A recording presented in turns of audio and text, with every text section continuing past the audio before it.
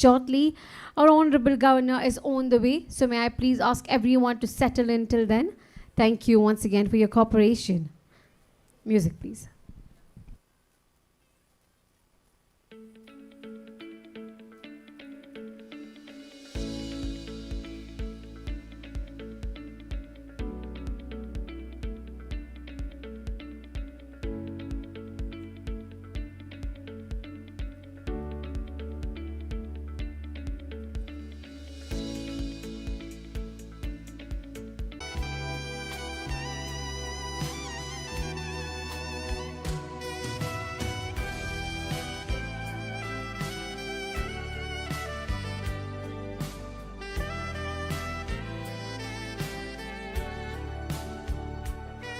Ladies and gentlemen, may I please request everyone to kindly be seated as we will be welcoming our Honorable Governor and the Union Minister shortly. So requesting all of you to kindly be seated and kindly put your mobile phones on silent mode. Requesting everyone to turn on your mobile phones into silent mode. Yes, as we are ready to welcome him, may I request you all to kindly be seated and settle down. Requesting everyone to kindly be seated and settle down.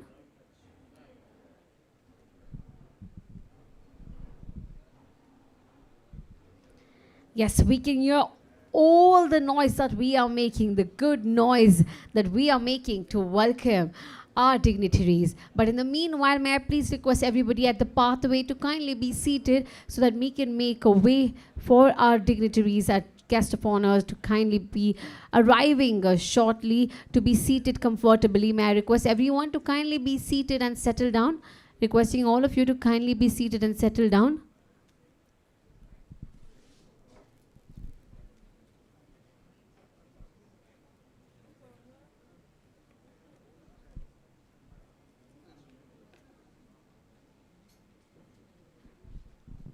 Yes, may I once again request everyone to kindly put your mobile phones on silent mode and requesting you all to kindly maintain the decorum of the hall by not making loud noises or speaking to your partner, companion seated next to you very in a mellow tone. Thank you so much for your cooperation. We truly appreciate your cooperation with us today.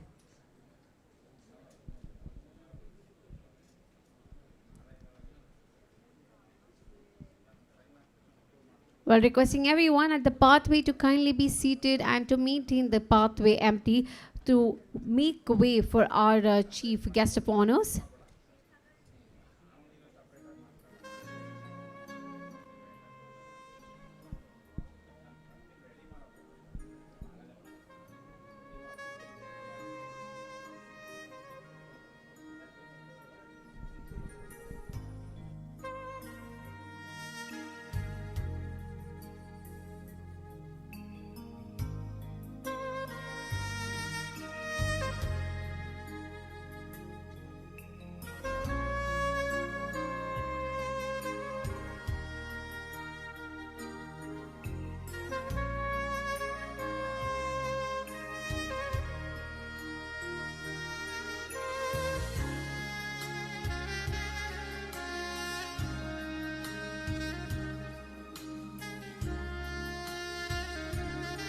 Ladies and gentlemen, a very good morning and welcome you all. May I please request everyone to kindly be seated and settle down as we will be welcoming our chief guest very shortly in just about a minute or two.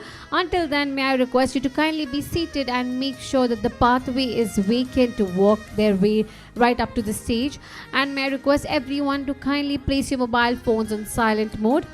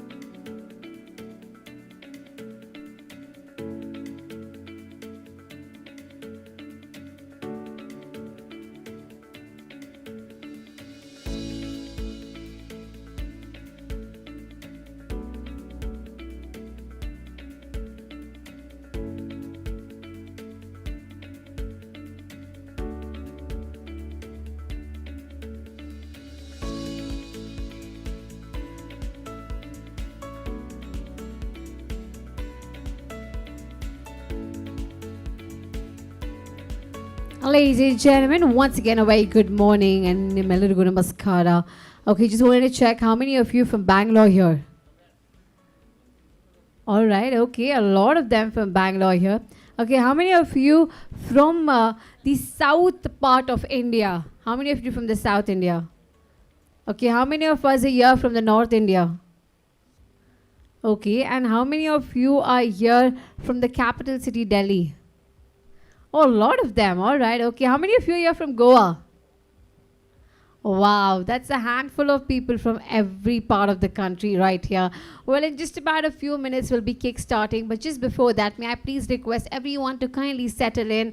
Please be seated, take your chairs. We have a lot of seats available at the back of the hall. So kindly be seated, as we would like you to keep the pathway empty so that the guest of honors can walk into the stage right up there.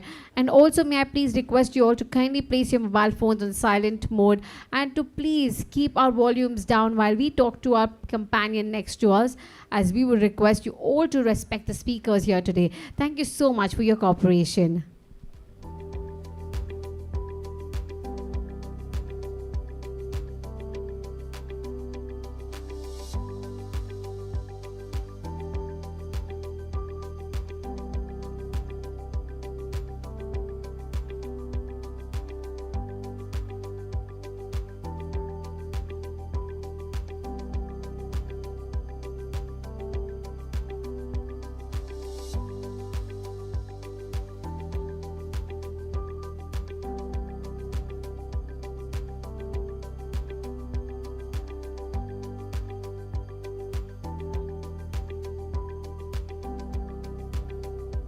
All right, ladies and gentlemen, may I please request you all to stand up and welcome, as we are truly honored today to grace the presence of His Excellence, the Governor of Goa, Shri Pasupati Ashok Gajapati Raju. Please give him a big round of applause, ladies and gentlemen. Such an honor to have you here with us today, sir.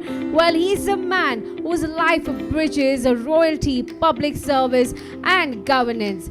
Goa is privileged and truly honored to have you, and here with us today. We are so privileged to have you. Thank you, sir, for joining us here today. Thank you. A big round of applause, ladies and gentlemen, as we welcome him. All right, and along with him, we have another personality joining us here today, ladies and gentlemen. Truly honored to have the Honorable Union Minister of State for Power and New and Renewable Energy, Shri Shripad Yeso Nayak, a companion of sustainable energy and a proud son of Goa. Please give him a big round of applause as we welcome him here with us. Your leadership truly inspires all of us here today, sir. And with us on stage, we have the dignitaries of PRCI on stage, as we welcome MB Jairam, Chairman, Emeritus, PRCI. A big round of applause as we welcome him. Along with him, we have Mrs. Geeta Shankar, National President, PRCI. Thank you and welcome, ma'am. Along with them, we have Mr. Deepak Narvekar, Goa Chapter Chairman, and Arjit C. Majumdar, Conference Chairman. Thank you all for joining us today. Thank you. Such an honor. Can I hear a big round of applause, everybody, please, as we welcome them right here. Now, ladies and gentlemen, with your kind attention, I may now say that this is the prestigious global conclave to order, and let us come together with focus and purpose and with the spirit of collaboration that defines everybody. And with that, I say that our conclave is in order. With just that, may I request everyone to kindly stand up for the national anthem. Requesting everyone to kindly stand up for the national anthem. Can we have the national anthem, please? Jana Gana मन अधिनायक जय हे भारत भाग्य विधाता पंजाब सिंध गुजरात मराठा द्राविड उत्कल बंगा विंध्य हिमाचल यमुना गंगा उच्चल जलधि तरंगा तव शुभ नामे जागे तव शुभ आशीष मांगे गाहे तव जय गाथा जनगण मंगलदायक जय हे भारत भाग्य विधाता जय हे जय हे जय हे जय जय जय जय हे. Yes, with that, Bolo Bharat Mata ki. Thank you, ladies and gentlemen. May I now ask you all to please be seated. With that, a very good morning and a very warm welcome to all the dignitaries and the guests of honor and to entire audience. Thank you all for joining us. This is the 19th Global Communication Conclave presented to you by Public Relations Council of India. The voice of communication, the creativity and the credibility that PRCI has always been the forefront of shaping ideas, inspiring conversations and setting new benchmarks in the entire world of PR, media and corporate communication. And what a better place to host, right? The 19th Conclave hosted in the vibrant, colorful and spirited land of Goa. Or as they say here, Dev Bodo Kurum. And ladies and gentlemen, a heartfelt hello and blessing is what it means. Today we have come together not just to exchange knowledge, but to create an impact, to celebrate the stories and to chart the future of communication globally. And with that, once again, my name is Suman Rangnath and I welcome you all and I will be your anchor for today. And with that, ladies and gentlemen, like they say, every beginning needs the spiritual connection. And just like that today, with the spirit and to connect you with the divine, let's call upon our team for the invocation song with a big round of applause, please. Please let all put your hands together and make some noise for them. Thank you.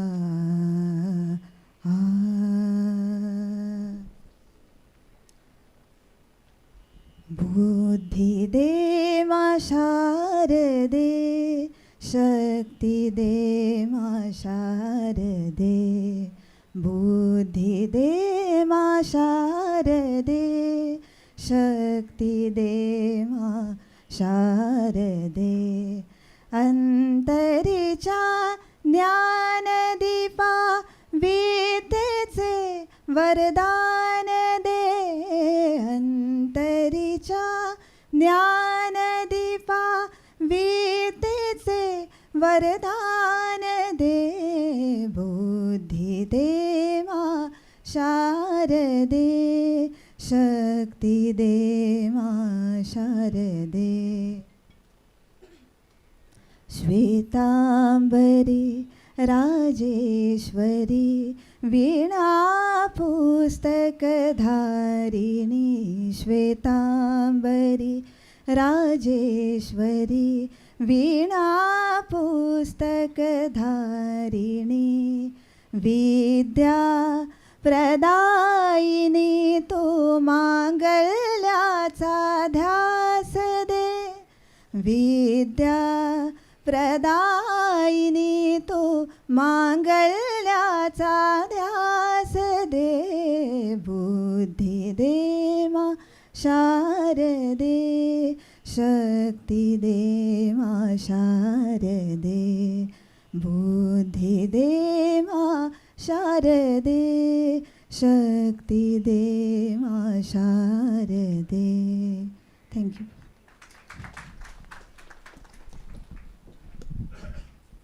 Thank you so much.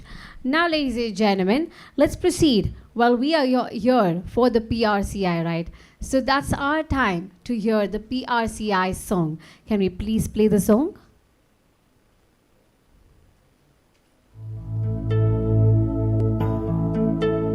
We are here to dedicate. We are here to reiterate. We are here to communicate, to make a better world, to make a better world. We are here with ideas to share. We are here with voices to air. We are here with concern and care to make a better world, to make a better world. We are here for friendship and fun. We are here, the fraternity as one. We are here, just professionals and none, to make a better world, to make a better world.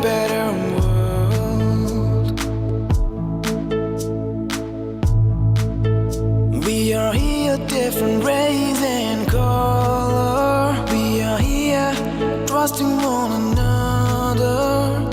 We are here with another feather to make a better world, to make a better world. We are here to reach a new high. We are here to do or die. We are here for PRCI to make a better world, to make a better world, to make a better world. Well, I must say, what a heartfelt video that was. Thank you. Thank you, everyone. Once again, a very warm welcome to all of you at the Public Relations Council of India 19th Global Communication Conclave, happening in the beautiful, beautiful right here, Goa, ladies and gentlemen. All right. With that, now is the time as we mark our love and respect and welcome our Honorable Governor of Goa, Shri Pusapati Ashok Gajapati Raju sir, to please come forward, and requesting Dr. Srinivasan Rock City Nidhi Trichy to please give and hand over a fresh flower of bouquet to show and mark our love and respect to you. Thank you for coming here and taking your time out and joining us for this event. It means so much to us, sir. Thank you, and requesting the entire dignitaries to join him.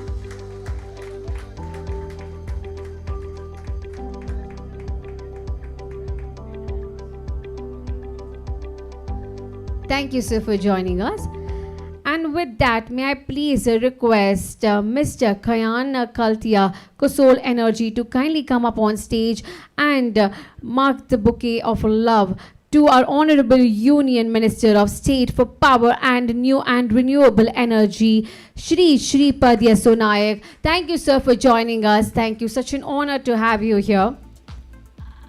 And also, may I please now request Mr. Anant Joshi to kindly come up on stage and hand over the bouquet to MB Jairam, sir, with a big round of applause, ladies and gentlemen.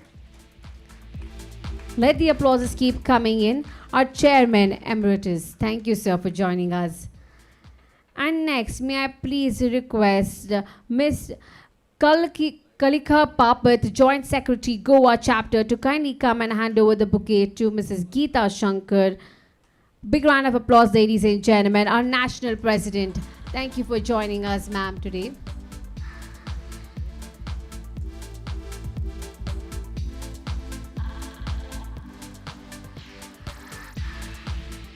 Thank you for joining us. And now may I please invite Mrs. Anamika Sahu, Editor, Chanaka, to please come over and hand over the bouquet to Deepak Narvekar, our Chairman, Goa Chapter, as we welcome him. Requesting you to kindly please make way. Thank you. Let the applauses keep coming in. That's the noise we want to hear. That's the music, and that's the rhythm we want to go with. Thank you. And now may I please invite Mr. Nikhil Wag, Secretary Goa Chapter, to kindly come up on stage and welcome Mr. Arjit C. Majumdar with a bouquet. Thank you for joining us. The Conclave Chairman, ladies and gentlemen. Thank you, sir, for joining us. And now, ladies and gentlemen, to set the tune, to welcome everybody, to address you all to this gathering. Well, she's the driving force behind everything. She puts her heart and soul into PRCI. Ladies and gentlemen, please put your hands together as we welcome our National President, Srimati Geeta Shankar, to kindly come up on stage and welcome the gathering, ma'am.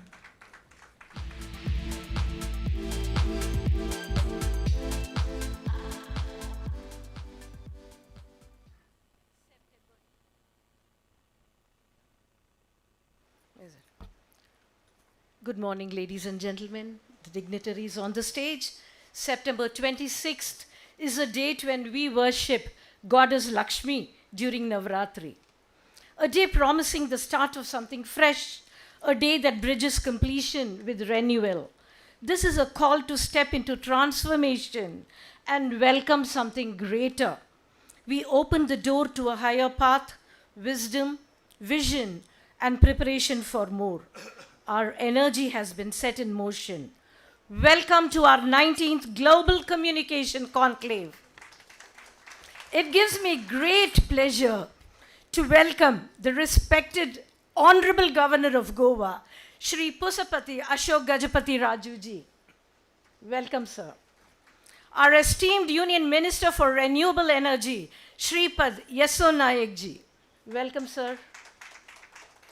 MB Jairam, Chairman Emeritus of Public Relations Council of India. Without him, we wouldn't be celebrating the 19th Global Conclave today. Arjit C. Majumdar, our Conclave Chairman. Welcome, Mr. Arjit. Well, and also Deepak Ji, Goa Chapter Chairman. Welcome, sir. And Chinmayi, YCC Head. Welcome, all of you. And our Rotarian, Dr. K. Srinivasan, welcome, sir. And Khayan Khalkia, Executive Director, Kosal Energy Private Limited, Ahmedabad. Our distinguished guests who have come here for the conclave from all over India and outside India, our supporting sponsors, the distinguished recipients of awards, the cherished guests, speakers, media, journalists, students, and of course, our vibrant PRCIans all over who are here with us. It's an honor and a deeply emotional moment for me to see the pillars of governance, industry, communication professionals gathered here today. I acknowledge with deep gratitude each of your presences and offer a heartfelt welcome to each one of you. PRCI, 21 years old, was born with a single dream from a single visionary, MB Jairam. It has grown big today with 59 chapters all over India. Thank you for that. And 11 chapters, international chapters internationally. We believe that our strength lies in differences, not in similarities. To our dignitaries, we are grateful for your guidance, vision, and for inspiring us to act as bridges between the public and policy, community and change. To our sponsors and partners, your faith and investment in this forum, the Public Relations Council of India, enable us to keep redefining excellence. To the entire PR fraternity, I welcome you as you are the architects of impact. Let us open this conclave with gratitude for each unique voice, with respect for every story, and with utmost optimism for the legacy. Thank you, and together, let's create narratives that change the course of our society. Thank you so much. Thank you very much. I request the dignitaries to come forward to light the lamp and inaugurate the conclave. Well, a heartfelt thank you to our national president, ladies and gentlemen, for setting the perfect tone for this conclave and such an inspiring welcome address and such a warm, gratitude welcome address. As I welcome all the dignitaries up on the stage for the lamp lighting, the divine, auspicious beginning of this conclave, as they join us for the ceremonial lamp lighting, a symbol of knowledge, wisdom, and enlightenment. Thank you for joining us. May I please request the team to kindly hand over the candle and the lamp? शुभं कुरुत्वं कल्याणं आरोग्यं धनसम्पदः. Well, ladies and gentlemen, as we light the lamp, may I please request you all to give a big round of applause. Let's eradicate the darkness and bring light, vision, and freedom with knowledge.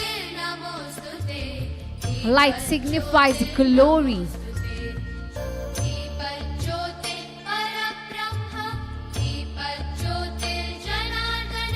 Yes, may I please hear the applause is coming in. Come on, ladies and gentlemen. And let's all pray for the Divine Almighty.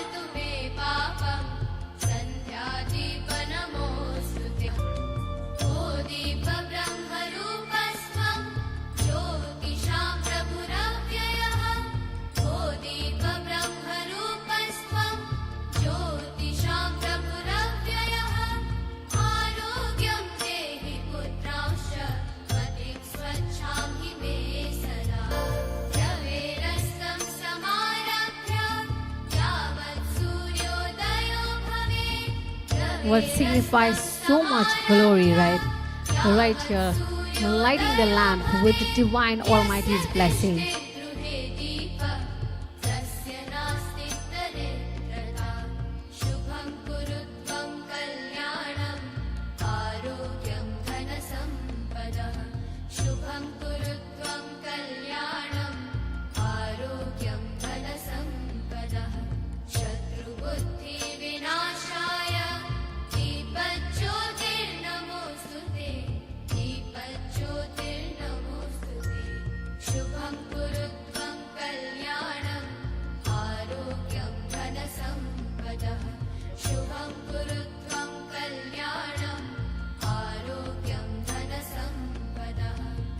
And like they say in Goan language, Konkani, well, with such a great gratitude and heartfelt thank you, that's Dev Baram Korum.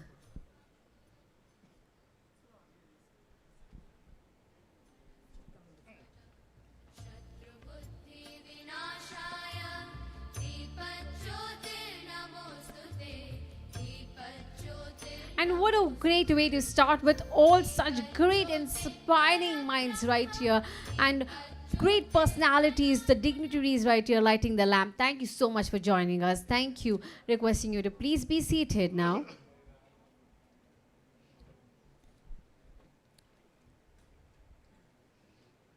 All right, to my dear friends. Well, I know there will be a moment that you all been waiting for.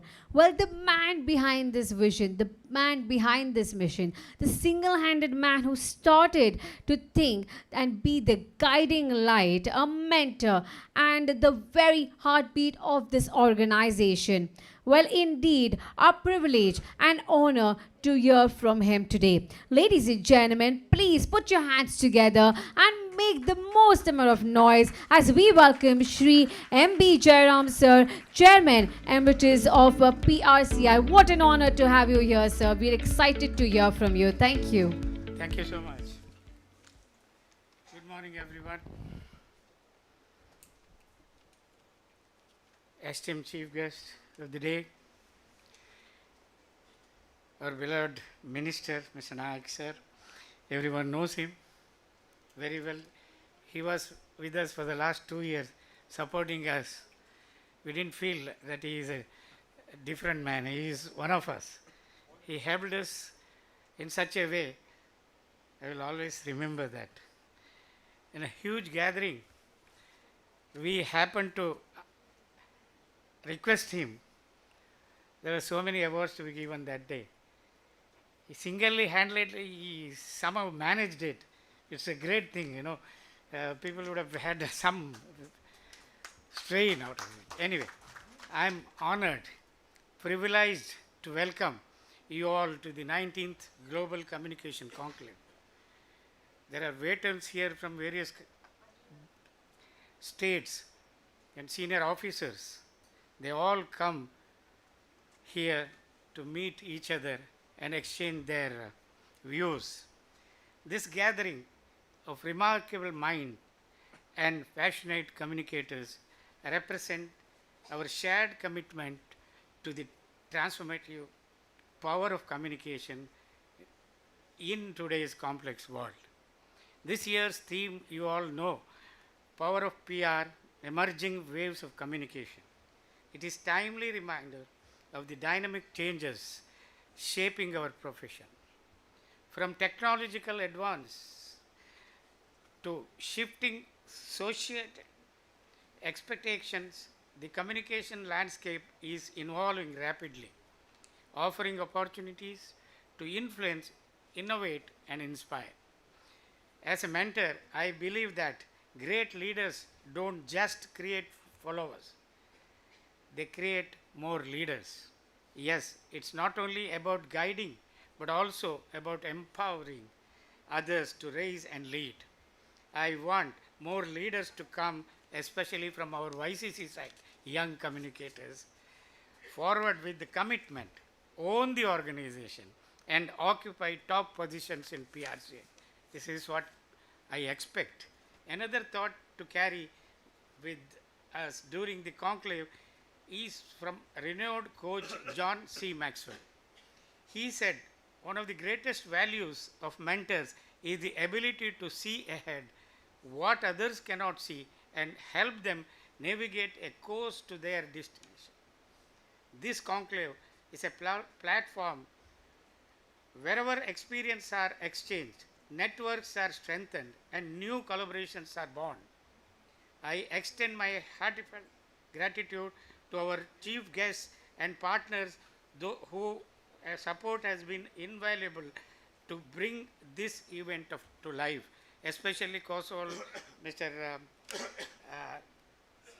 Srinivasan and Trident people. Whenever, first time when I met them, they gladly agreed, even Mr. Vittal also. I am very thankful to them. Because of them, we are here today. Many thanks to you all, sir. To all participants also, your presence here is a testament of your dedication to excellence and growth in our field. I also thank all of you. You have come from corners of our India and supported us. This is also a very great thing. You know, coming to Goa is not a simple thing. You know, you'll have to change so many trains or planes and all. But you are here at exactly at 11 o'clock. Thank you for that. Thank you for joining us again. I wish everyone productive and inspiring and memorable conclave you are going to see the next 2 years. Let the 19th Global Communication Conclave begin. Thank you so much. Thank you so much to our chairman, ladies and gentlemen, Shri M.B. Jairam, not just the guiding force behind the PRCI, but also the torch bearer of its vision. Your leadership and legacy has taken everybody to inspire. Thank you once again so much, sir. Thank you. As we step into the community now, ladies and gentlemen, well, to set the official grand opening of our 19th Grand Conclave, well, with the privilege of inviting our respected chairman of this conclave, ladies and gentlemen, takes an immense pleasure and an honor to welcome him, as his vision is stirring the heights and greater heights of this PRCI. And with a big round of applause, and to bring you all to the opening of 19th Global Communication Conclave, let's welcome Arijit C. Majumdar, Conclave Chairman, to welcome the gathering. With a big round of applause, ladies and gentlemen.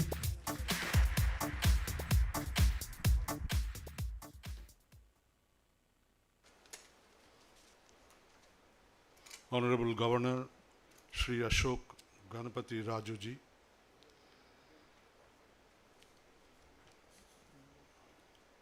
our honored guest Sri Shripad Yasonaikji, my dear friends, and colleagues. First and foremost, I convey my regards and best wishes to all of you present here on the historic occasion of the Goa Conclave of Public Relations Council of India, which is known as PRCI.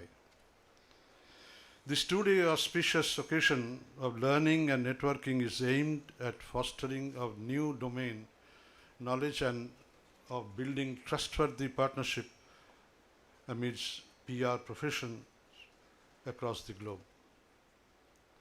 This year, theme of the conclave, Power of Pre-Emerging Waves of Communication, is an August theme which will reflect the recent advancement made in the field of PR, along with scopes of future advancement, benchmarking us with the very best practices of PR and communications from all around the globe.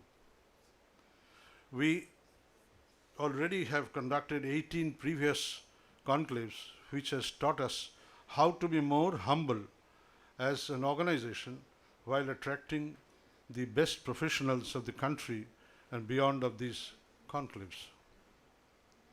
Participants from various industries like PR and communication, media, infrastructure, technology, innovation, healthcare, and biotechnology, along with finance and economics, education and research, environmental sustainability, social impact, and non-profits will come together to deliberate upon the key challenges faced in the lessons learned after overcoming of the various hurdles. During all these conclaves and my multi-decade long association with this PRCI has nourished a strong belief of mine, that is that our communicators are part with the best in the world, and this conclave again will prove the point to the globe on more certain terms. I pray for the success of PRCI Global Conclave before I sign off for the day. Thank you.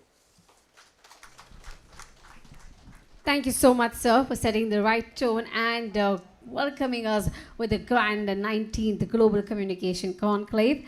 All right, ladies and gentlemen, now is the time where we bring in all our in-house magazines and we grand launch them here with our dignitaries. Such an honor, such a privilege to bring everybody right here on the dais and do the launch with our Honorable Governor of Goa and our Union Minister of State of Power and New and Renewable Energy. Ladies and gentlemen, for the first magazine, may I please call upon that we call the Chanaka magazine, and for that may I invite Ms. Anamika Sahu and Giri Prasad to kindly come up on stage and do the magazine launch with our dignitaries on stage. Can we please hand over the magazines?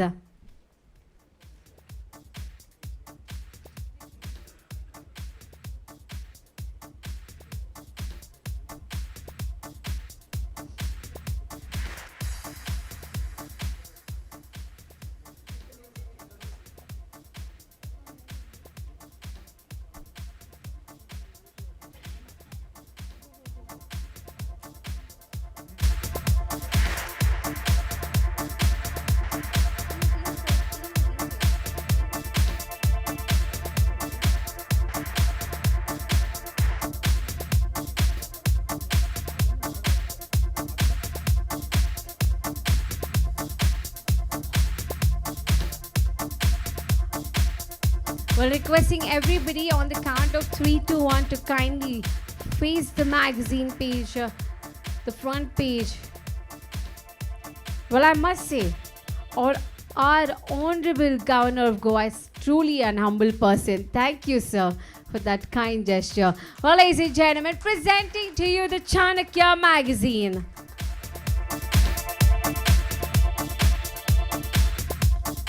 Well, next, thank you. Next, may I please request the dignitaries, you will have to stand up again, so I request you to kindly be standing. May I now please request Ms. Shamali Gupta to kindly come up on stage for Advika Magazine Grand Launch, ladies and gentlemen, presenting to you the Advika Magazine.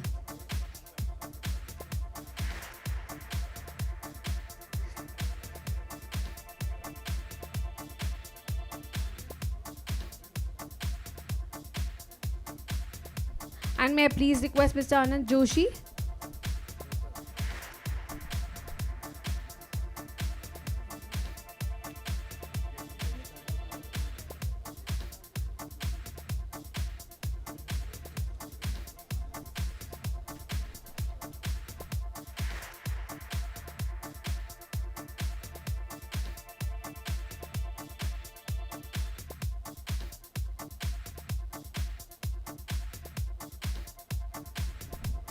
All right, with that, presenting to you the Advika. Give a round of applause, ladies and gentlemen. Come on, let the applause keep coming in, even from the back. Thank you. Now, may I please request, with that, for the next magazine launch. Thank you. And now, may I please request Mr. Anand Joshi to kindly join us for the Kautilya magazine launch. Nikita is here. Yes, Nikita, please join us. Mr. Vinay Kumar, the director of the company, to kindly join us. We have Nikita Chodankar, media in charge, Goa chapter, joining us as well for the launch of the Kautilya magazine. May I please ask you to hand over the magazine?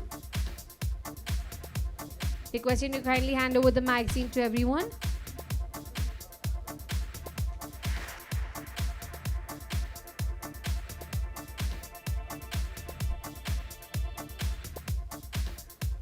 Thank you.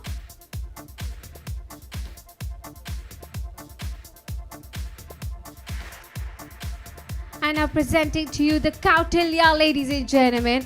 Let the applause be zordar taaliyan aa jaye, please. Come on, everybody. Thank you. Another one, yes. Now for the next, last, final. And may I request Mr. Ramakrishna HB to kindly join us for the Legal Limelight magazine, ladies and gentlemen. May you please hand over the magazines.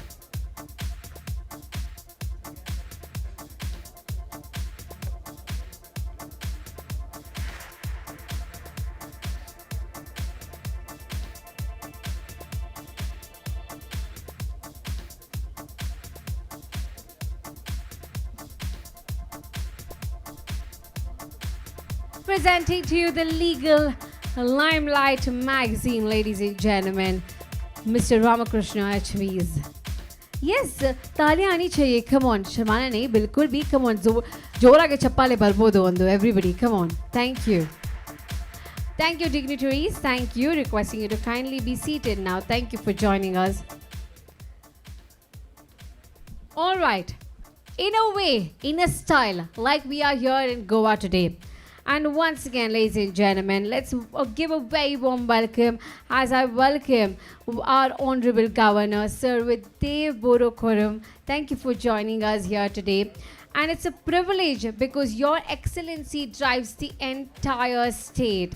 And we are so honored to hear from you about your vision, your excellence, and your presence here with us today. With the distinguished leadership he holds, let's hear it from the man himself. Ladies and gentlemen, now is the time. Well, just before that, before we hear from him, well, I would like to thank and welcome both of you here today for joining us.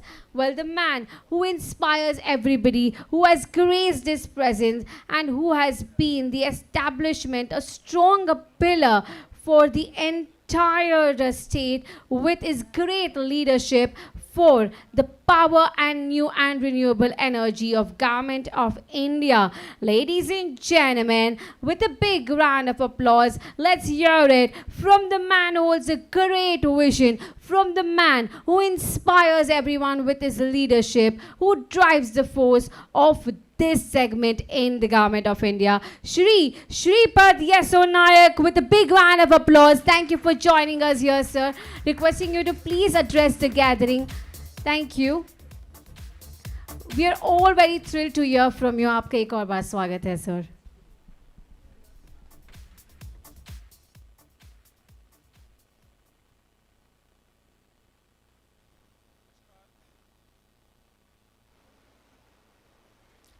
Yes, okay.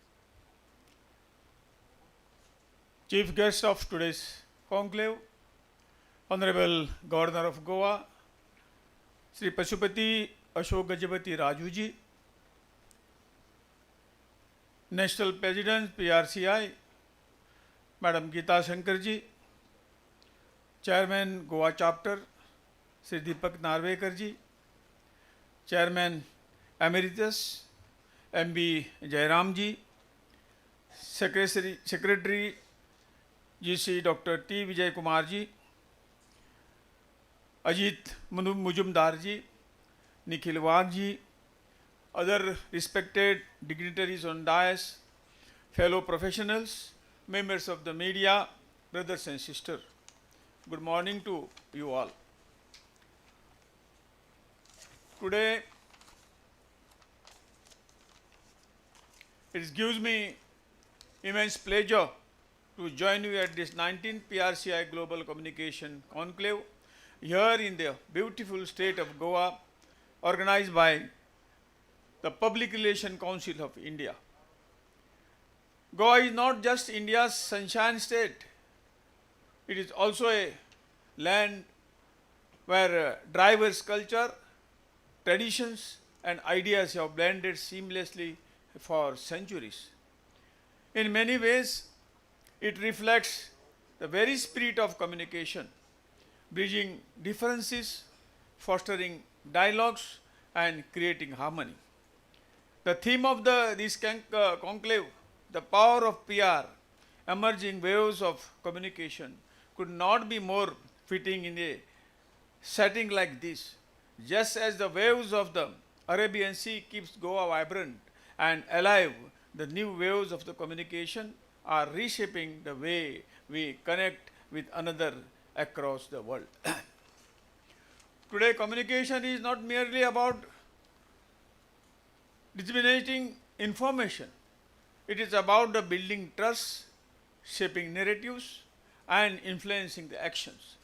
The rise of digital platforms, artificial intelligence, citizen journalism, and influencer communities has made the communication fast, borderless, and participatory. But with this power comes responsibility, the responsibility to communicate with truth, transparency, and ethics. As communicators, we must learn to ride these emerging waves wisely, using them to build the credibility, counter misinformation, and create positive impact for organization and governments and the society at large. This conclave offers us a unique opportunity to reflect, learn, and action the ideas. I urge each of you to make the most of these sessions, to share the experiences, and to take back insight that will enrich your professional journey. I also congratulate PRCI for once again creating this global platform of thoughts leadership. By bringing us together in Goa, you have not only given us an intellectually stimulating forum, but also a chance to experience the charm, warmth, and hospitality of this wonderful land. As we formally inaugurate this conclave, let us remember communication has the power to unite, to inspire, and to transform. Just as Goa's shores welcomes waves from distant sea, let us welcome the emerging waves of communication with courage, creativity, and the commitment. With that thought, I conclude my speech. Thank you, and may your stay in Goa be as enriching and memorable as this conclave itself. Thank you very much. Jai Hind. Thank you so much, sir, for your kind words, and I think such inspiring words as well. I love the way sir ended in the last. May your stay be vibrant as Goa. Definitely is the city where everybody wants to come back. Thank you once again. All right, ladies and gentlemen, as we move forward towards the next segment of today, well, this is something that will be given not just for honors, but for the brilliance of their excellency in leadership and the spirit that carried them forward throughout their journey. Named after the great strategist Chanakya, they recognize achievers who, with their wisdom and vision, have created lasting impact in their fields.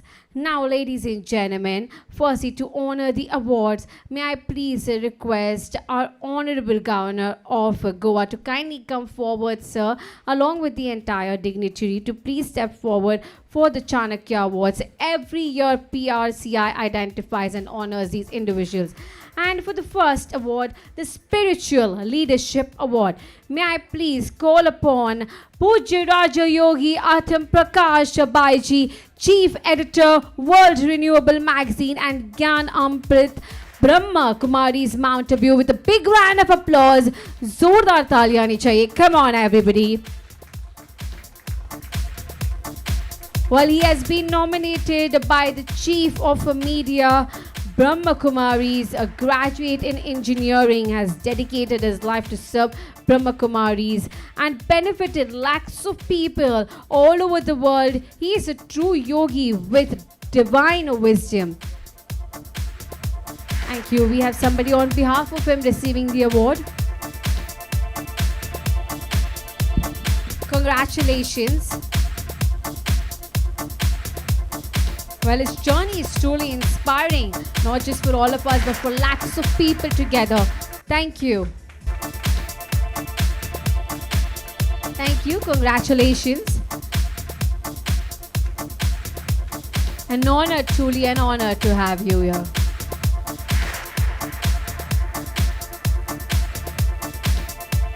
Thank you. The next category is the Humanitarian Award, and for that, let's call upon and congratulate Rotarian AKS Dr. Krish Srinivasan Trichy to please come up on stage, ladies and gentlemen. With over 50 years in his field of orthopedic surgeon, and he specializes in trauma care, well, AKS designation signifies Arch Coulomb Society donor, a prestigious group of individuals who have significant financial contributions to the Rotary Foundation. Well, for more than 2 decades, a well-wisher and a friend of PRCI.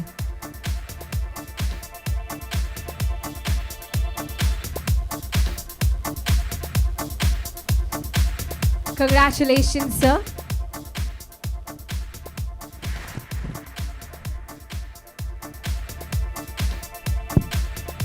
We love the quick chat that they're having there. Congratulations. Thank you.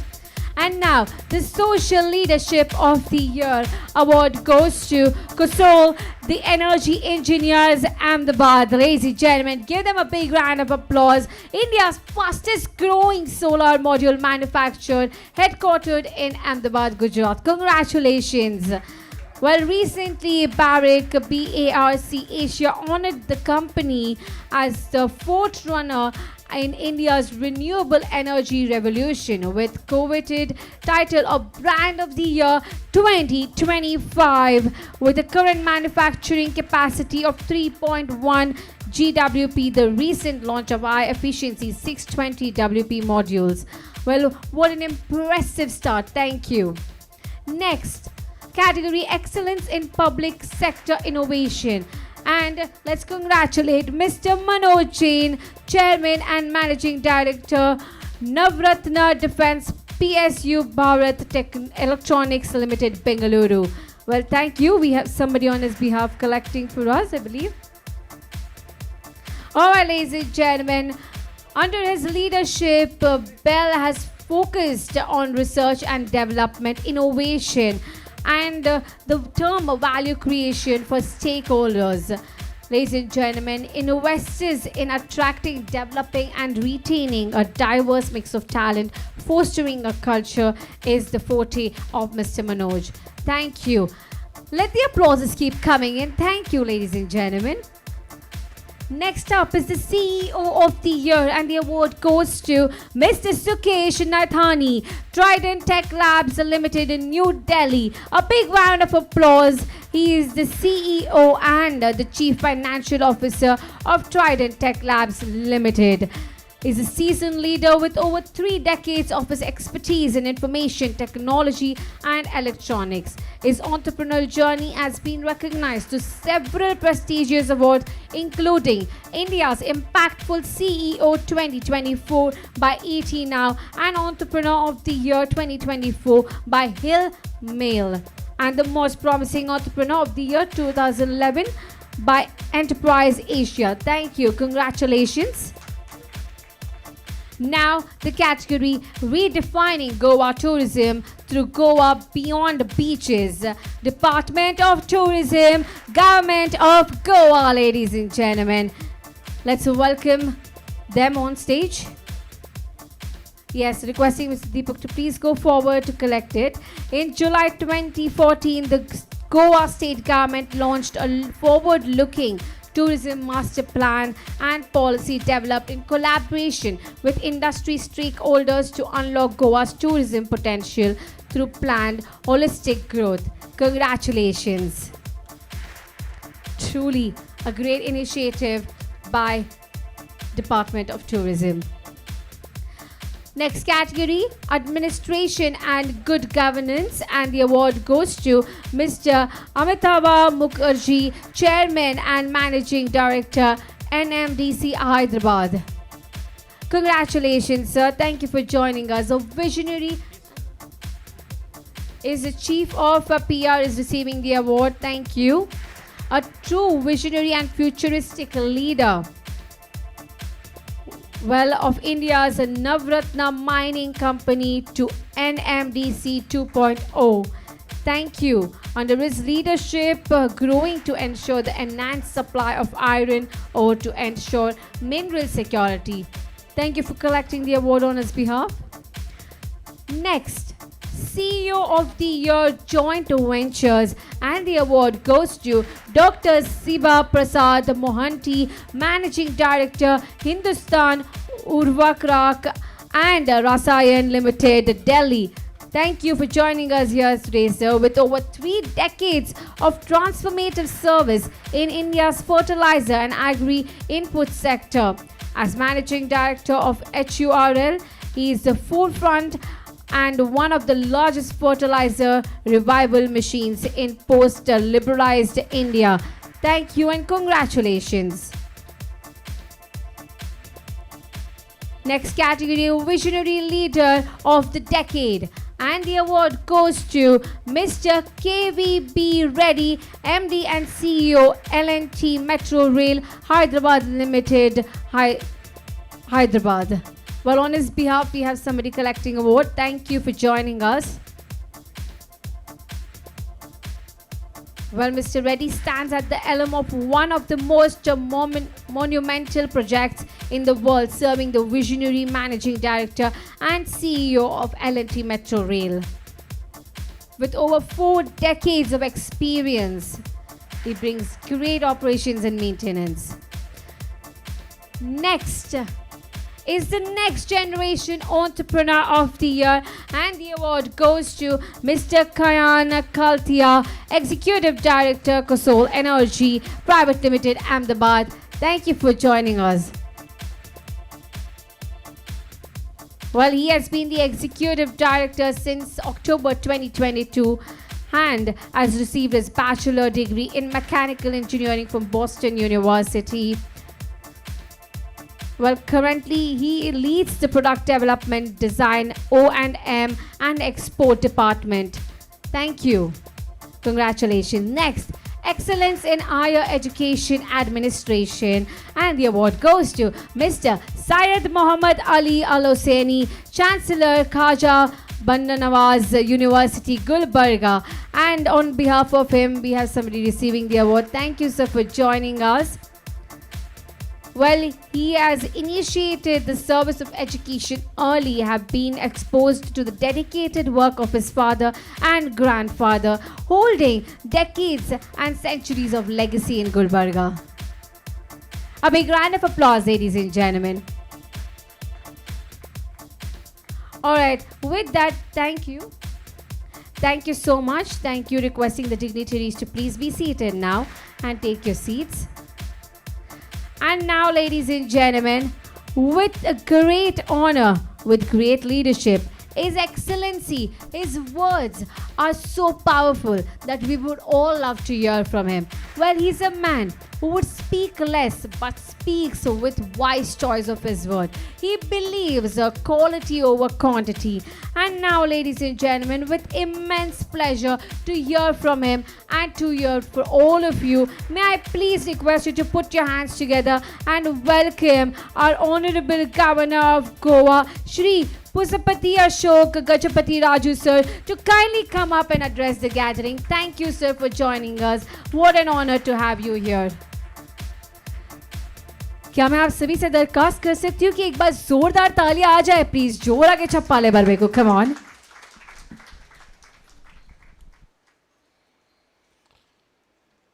Shri Shripad Yaso Nayak ji, Honorable Minister of State for Power and Renewable Energy, Government of India. Shri M.B. Jairam ji, Chairman Emeritus. Geeta Shankar ji, National President. Deepak Navekar ji, Chairman Goa Chapter. Ajit Mujumdar ji, Conclave Chairman. Distinguished delegates, esteemed speakers, respected leaders from India and abroad, ladies and gentlemen. At the very outset, I extend my warm congratulations to PRCI for creating a credible and consistent global platform over the past 21 years, with 19 global conclaves to its credit. PRCI has upheld the highest standards of professionalism, enriched knowledge sharing, and fostered meaningful collaborations. At a time when the nature of communication itself is undergoing unprecedented transformation, your work stands as a beacon of learning and inspiration. The theme of this year's conclave, Emerging Waves of Communication, is particularly significant.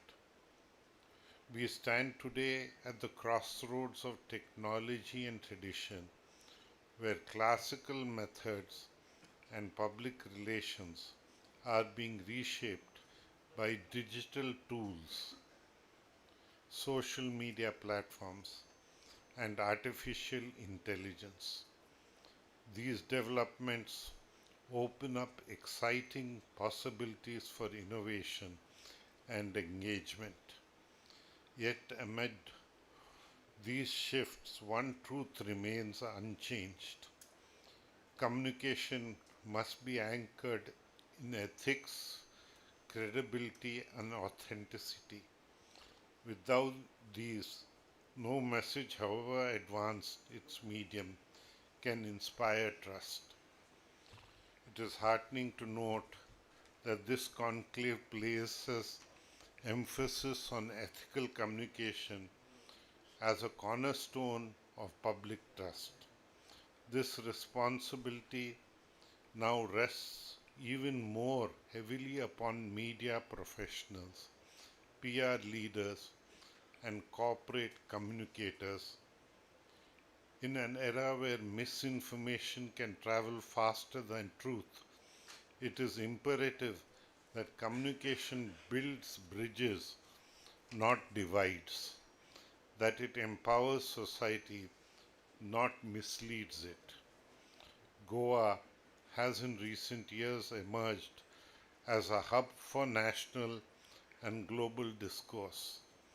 This conclave further strengthens that role by transforming Goa into a platform for idea exchange, dialogue, and collaboration. Such gatherings not only enrich professional knowledge but also inspire participants to set new benchmarks for excellence. I also commend PRCI's commitment to recognizing outstanding contributions in the field. Celebration of achievements is not merely ceremonial, it is a recognition of the values of perseverance, creativity, and excellence that should guide the profession. I am especially pleased to see the focus on youth inclusion and skill development and engaging our young communicators, students, and professionals is a paramount of importance. It is they who will bring fresh perspectives, creativity, and energy to the communication landscape of tomorrow. By nurturing their potential today, we lay the foundation for a more responsible and innovative communication culture in the future. Let us also remind ourselves of the larger societal role of communication. Its power extends far beyond professional boundaries. Communication can build social bridges, advocate for progress, stimulate development, and amplify voices for positive change within Goa, across India, and around the world. As we look ahead, I call upon all participants of this conclave to explore innovative and co-create new standards for responsible and impactful communication. May you carry forward not only the legacy of this institution, but also the enduring energy of dialogue, collaboration, and trust. I wish the 19th Global Communication Conclave every success in its deliberations. May it inspire us all to harness the power of communication for the betterment of society and the advancement of humanity. Thank you. Jai Hind.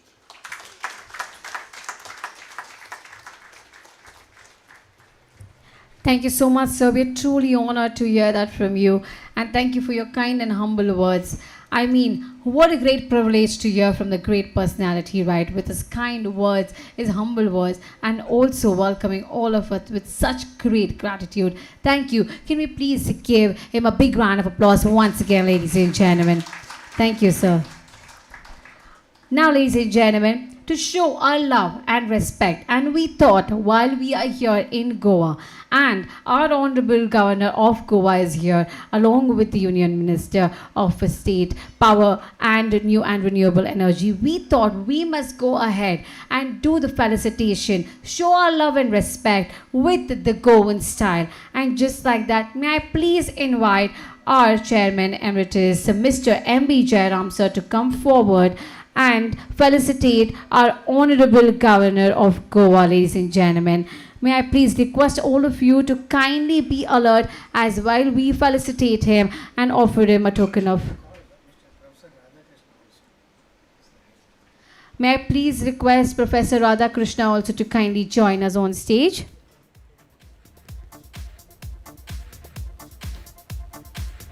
to show our deepest respect and appreciation. Ladies and gentlemen, now is the time we honor our Governor of Goa, Shri Pusapati Ashok Gajapati Raju sir. Thank you for joining us. An honor, truly a privilege to have you here with us. And thank you for taking your time off for this wonderful 19th Global Communication Conclave. A big round of applause, ladies and gentlemen. Zordar taaliyan aani chahiye.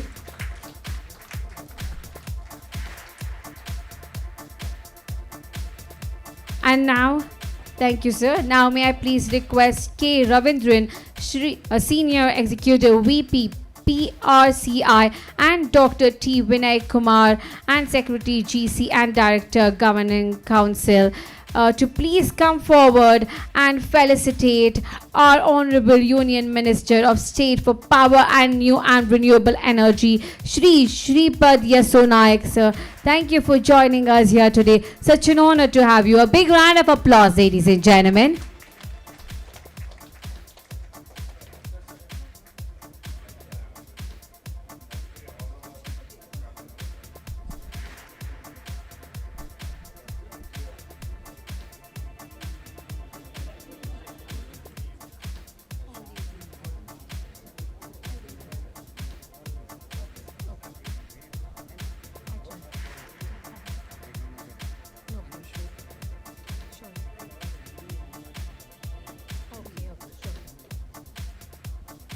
Now, ladies and gentlemen, may I please request, thank you, sir. Now, may I please request Governor Shripad Naik to felicitate and MB Jairam sir to please come forward, our Governor, and our Union Minister Shripad Naik sir to please come forward and felicitate MB Jairam.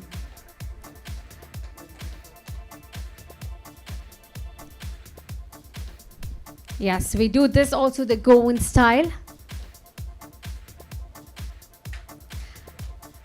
Yes, Jura ke chappale valli. A big round of applause. Come on, everybody.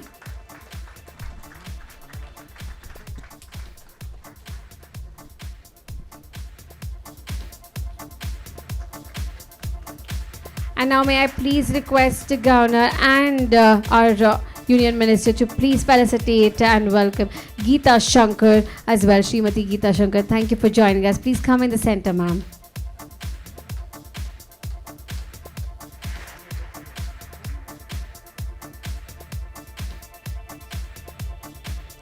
Please go forward.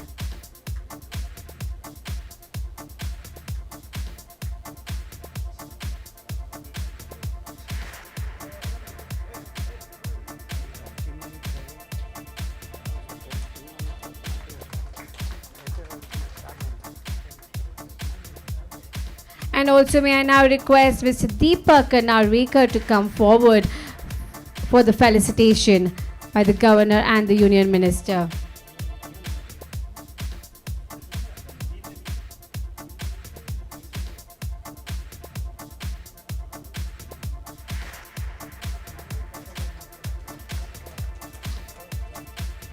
And now may I request Mr. Arjit C. Majumdar to come forward for the felicitation.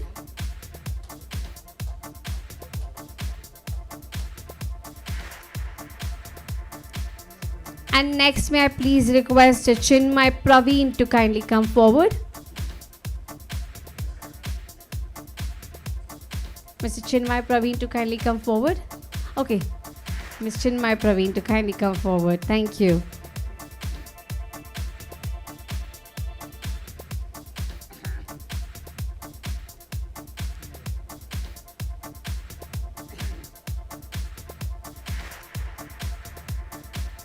Thank you. A big round of applause, ladies and gentlemen. Thank you, dignitaries. Kindly take your seats. Thank you. And now, ladies and gentlemen, to close the first segment of the chapter, may I please request for the vote of thanks, Mr. Deepak Narvekar, Chapter Chairman of Goa, to kindly come and address the gathering. And okay, after the photograph? Okay, then let's call upon everybody for the picture first before we close for the vote of thanks. May I please request firstly our group photo, Goa Chapter PRCI, to kindly come forward for the group picture. Goa chapter members, kindly come forward for a group picture. May I kindly request all of you to rush. Thank you.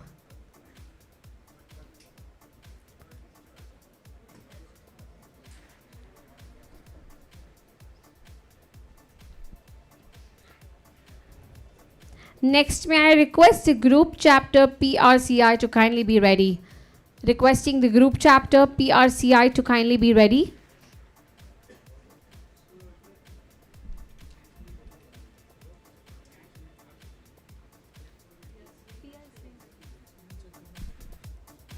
PRCI National Institute to kindly come forward.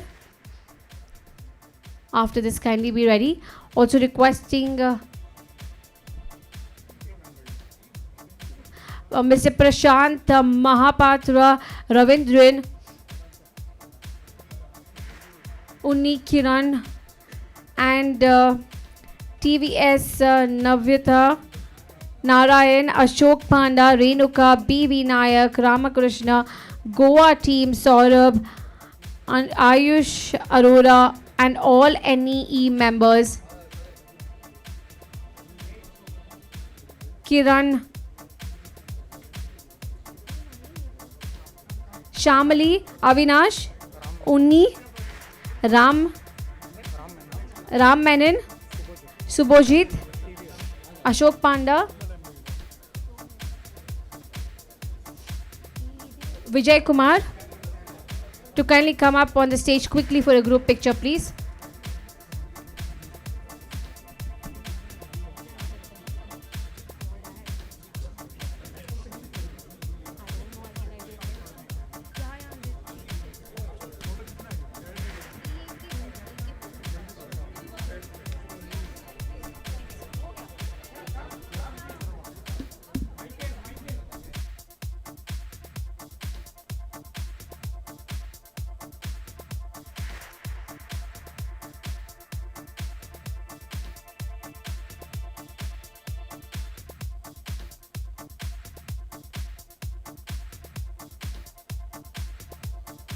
May I please request everyone to kindly get ready for the picture, as we will only be taking one picture.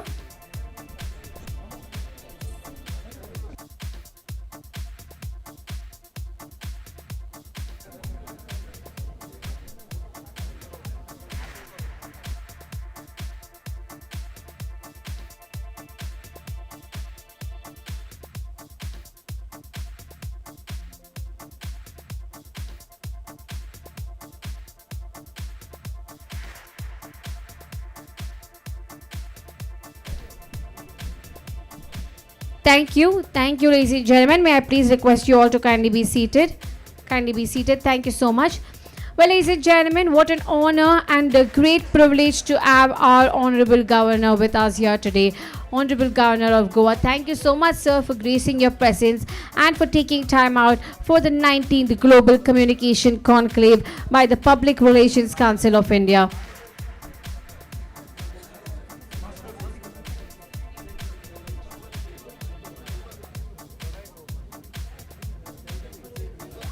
Requesting everyone to kindly be seated. May I please request everybody to sit down, please. Please sit down, please sit down. May I request you all to kindly be seated. Thank you. Please do not overcrowd towards the governor. Requesting you all to kindly be seated. Ladies and gentlemen, may I please request you to please sit down. Sir, please requesting everyone to kindly be seated. Requesting everyone to kindly sit down. Now may I please... On behalf of Indian Public Relations Council of India, Goa chapter, it gives me great pleasure and pride to thank the Honorable Governor of Goa, Sri Pushapati Ashok Gajapati Raju, for graciously inaugurating this global convention on the power of public relations. Your presence has truly set the right tone for what promises to be an inspiring and meaningful gathering. We are equally grateful to Union Minister for Power, New and Renewable Energy, Sri Sripad Naik ji, for his encouragement and support. Having leaders of your stature with us is a powerful reminder of how public relations intersect with governance, policy and community development. With this wonderful start, we look ahead to today and tomorrow, 2 days filled with deliberations, knowledge sharing, and conversations that will highlight the true strength of public relations. As a profession that builds trust, creates understanding, and gives institution and individual a meaningful voice, these sessions will not only help us to reflect but also inspire the next generation of professionals to take PR to the greater heights. I would also like to place on record our heartfelt appreciation and guidance of our senior PRCI leaders, Sri M.B. Jayaram, Chairman Emeritus, Ms. Geeta Shankar, National President, Dr. T. Vinay Kumar, Secretary GC, Sri Surendran Undi, Secretary NE, Sri Arjit Majumdar, Conclave Chairman, and Ms. Chinmay Praveen, Head YCC, who have shaped this initiative with their vision and wisdom. And finally, to our delegates, scholar and participant from near and far, and my Goa chapter vibrant team, thank you for being here. Your ideas, your experiences, and your enthusiasm are what it will make convention truly enriching. Thank you, everyone. Thank you, Honorable Governor, and all the dignitaries coming here. Thank you so much. Now may I please request everyone to kindly stand up for the national anthem. May I request you to kindly stand up for the national anthem. Can we please have the national anthem? जनगण मन अधिनायक जय हे भारत भाग्य विधाता पंजाब सिंध गुजरात मराठा द्राविड उत्कल बंगा विंध्य हिमाचल यमुना गंगा उच्चल जलधि तरंगा तव शुभ नामे जागे तव शुभ आशीष मांगे गाहे तव जय गाथा जनगण मंगलदायक जय हे भारत भाग्य विधाता जय हे जय हे जय हे जय जय जय जय हे Jai Hind, ladies and gentlemen. With that, we come to the close of the first segment of the first chapter. And once again, a heartfelt thank you to our Honorable Governor of Goa. Thank you, sir. Thank you for joining us. Thank you so much. Such an honor to have you. Thank you, sir. Nice to meet you. And also our Union Minister of Power and New and Renewable Energy. Thank you for joining us, sir. Shripad Yaso Naik, sir. Thank you. And also we will see you all back again exactly at 1 p.m. So requesting everyone to kindly come back at 1 p.m. Yes, one more right now. Please be seated.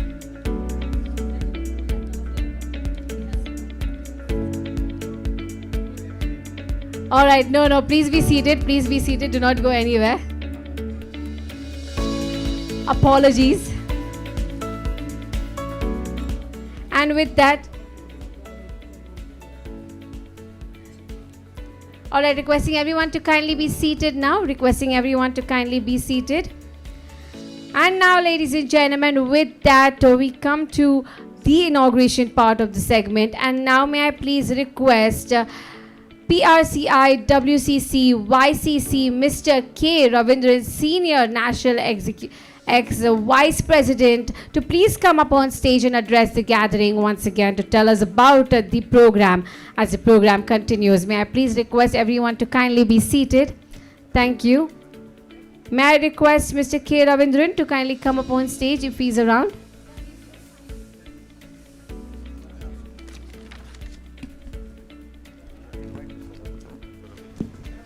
And may I please request Dr. Ravi to please come up on stage.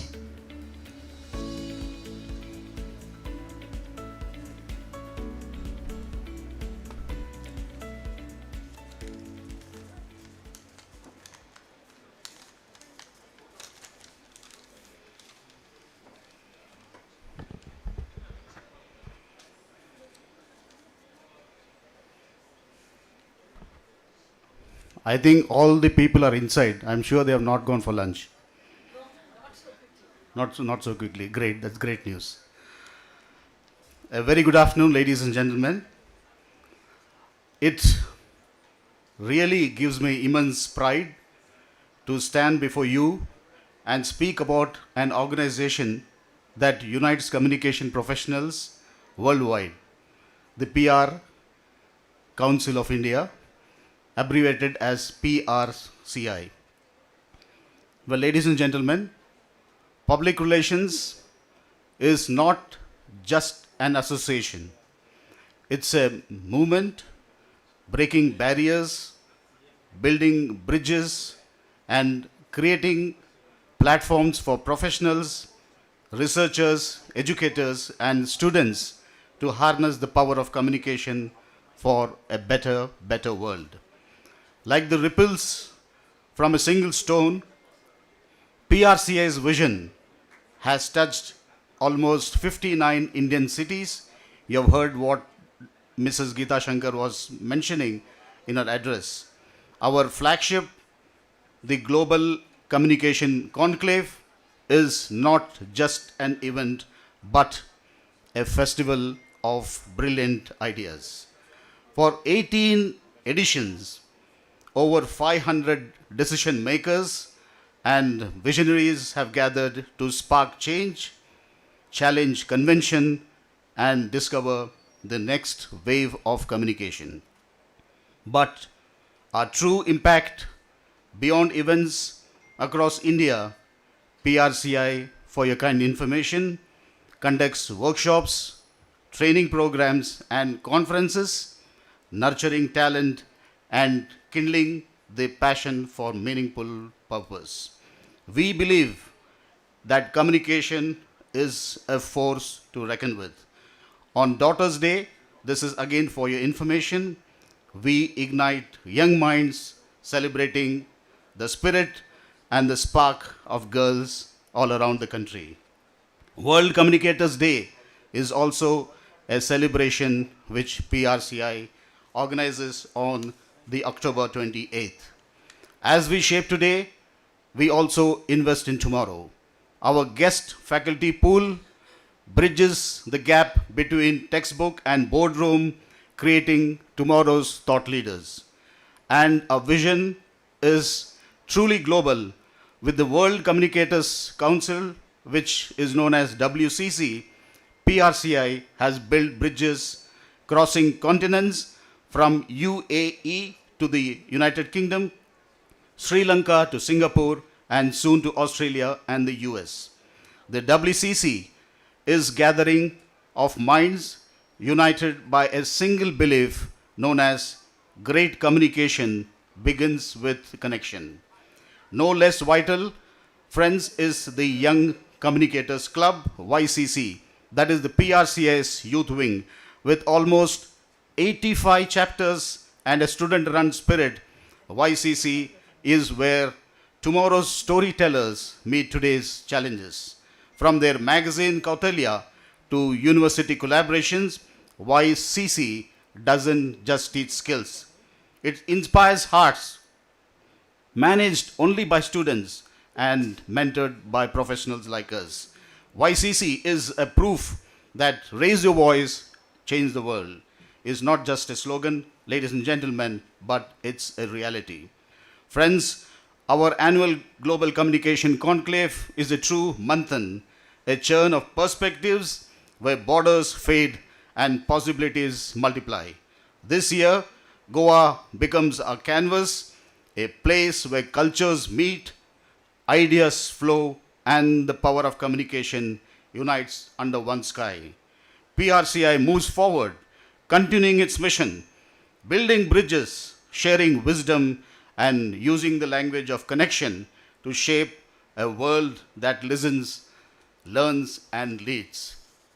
Like waves that dance upon the shore, ever changing yet timeless, our words carry the power to connect, to heal, to transform.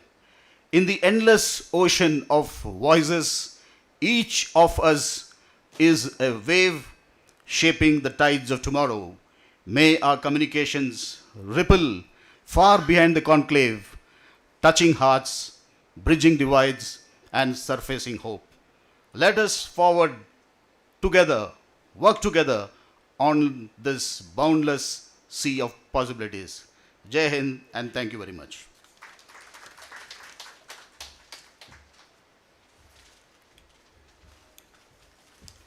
Thank you so much, sir. Thank you for your kind words and also reminding us that it's the Daughter's Day today. Thank you. All right, ladies and gentlemen.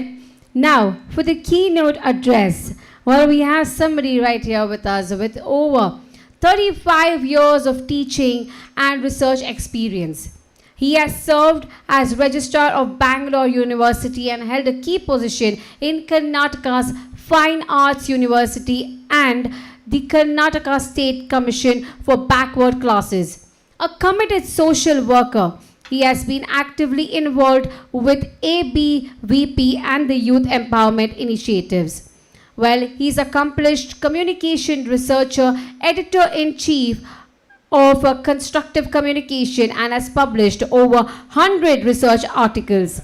With 7 books, he has guided numerous PhD scholars, chaired international conferences, and presented papers worldwide. He has produced award-winning TV and radio programs and received the National Chanaka Award and the other honors. Passionate about media, politics, and Indian knowledge system, he advocates integrating traditional wisdom into modern education and research. Oh, please put your hands together as we welcome Dr. B.K. Ravi, Vice Chancellor of Kopal University, State Public University, Government of Karnataka. Thank you, sir. So happy to have you here.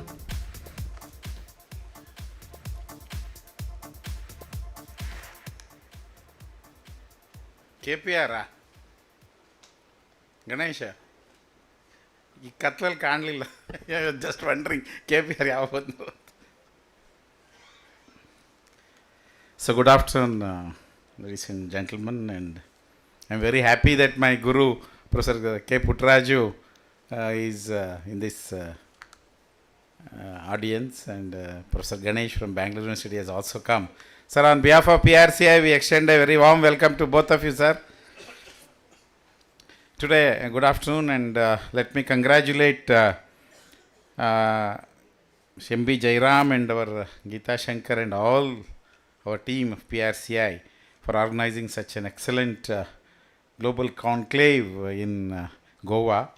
And this is one of the excellent conferences which I think throughout the country every year we organize, and I think a lot of scholars have come and they are very much with us. And today I will try to speak on the future of PR and corporate communication in India, why change is necessary and how to lead it. I think the whole field of Public Relations Council of India needs a change.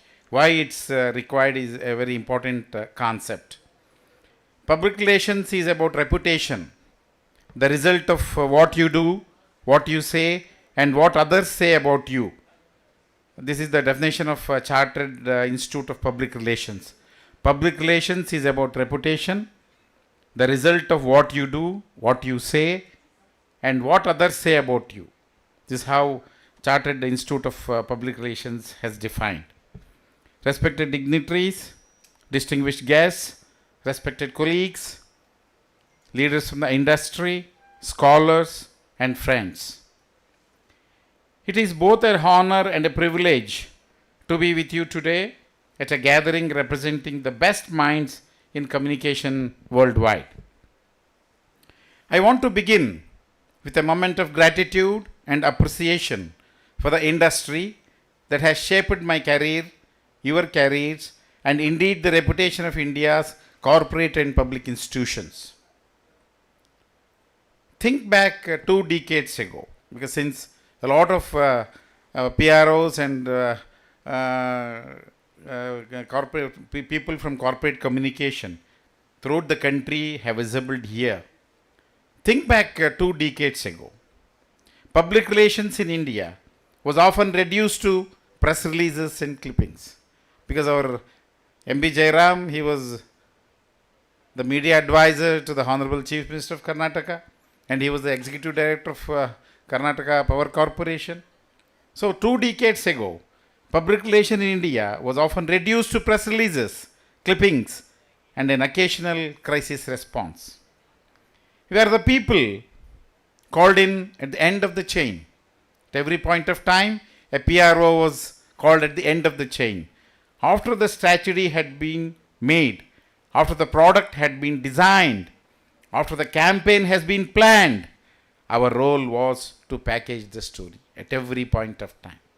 Administration used to take the decision, they used to do everything, and at that point of time, we always used to ask our general manager, corporate communication, or our public relation officers, how many newspapers have carried this photograph? How many television channels have carried this? Our role was to package the story at every point of time. Today, the picture is completely different. Public relations and corporate communication are at the heart of decision making. This is the difference which we see in the latter 2-3 decades. At every point of time, public relations and corporate communication are at the heart of decision making. We sit in the boardrooms, we advise the CEOs, we manage reputational risks worth billions, and we increasingly shape how organizations interact with society at large. That's the changing scenario of public relations, especially in India. See, if you just look into the industry with the data, allow me to share some facts that demonstrate just how far we come. The Indian public relations industry grew by 14% in the financial year 2024, according to the Public Relations Consultants Association of India, and is projected to cross around 3,000 crore rupees by 2026. That is a scale that puts us on par with mature global markets. And it's a very huge growth of a public relation industry in India. India's combined advertising and public relations market is worth over $14 billion. Most of us, we do not know this. India's combined advertising and public relations market is worth around $14 billion. In fact, communications is now one of the fastest growing segments of the Indian service community. India has over 806 million internet users as of 2025. Let that number shrink in. More than half of our population is online, making India the second largest digital population in the world after China. I think after China, India has the largest digital population. This changes not just how we communicate, but who controls narratives, because everyone with a smartphone is a communicator. Everyone with a smartphone, you are a communicator. The influencer marketing industry in India was valued at around 1,800 crores rupees, 1,800 crores in 2023, and with an annual growth rate of nearly 25%. It is expected to double by 2026. That means influencers and creators are now indispensable partners in shaping the public opinion. A survey of Indian corporate leaders revealed that over 80% now consider communication critical for business. 80% now consider communication critical for business decision making and crisis management. 5 years ago, less than half of leaders said this. In just half a decade, we have become indispensable to leadership. These numbers tell a powerful story. Public relation is no longer a supporting act, it's a center stage. This is not a supporting act, now it has become the center stage. And according to all of us, we discuss so many things and why change is necessary. Here is the challenge. With great recognition comes great responsibility. The environment around us is changing rapidly. If we do not adapt, If we continue to measure success in column centimeters or vanity metrics, we will be left behind. At every point of time, we should not forget this. There are 5 powerful forces reshaping public relations and corporate communication in India. First one is digital ubiquity. With more than 800 million Indians online, information is consumed everywhere on short video platforms, in WhatsApp groups, on podcasts, in shopping apps, even through memes. The average attention span is shrinking. People don't just consume news, they expect two-way engagement. For us, this means every campaign must be digital first. Every campaign needs to be digital first. We can no longer treat social media as an afterthought. Second point is the rise of the influencer and creator economy. We live in the era where a 21-year-old content creator with a smartphone can rival the reach of a traditional media house. But this comes with risks, misinformation, lack of transparency, ethical concerns. As public relations professionals, our role is not just to engage influencers, but to design systems that ensure transparency, disclosure, and long-term relationships. Influencers are not billboards, they are communities. Third point is the environmental, social, and governance and regulatory pressures. Indian companies are now required to file business responsibility and sustainability reports. This means that sustainability and governance are not side stories. They are core to corporate credibility. Our job is not to greenwash, but to translate complex sustainability data into narratives that are accurate, verifiable, and meaningful. In many ways, public relations has moved from storytelling to story proving. Earlier it was storytelling, now it is story proving. The fourth point is the data analytics and measurement. We all know the old joke. Public relations stands for press release. That mindset must die. The future is not about outputs, but outcomes. The future is not just outputs, but outcomes. Success means showing how communication shifts trust, reputation, awareness, and behavior, and even how it impacts revenue or policy. The Barcelona Principles 3.0 guide us here. If we cannot measure outcomes, we cannot prove our value at every point of time. The fifth point is artificial intelligence and automation. Artificial intelligence is the most disruptive force in our profession, because whenever I make presentation on the artificial intelligence, I see a lot of exaggeration, lot of glorification of artificial intelligence at every point of time. But as PR executives, as people in charge of corporate communication, we have to very clearly understand the role of artificial intelligence. Recent studies suggest artificial intelligence can support up to 70% of corporate communication tasks. It can support up to 70%. From drafting press notes to monitoring media to predicting sentiment shifts. But artificial intelligence cannot replace a human judgment, creativity, or ethics. It cannot at any point of time. Artificial intelligence cannot replace human judgment, creativity, or ethics. Our role is to design systems where artificial intelligence amplifies our efficiency, but humans safeguard trust. Then what these forces mean for practice? So what do these forces demand for us? The demand is integration. Public relations can no longer be a silo. We must work across marketing, legal, investor relations, and human relations. They demand new skills. A communicator today needs to be as comfortable with analytic dashboards as with storytelling.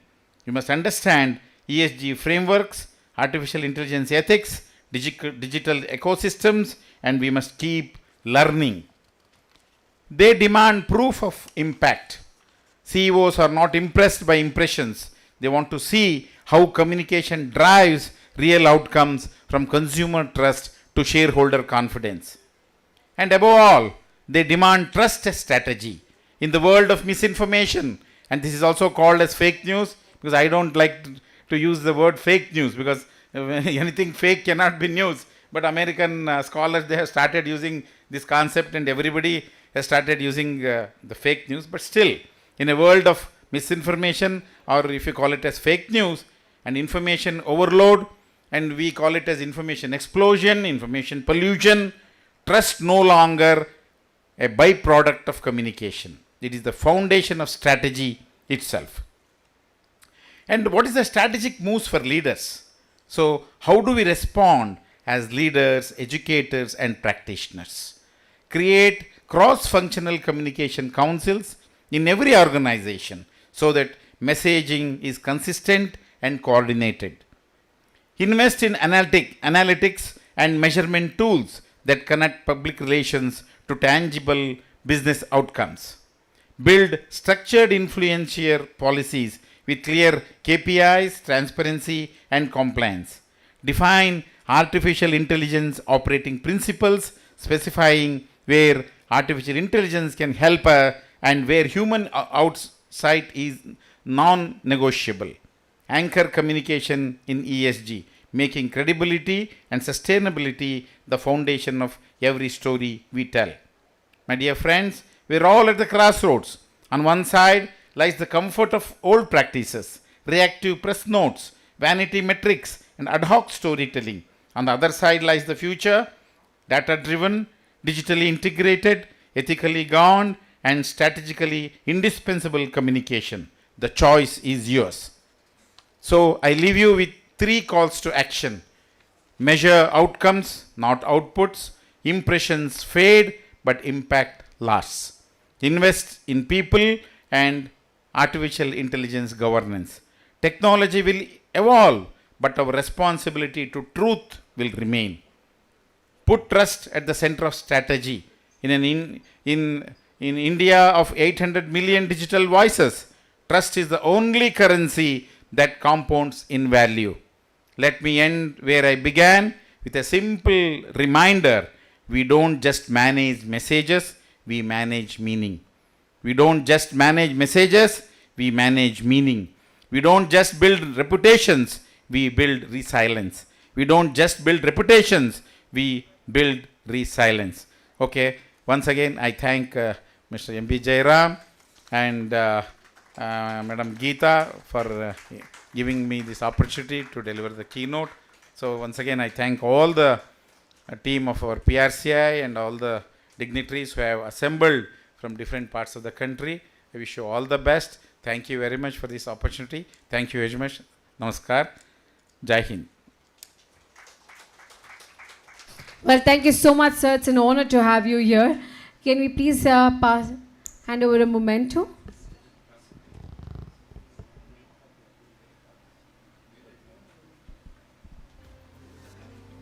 Can we please have the mementos? Well, as a token of appreciation and to show our respect and love.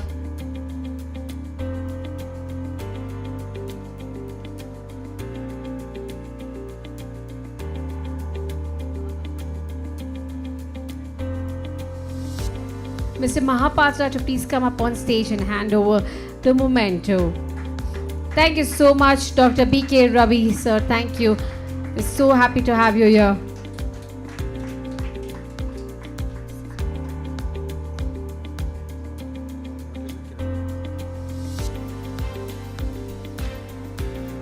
Thank you. Thank you so much. Yes, thank you so much, sir. Thank you for coming and making your time here with us. Thank you.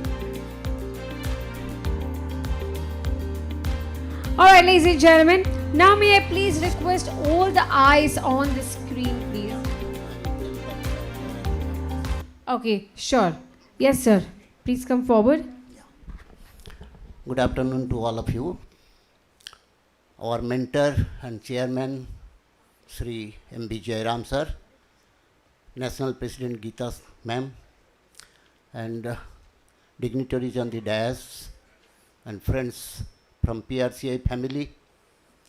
Today you will be happy to know that we have reached 11 WCC, World Communicators Council, 11 chapters.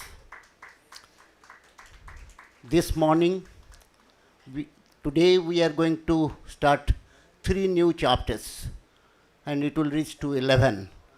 And during the 20th Global Conclave, we hope that we should reach 20 WC throughout the world.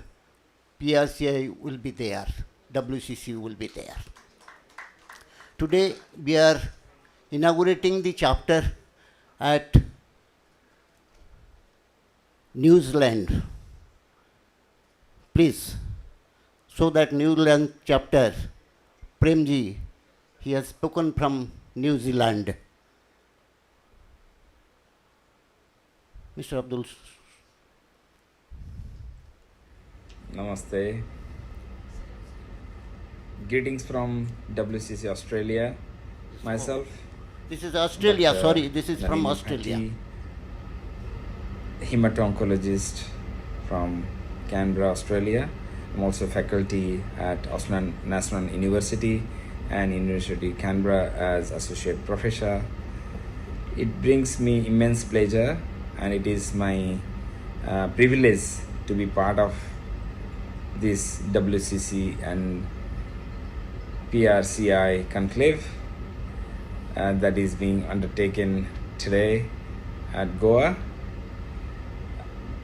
and it brings me immense pleasure to convey this message that this conclave will have a greater heights and will be a great success.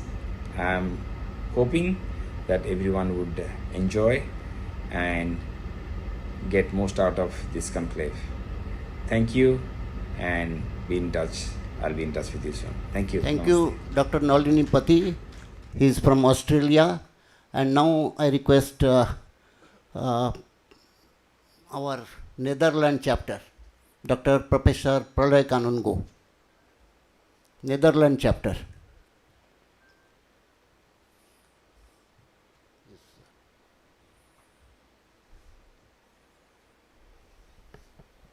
Dear friends, greetings from the Netherlands.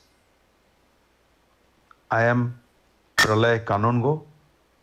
I teach at Leiden University, the Netherlands. It's an immense pleasure and honor to be associated with the World Communication Council. I thank the office bearers of the WCC for entrusting me with the responsibility to lead the Netherlands chapter. Special thanks to my dear friend Ravi Mahapatra for bringing me to the fold of the WCC. I am confident that this incipient Dutch chapter will carry forward the mission and activities of the WCC sincerely and effectively. I look forward to having a very fruitful and enduring relationship with the WCC. Thank you all.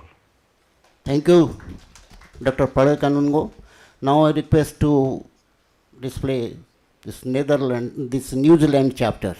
Prem Nepak from New Zealand. Namaskar, I'm Prem Nepak from New Zealand. I'm happy to associate myself with World Communicators Council and PRCI indeed. Looking forward for a very wonderful and fruitful association with WCC. I thank and congratulate all my friends in WCC and PRCI at the 19th Global Conclave at Goa. All the best. Thank you. Thank you, Mr. Nepak from New Zealand. And in future we will have more chapters. So we had already chapters in London, we had already chapters in Switzerland, this Singapore and other places. So today we have inaugurated these 3 chapters, and we have reached to 11 today. Thank you very much. Friends, I don't want to come in between the lunch and our activities. Next year, maybe during February, March, April, in between, we want to have an international seminar either in London or Dubai. Be prepared for that, because it is a costly affair. I am telling you in advance. Be ready and make yourself be there. You need some kind of funds also. At this moment, we are not able to take you all with the PRCI cost. Be ready with some money, and definitely it will be either in Dubai, our chapter is ready, and London also they are ready. London is a little bit costly. Dubai, you all know. This is what also I wanted, that we will have international awards also. They are preparing for that. We will let you know through Mr. Mahapatra or our World Communicators Council officials. You will get the communication soon, within a month or 2. Be prepared. Thank you so much. Well, thank you so much, sir. I think that's a good news. A London and a Dubai edition, isn't it? So come on that good note, and with all the international faculty that has joined us, give a big round of applause, ladies and gentlemen. Let's just see the pulse in the room. Thank you. All right, with that, may I please request you to kindly be seated? Thank you. And for the vote of thanks for this segment, may I please request Mr. John Agyur, Treasurer Goa Chapter, to please come up and address the gathering. Is he here? If he's not, may I please request Mr. Nikhil Wagh? And with that, for the first segment, and before we finally break for lunch, ladies and gentlemen, requesting and thank you everybody for joining us and making sure that your presence is graced here. And thank you to all our dignitaries for joining us. Thank you once again. Yes, man, please request everyone to kindly come back exactly at 1:40 so that you can come here and assemble so that we can start with the next segment of today. Exactly at 1:40 we'll be starting with the fireside chat, and it's going to be a very interesting topic, as the topic is media, gender and human rights. And isn't that all that we want to know and talk about and get to know from the best in the industries, what they have about. So come back, and may you all enjoy your lunch and refresh yourselves, and come back with a rejuvenating mind and refreshing mind. So see you all again exactly at 1:40 p.m. and thank you all for joining us. Thank you to the entire dignitaries and the keynote addressers. Thank you, and we will see you all at 1:40 p.m. Thank you.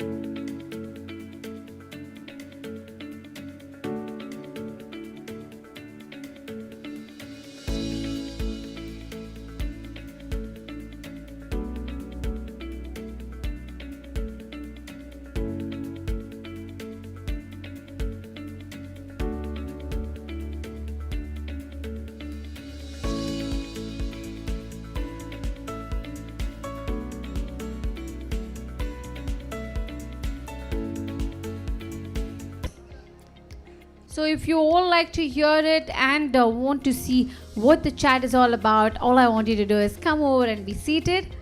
May I request everyone to kindly come over and take your seats. Thank you for your cooperation.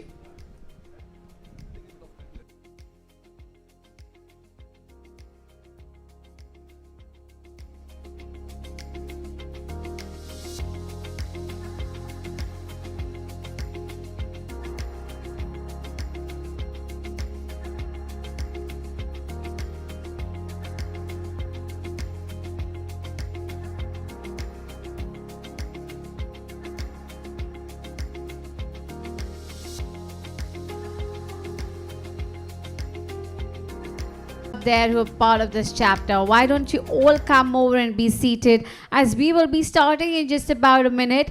May I request everybody who's having lunch outside and out there networking, will give you ample amount of time to network, so kindly come over. After the entire day you have a lot of time over dinner to bond and network. So now please come over, fasten your seat belts and be seated, and we will kick start in just about a minute as now you arrive here. Thank you.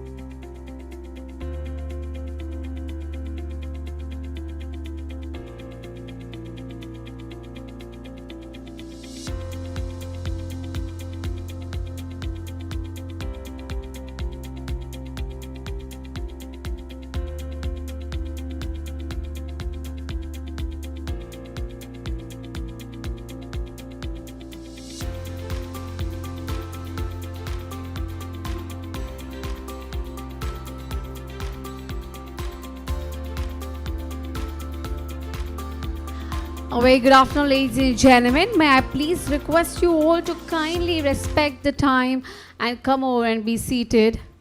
because we are running late. I request all of you to kindly respect and adhere to the timings and kindly come and be seated, as we will have to kickstart the fireside chat as soon as possible. So requesting all of you to please be seated once again. Giving you all another minute. I will give you ample amount of time to network in the evening. But for now, may I please request you all to come over and be seated.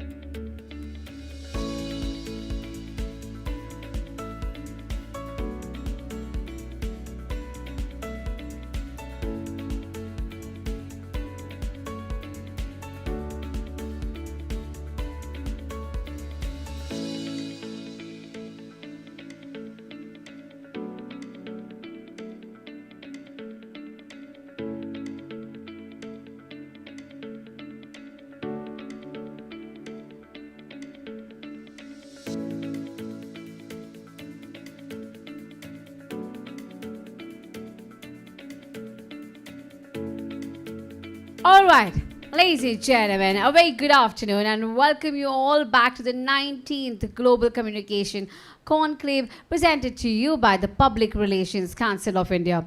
Okay, just to see how the energy is in the house, okay? I know all of you are just back with that delicious lunch of ours. Okay, why don't we just do a quick brainer for everybody, okay? Let's see how many smart people we have in the house. Well, considering everybody here is an extraordinary personality under this one roof. All right, can you please lift your right hand index finger up in the air? Up in the air. And can you make a triangle out of it? An imaginary triangle. So may I please request all of you to please do it. A triangle, triangle. You don't have to put it up in the air like just this. Yeah. Okay, now your left hand index finger and make a square. Square. Square, yes. Yes, it's okay. You can come back after that call is over. Yeah. Okay, now why don't you lift both your hands up in the air together? And let's see how many of you are actually able to crack this, because this is very difficult. You have to form the triangle and the square together. Together. Do it. Let's see it. How many of you do it? Yes, the triangle and the square. Sir ko lag raha hai easy hai. Sir, kariye. Come on. Do it. A triangle and a square together. Anybody... Did anybody get it? Not one after the other, together. Yeah, triangle and a square. Anyone? Nobody? Nobody? Well, at least all of you gave it a shot. Okay, I'll tell you why we cannot do this. Because triangle has 3 sides and square has 4 sides. And also our brain functions according to... You can do it, ma'am? Yeah, that's circle.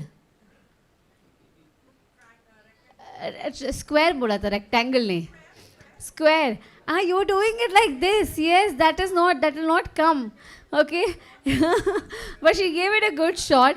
Okay, because of the sides and also because our brain functions with the way it's been tuned and trained forever, right? And also if you keep practicing this, maybe until next year you'll be able to get it. But until then, give yourselves a big round of applause and let's get the pulse in the room. Come on, everybody. Thank you. Well, I know all of us are very excited for this next fireside chat. The first topic being media, gender and human rights. A very interesting topic. And a fireside chat, what is this? We all know, right? It's a formal but still and casual conversation between 3 to 4 people talking and discussing about the topic, and the format is more personal and relaxed, unlike the panel discussion where we're serious about it. So ladies and gentlemen, to give you more insights about what this fireside chat and what you can actually await in this, so please put your hands together as we welcome Shakil Ahmed from PRCI Hyderabad chapter to explain more on the fireside chat. A big round of applause. Let the energy in the room come in. Come on. On to you, please.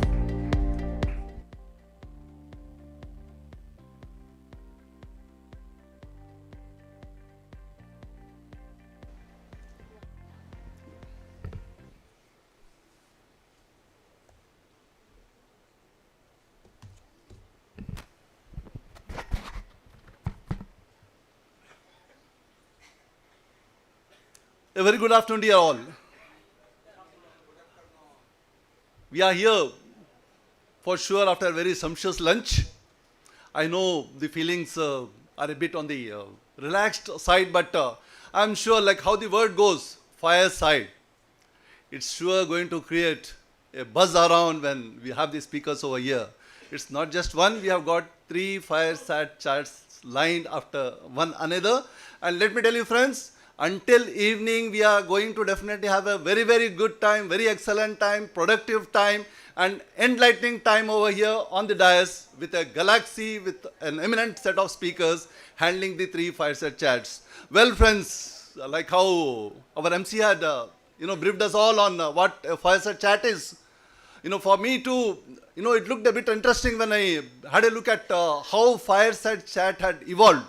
And that goes back to somewhere down the line between 1930s and 1940s when we had the American president addressing the people directly on the radio and getting to interact with them, getting to take feedback from them, and that was actually classified as a fireside chat. And down the line, after 1940s, we had to ultimately wait somewhere till 2020s for fireside chats to again come back and be a part of our lives. Well, fireside chats are just informal discussions, interactive discussions, knowledgeable insights, having a sort of a rapport, sort of a, I would say, communication between the audience and the speakers. The high point of it is, it not just keeps the speakers involved, it keeps the audience involved. It gives us the liberty to put in questions, seek answers, open vistas of communication, and I'm sure PRCI has done a very great job in getting to have some fireside chats over here in the second session for this first day of the Global Conclave of PRCI. Thank you a lot.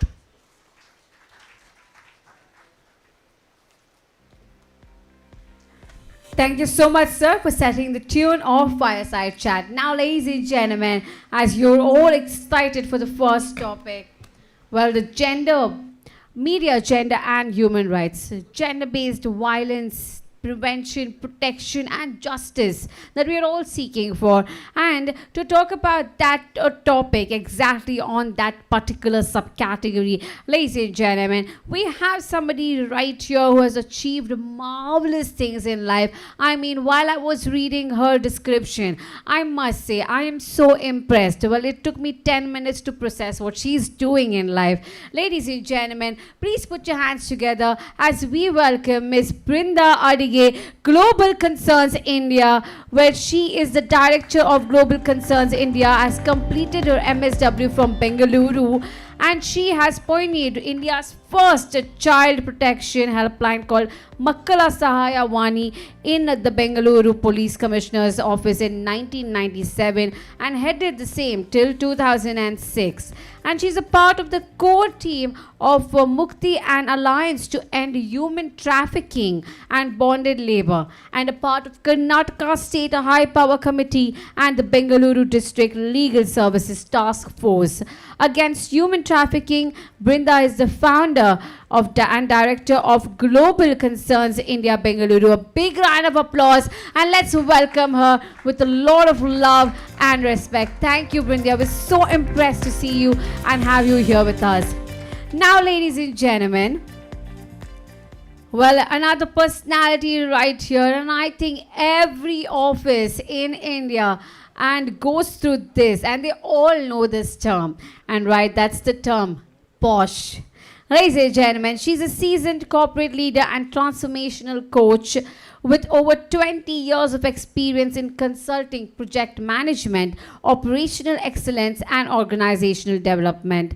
She's an active Rotarian and on the district team for international services, contributing significantly to the community development and global outreach initiatives. She also serves as the state president of the Karnataka Luxury Council, WICCI. Well, the more I read, the more she is, and she goes on and on. Well, let's hear it from her itself. Ladies and gentlemen, please put your hands as we call Miss Arini Ghosh, posh enabler and image consultant, with a big round of applause. So so happy to have you here.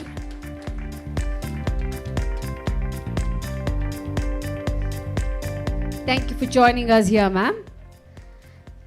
Now is the time to talk about the man who took over as the resident editor of Times of India's Goa edition 2017. While he leads the newsroom of Times of India and has won various state and national awards and internal for the news reports, features, design, graphics and photos.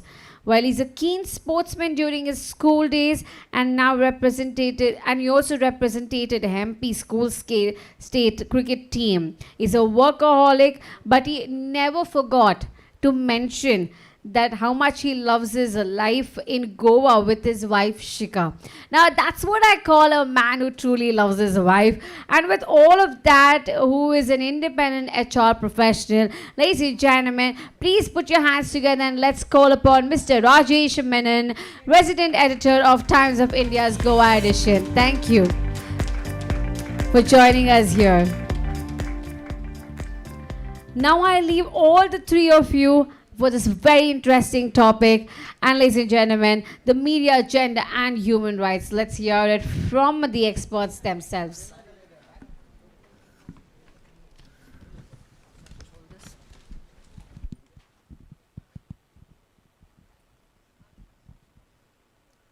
Hello, everybody.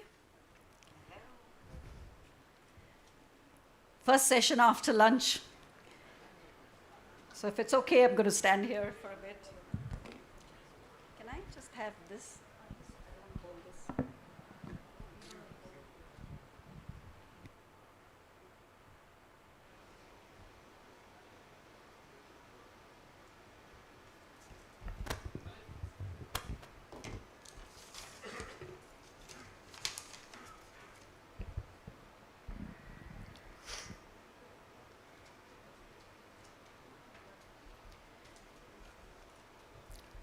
98% of employees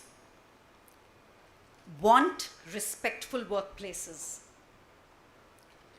My work is about empowering that majority so that the 2% who cross boundaries simply cannot operate. But first, let me share with you why I am here today. When I first stepped into leadership, I thought that my presence, my confidence, my strength would shield me. After all, I had the reputation of being assertive and grounded, right? Even I faced those quiet, unsettling moments, an inappropriate text, a remark that was made that crossed the line.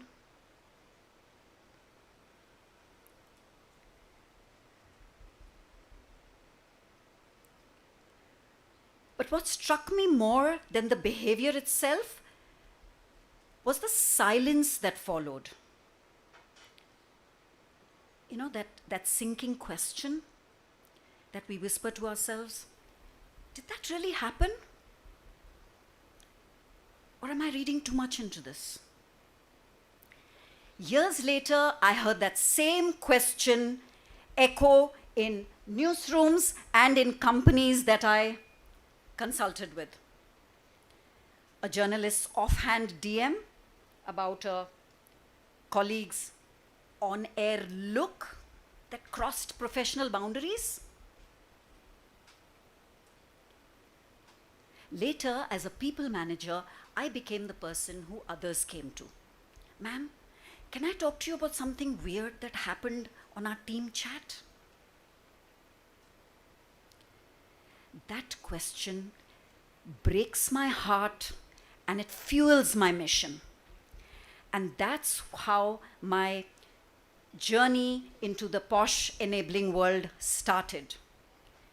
That silence today has grown into a crisis. So the law is not a problem. The problem is the culture.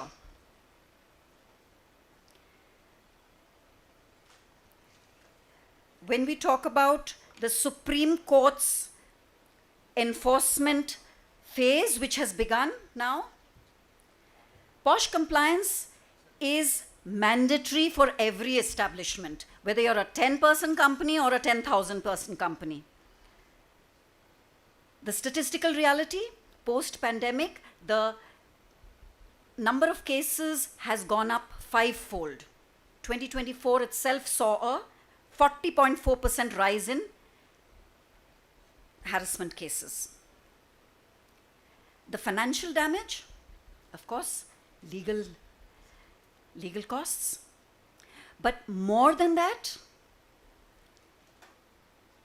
the real damage, client loss, employee attrition, and leadership time lost in damage control. So here's what's broken. The POSH Act covers digital harassment. So like I said, the problem is not legal, it is cultural. And here's the reality, here's the heartbreaking truth.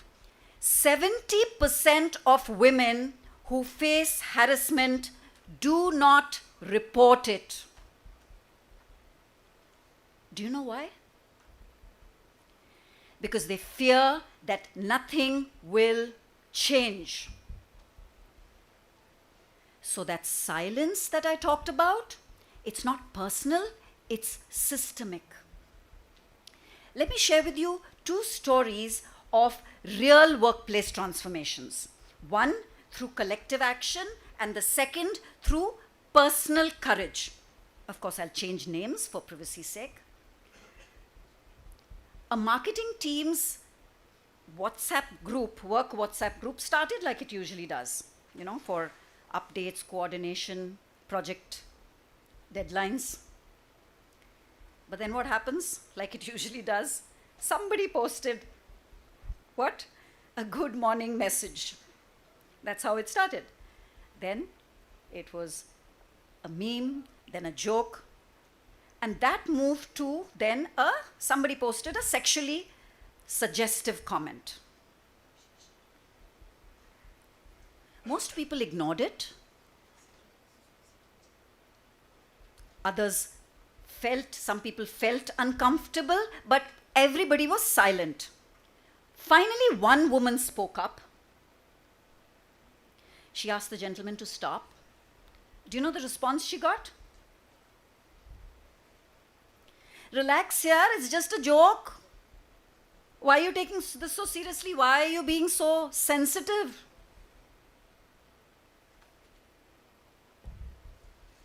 Then there was another company where a similar instance, but this is a comment I hear very often, just as recent as last week, one of my colleagues who was traveling, same comment. Oh, great. Now we can't even joke around. Nowadays, you can't say anything without somebody going and filing a complaint. Have we heard this before? But here, something different happened. One person, let's call him Arjun, he spoke up in the group. He said, you know what? She's right. This is not the place for these jokes. We're better than this. That's when the magic of that 98% happened. People started agreeing with him. The WhatsApp group admin changed the guidelines. Culture shift happened through collective responsibility. Let me tell you another story of another lady in another company who was getting persistent messages from another male colleague. Kavita getting messages from Suresh on an official chat platform. Again, it started with good morning message, then a comment about her looks, then a request for coffee, and then, wow, you look wonderful in that green sari.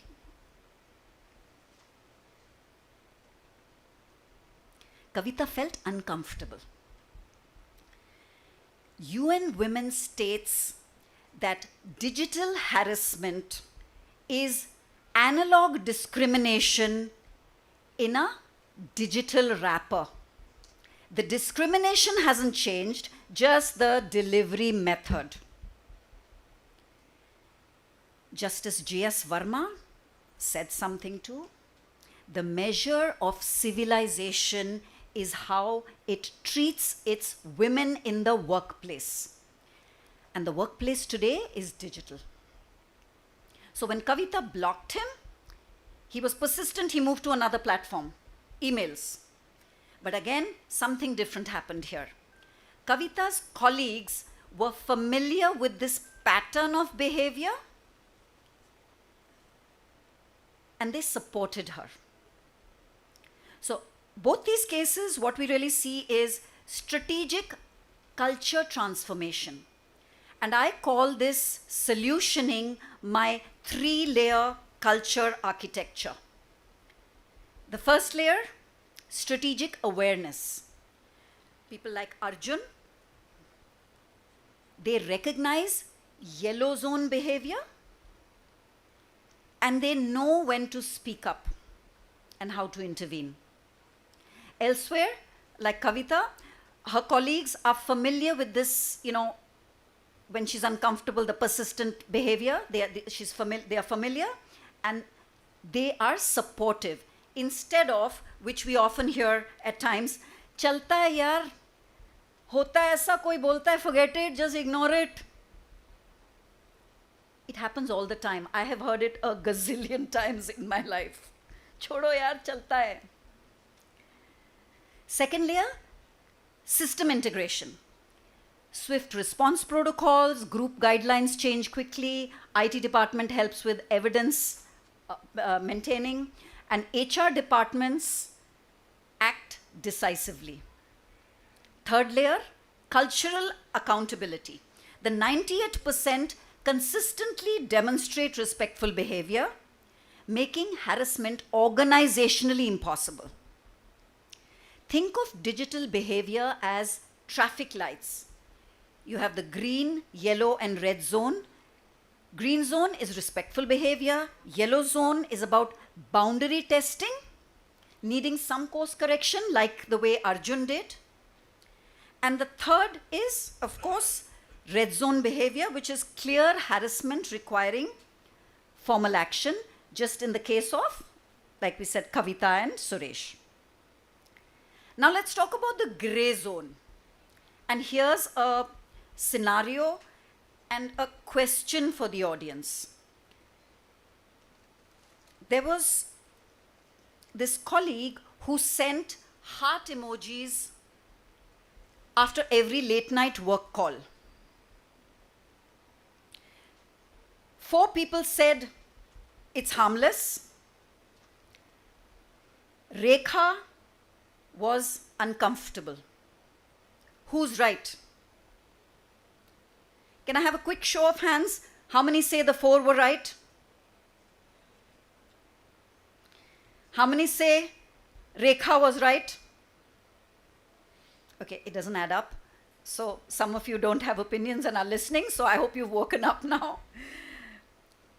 In posh frameworks, impact matters more than the intent. So the starting point is the person who feels uncomfortable and not the sender's intention. That's where you have the yellow zone so that the corrective action takes place, right? Now, the other thing is men as allies. I personally believe that that is the real power. Remember Arjun? Here's what he understood which others miss. You're not losing your voice. You're raising it more powerfully. And here's the transformation secret. When 98% of employees are aware, they are trained, they are empowered, and they speak up like Arjun did and intervene, then that 2% who crosses boundaries cannot operate. The business math works too. Respectful digital cultures prevent costly lawsuits, talent retention is better, you create an environment of psychological safety where innovation happens. For large companies, it's about brand protection. For smaller companies, it's about cost saving. Either ways, the math works. You also have there's a ripple effect of all of this. When we transform workplace cultures, we model respect that goes beyond workplace and work hours. Professional interactions become more collaborative, turning gender rights from headlines to lived reality. Remember the 70% statistic? So when if any organization, every organization that deals with this harassment situation with wisdom and with swift action proves that people will speak up when they trust the system. Gen Z employees, how many? 25% of the workforce? They have zero tolerance for digital harassment. Right? Do we have some Gen Zs here? If companies don't shape up, that talent pool they will lose out on.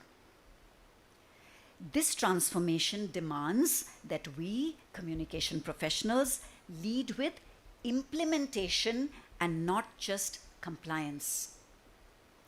So companies have two choices: reactive crisis management after something goes wrong, or proactive culture architecture that prevents problems. You decide. You want to spend 25 lakhs and manage the other damage that happens to, or you want to invest 2 lakhs and create that culture architecture. Supreme Court directive, it clearly tells us that reactive doesn't work. The 98% have the power to make harassment impossible for the other 2% who cross the boundary. Culture beats policy every time. Will you, as PRCI leaders, drive this change, or are you waiting to be pushed? Can you have your next campaign include, amplified digital workspaces?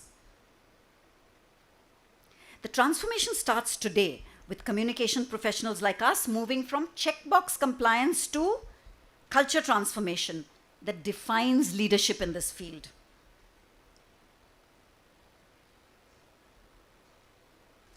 It's not enough to talk about culture change. We need to anchor it in action, starting right here, right now. 2 things. Can you commit today to implement one digital respect protocol within the next 30 days for yourself or for your clients? Yes. Thank you. Second, be the voice of that 98%, because when we lead with respect, harassment has nowhere to survive. Thank you.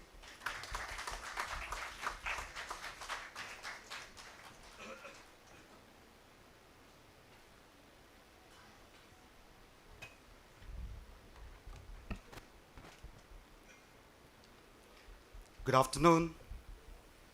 I know it's the siesta time, and especially in Sussegat, Goa. This is not the time when we talk. We generally relax. So I can understand that. But I think Arni has woken up half of you. I'll try my bit to lull you back to sleep. I'm not a speaker. I generally write. So excuse me for that. I've been told to speak on challenges and opportunities for all genders in news media. I would like to keep aside the gender part, because I work with I have over 50% women working with me. My metro editor is a woman. My city desk editor, who sits late till 1:30 in the night to produce the paper, is a woman. So let me broadly speak on journalism, and that would give you an idea about the challenges as well as the opportunities. So as journalists, our fundamental job is to tell stories. Stories that no one has bothered to tell, or that no one has had the patience to listen and write. You know, as Gabriel Garcia Marquez said, life is not what one lived, but what one remembers, and how one remembers in order to recount it. For if we don't tell these stories, they may never be heard. But what is important is that when we tell stories, we need to be credible. And to be credible, we must be factually correct, fair, honest, and honorable. And this basically is the basis of good journalism. In this age of selfie journalism, where some journalists are obsessed by how they look, what they say with camera turned towards themselves, and are concerned only about their views, our job is to tell stories. It's also the age of social media, where everyone has an opinion, and retweets and likes have become the new measure of success. Also, with ideologically driven websites and activists masquerading as journalists, journalism has been discredited and no more commands the respect it used to do. The shift from print to digital and social media-based journalism has also contributed to the spread of misinformation, making it difficult for legitimate reporting to stand out. When you are posting on social media, there is no editor, there is no intermediary, and it fosters a culture of impatience and speed. What it does is it takes away the value of basic empirical reporting, which is knocking on a lot of doors. What we see now is the race for speed, lack of curiosity, and the inability or indifference to go out and knock on people's doors. As journalists, our job is to hold officials and power brokers accountable, pursue stories in the public interest, operate independently of political parties or interest groups, not to pay for or fabricate information, check facts, and correct mistakes. We are not in the business of pandering to anybody. We are not in the business of placating anybody, and I don't think there is actually anything to be gained by doing that. We need to listen to people without power because they often have very powerful things to say. And let me admit, it has become incredibly difficult to do good journalism by yourself. So what you need to do is surround yourselves with people who are smarter than you, who don't have any biases, do not bring their ideology into newsrooms, are fair, balanced, and neutral. The stories must speak for itself. Journalists should never become stories. There is no profession without flaws. There is not one that always fulfills its highest ideals. Journalism by no means is an exception. We have often failed embarrassingly and horribly. We often did harm through errors of commission and errors of omission, because of haste and neglect, because of prejudice and arrogance. But our failures were not ones of principle. They were failures to live up to principles. So the key is be truthful, be relentless, be indisputable, be unblemished. News should always be based on facts, analysis, and the truth. Because if it isn't, then it's not news. After all, news is the first rough draft of history. Thank you.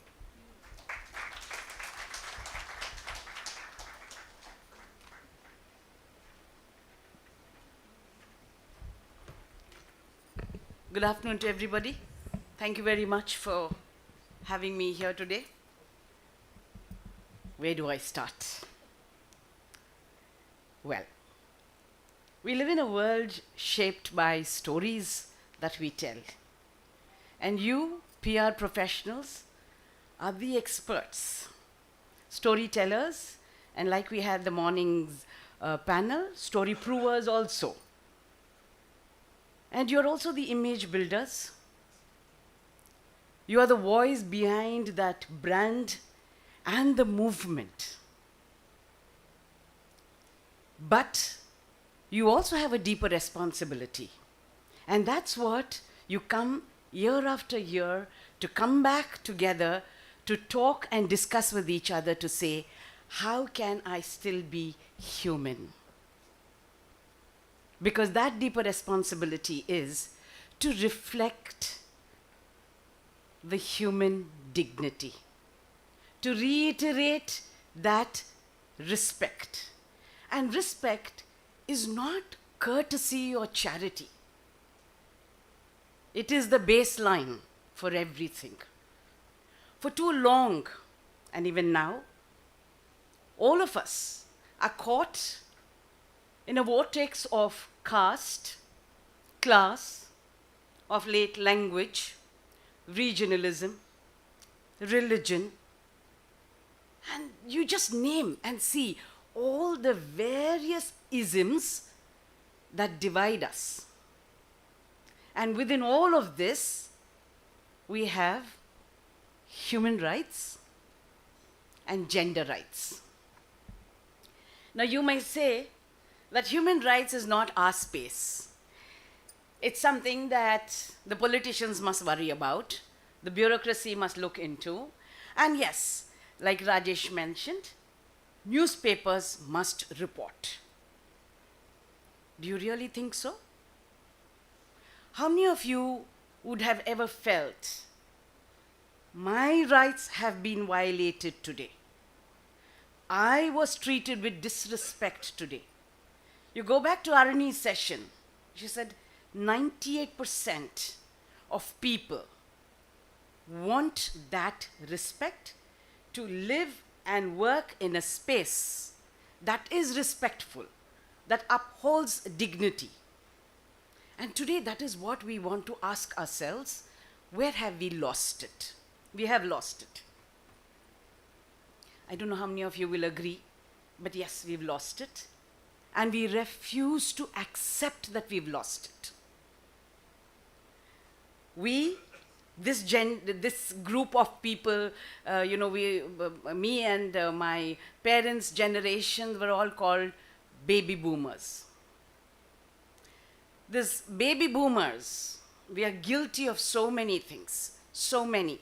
We are leaving behind everything in the world that's terribly wrong, shattered, broken to the Gen Z. Forgive us. But we are also activists and many journalists who claim to be activists. We see that today. But just keep in mind, activists are not people, what? What are activists? We are just active citizens, willing to ask that difficult question, even though you don't like us asking that question. And then among activists, mild activists, feminist activists, that's how they say, okay, that's how I'm saying. So this feminism word is bad, human rights word is bad, talking about gender. Since Trump took over, anybody Trump fans here, please forgive me, many of the corporate sectors, no diversity, no equity, equality, no inclusion. Now beyond that, let's talk sensitivity. Was that not what all that was? Diversity, inclusion, equality. Then we have the other side. Now women are in every space. I was just talking with Mr. Uni, and he was saying women are there everywhere, yeah? But we must only believe statistics. Okay, tell me, business standard. How many women there as CEOs? This is not GK, okay? I'm just asking. How many women? 5.1. I should be happy? So this is what we want to ask ourselves. You are saying women are everywhere. So you're looking at 30 years ago and saying, we've given you so much space and you're not happy about it? And then you come with posh? And now I can't stand in the lift with you? I'll turn my face and stand like that. Okay, fine. And then this I'm telling you what happened in one of the lifts over there. You know, these corporate sectors and all are in 15th, 17th floor and all that. So mine was, I think, 15th floor. I pressed that 15th and I'm waiting. This one, no, as soon as he saw me, so he said, oh, with this big bindi and all, this one might go and say something. So he stood like that. So I said, okay, chalo, kya karenge? My floor was just about to come. He turned and said, I was supposed to get off at the 4th. I'm not the lift operator, I told him. So you see, we don't want to go to that extreme. But like Arni mentioned and Rajesh mentioned, we need to ask ourselves, are we willing to respect this other person irrespective of their gender, their class, their caste, religion, and the clothes they wear, or the language they speak? That's all it is. Treat everybody in fairness and treat them with respect. Because that is not charity. That is the baseline. And when you PR professionals are the ones who have the last word in letter and figuratively, you have this bigger role of either upholding outdated norms or being the champion of equity and saying, this is what I want my world to be, so that your children and my great-grandchildren can live with that hope that the world is a good place, is a nice place, is a place where I can live in abundance. Not simply because I'm rich, but simply because I'm human. Nothing else. Human rights, we have other things, atrocities against SCSTs, Dalits, Muslims, Christians, Hindus, Buddhists. We have all of that. That's there. It's there all over the world. There's no country that can say, oh, we are human right 10 out of 10. No. But I would like my child to live in this world and have hope that you will be treated like another human being. And that said, my friends here today, thank you for inviting me. I'm an activist. I'm a field worker. I work against human trafficking. And all of this is there in India, in every city. And also keep in mind that the digital space that Arni spoke about and Rajesh mentioned is very dangerous. But so also is the space where you and I interact every day. Arni spoke about that look. You and I know how you look at me. It's a fleeting 2 seconds. And sorry, Geeta, you're going to be my... So there's Geeta, and I look at Geeta and say, nice sari, Geeta. Did I admire her? Did I? No. Geeta, that's such a lovely sari. I like you in green. That's all it is. And you also know, and I also know, posh is that. Where you don't want to take over somebody's space. If this is Arni, I don't want to go stand next to Arni and say, I like this space because this is auspicious.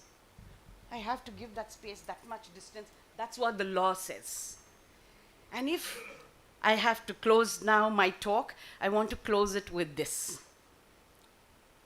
A lady called Banwari Devi in Rajasthan, a victim of child marriage. She went and reported it to the police and to the Department of Women and Child that an 8-month-old girl and a 10-month-old boy are getting married off. And everybody charged. 1994, 95. So it's not very long ago when I was not born.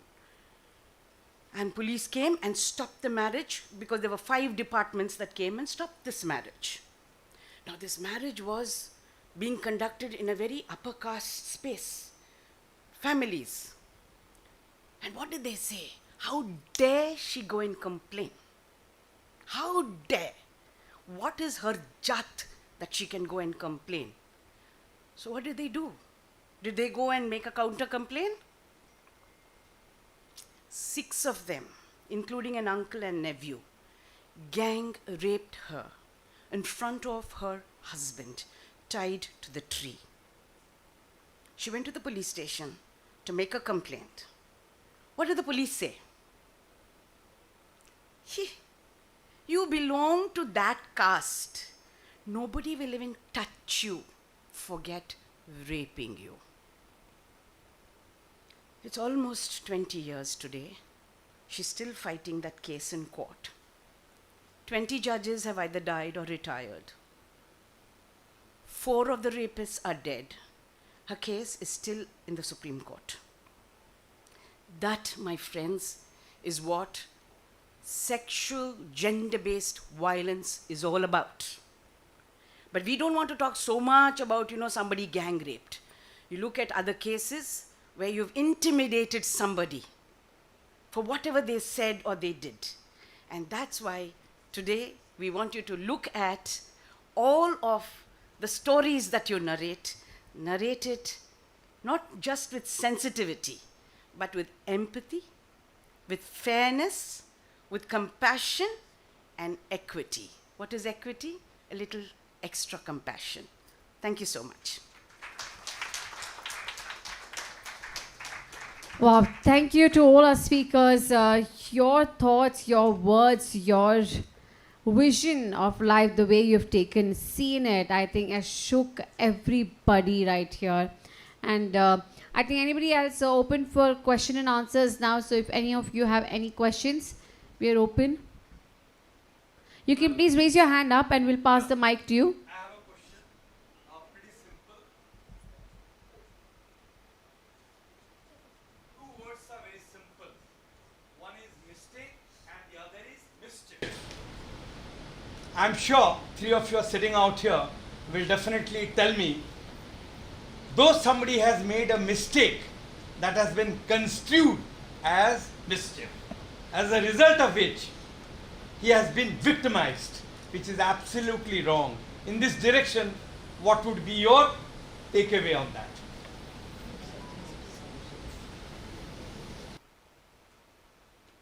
We can have the mic passed, please. Yes, thank you.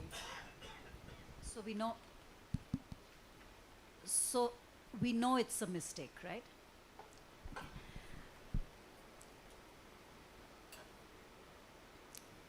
I mean, Brenda, do you want to take this? The law is very clear. If it's a mistake, you say it's a mistake, I'm sorry. It's a mistake. That's the problem. It's a mistake, I'm sorry. Oh, I thought that you don't mind such a joke, but I won't repeat it. So can we be friends? It's all in the tone. It's communication. But, sir, often we have, it's a mistake here. What the hell does she think of herself? It's a mistake. You want to say sorry. That's all human nature is. That's the extra compassion.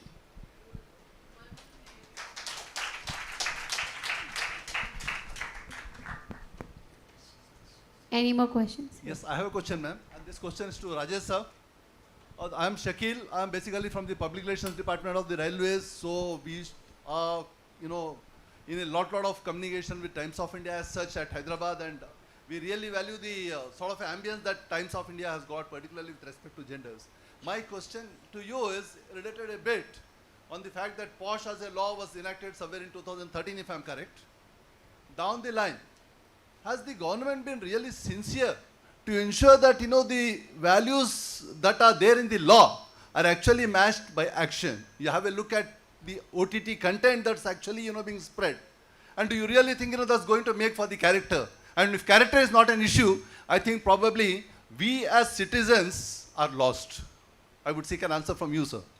You are asking about the government's intentions and whether they have been able to implement. You tell me one thing which government has implemented it and with its full intention. Yes, sir. Probably that's GST. No, but that also took 11 years.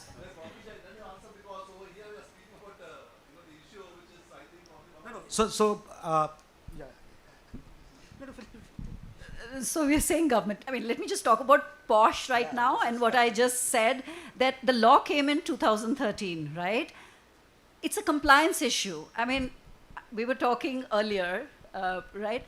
Unfortunately, culturally, you know, if I may say, danda padta hai, tab hum karte hain, otherwise nahi karte hain. It's a reality, we all know it, right? Small and medium enterprises, because I work with a lot of small and medium enterprises, yaar jitna required hai utna hi karo, right?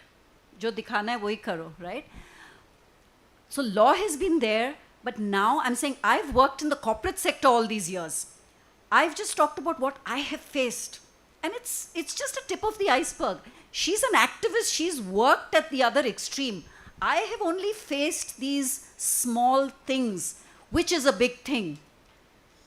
And I'm looking at making an impact, you know, to that 98% and equip them and empower them more, right? So I don't think we can say that government only should do, government is also people, and law takes like forever to, you know. So anything that we implement, I think, needs to be together. It needs to be in partnership. Government has put the law.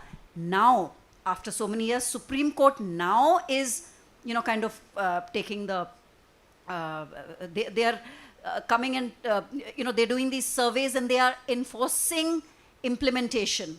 So they're not just saying tick in the box ho gaya, they are saying, has it been implemented? So I think we need to kind of, you know, look at it together. That's a very valid question. Remember, 1999, we got the Vishaka guidelines. None of the companies looked at it. Just a minute. 1997 we got the Vishaka. Yeah, sorry. Thank you so much for correction. So 1997, we got the Vishaka guidelines. Guidelines, no company took it up. So, guidelines, jane do. 2013, we got the law. They said, okay, no one has, you know, told that something is going to go off if you don't have the law. No law for women and protection of women has come to women on a plate. It's always been fought. When we took up Banwari Devi's case and went, we took it up along with Roop Kaur's case. You know, KPS Gill and Roop Kaur. Together it went up there. And then they said, you're bringing two cases, what the hell, yeah? So we did a lot of research across India, from the smallest village to the biggest town to the biggest city. And here we gave lakhs of cases documented to the Supreme Court to say, this is the fact. And then they said, oh, we'll work on it. Okay, chalo, we'll work on it. And they worked on it and they gave us Vishaka guidelines. Then we said, boss, it's not working. Your companies are not taking it up seriously. So activists and journalists got this act with the parliament to be enacted. And after that, again, activists have gone and said, it's still not working. Something has to, like Arni says, there has to be a danda. Otherwise, it doesn't work. How sad, no? But we are professionals. Even then, we are, for me also, danda. So then the government has given the danda, that little danda. The government doesn't want to work on it. Look at last week's Supreme Court order.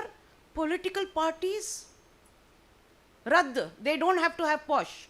All of you and me will have to have POSH. So you see, political parties is the place where the hierarchy is so entrenched that women workers get bogged down by all kinds of sexual harassment.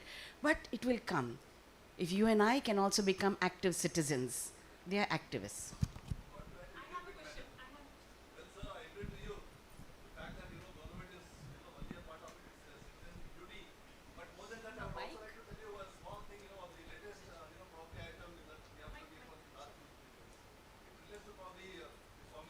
Sure.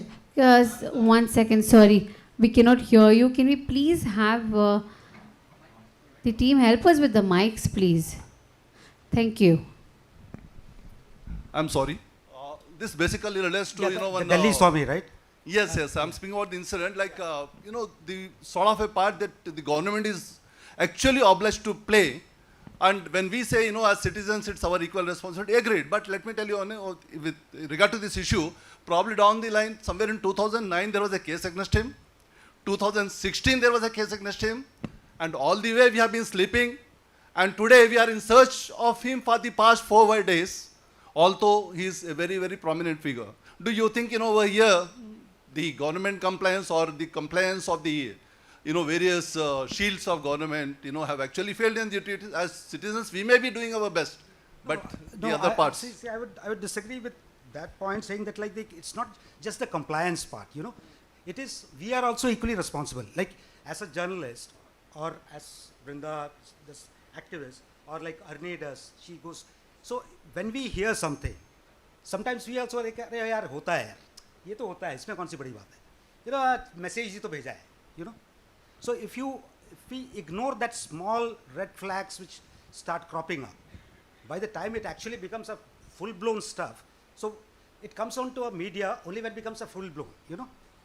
Otherwise, what happens is like it gets ignored. I know like lot of times we also, I'm not saying that like, that's why I said like we are also equally responsible for ignoring a lot of stuff. Because we get so many stuff, you know, there are times when we are not able to even fact check it. Now, if I have a personal bias against somebody, you never know, because we keep on reading those things. Supreme Court has also shut down a lot of cases which have come up, where like women just go and complain saying that like there is a lot of consensual stuff, and then like later on they fall apart, and then it goes into and then it becomes a completely sexual harassment case, you know. So there is a very fine line. So it's not just the compliance, we have also to keep our eyes and ears open, and need to take see, sometimes it becomes a judgmental call also. No, Thank you.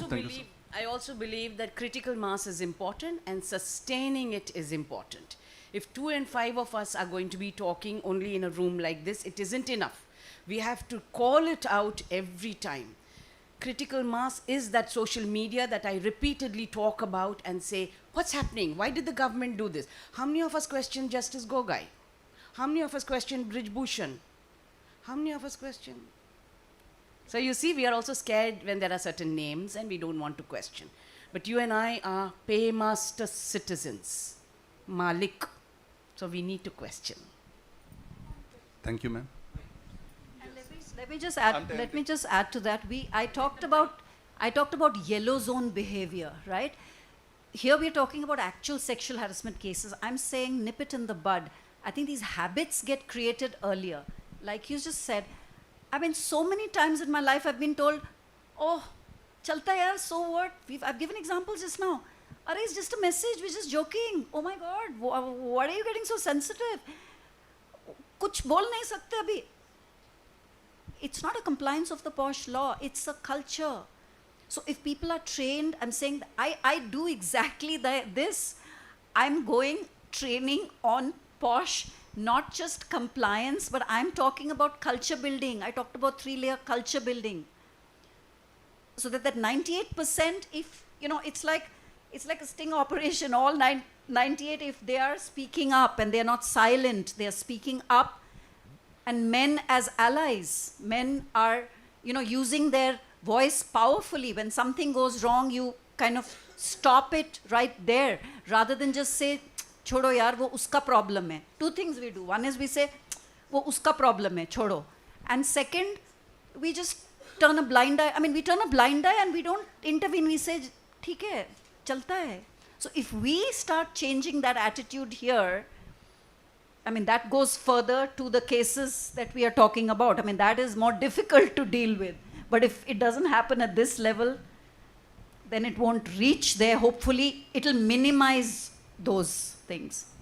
Thank you. We'll be taking the last question now. That's it. One last question. But there's another person at the back.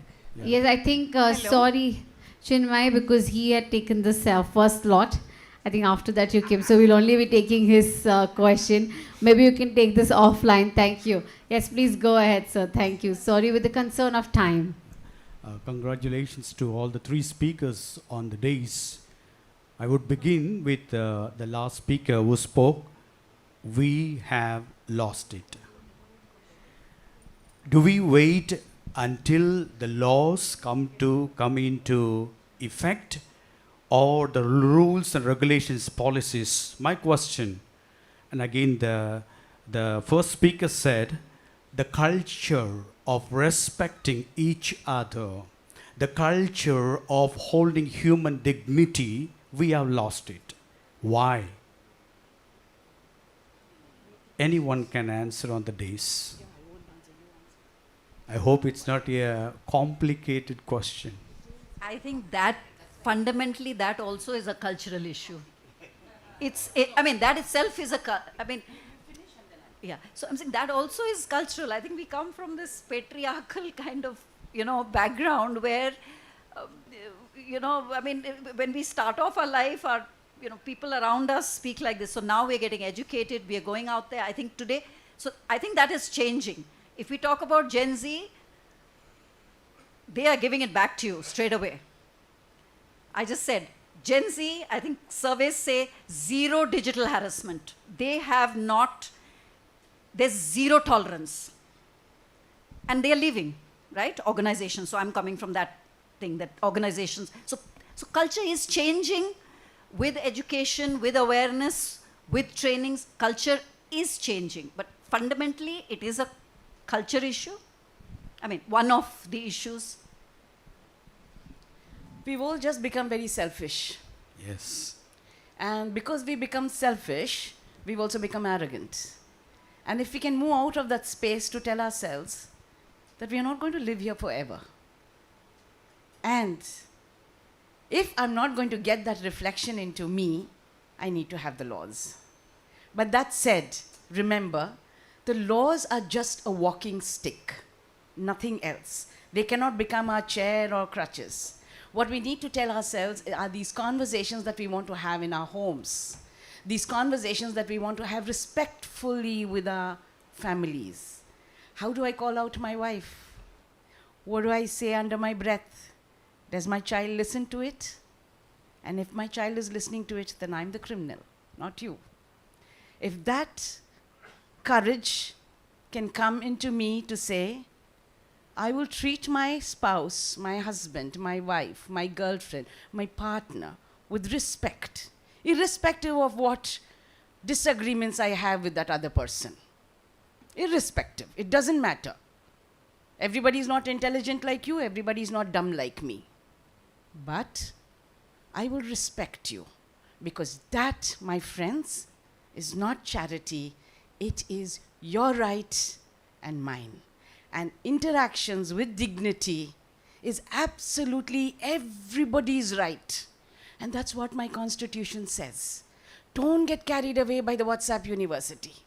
Don't get carried away by any of these, gyans that come, which is half-baked. Just tell yourself, in my heart, if this doesn't sound good, irrespective of how intelligent it might sound, it's not wise. I won't do it. What I will do is what makes me feel good. So sometimes you say hi to somebody and they don't say hi back and don't smile back. Tell yourself, hi. That's all. Hey, life is so fantastic. It's so precious. You don't get it back again. So you love yourself first.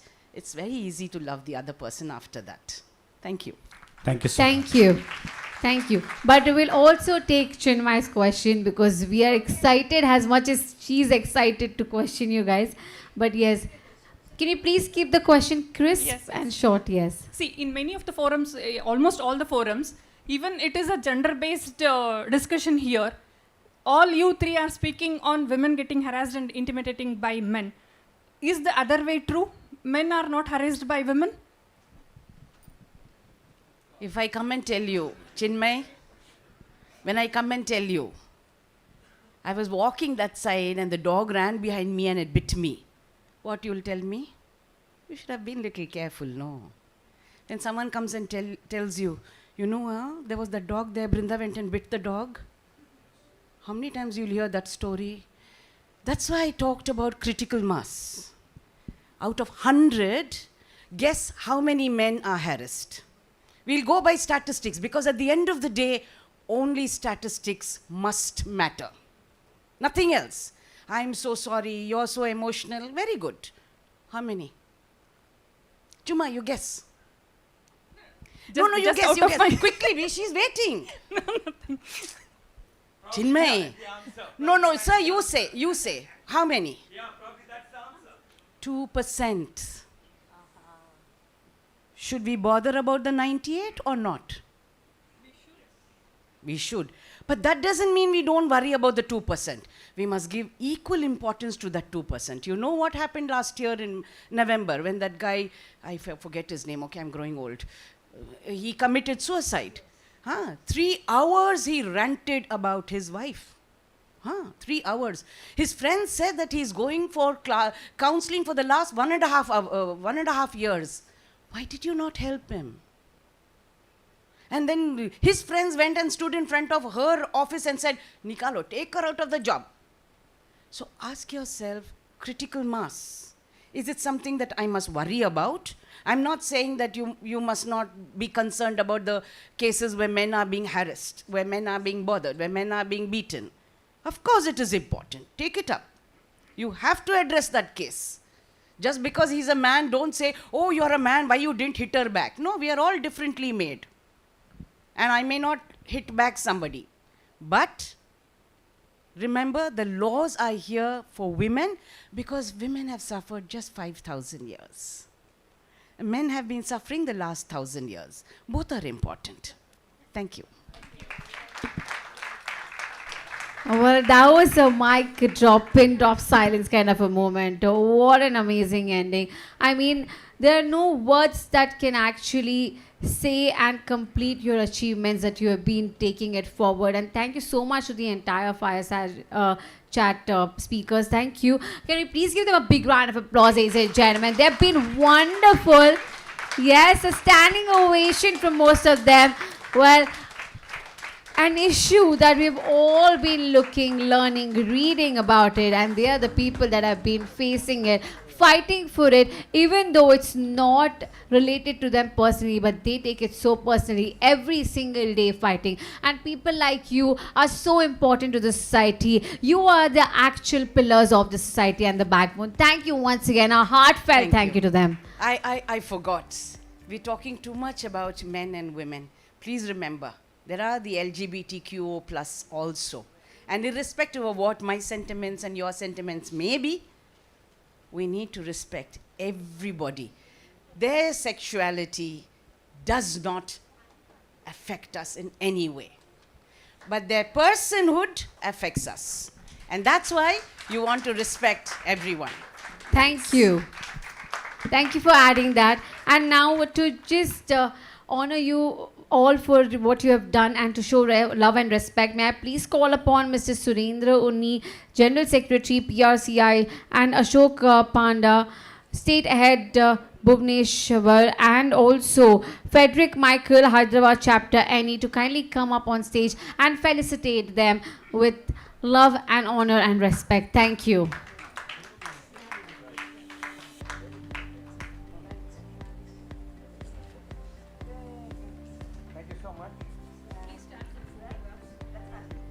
Yes, sir. Just like that, requesting you to kindly please just stand for the picture.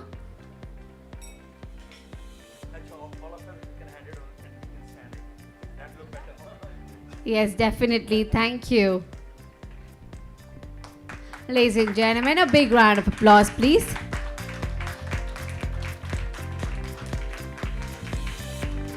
Those are green certificates.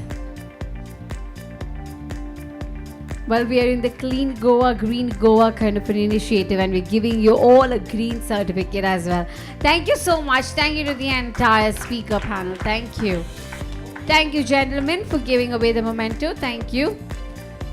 All right, next up. One little gentle information for the general neutral, like we call MR, Mr. MR is for Mrs.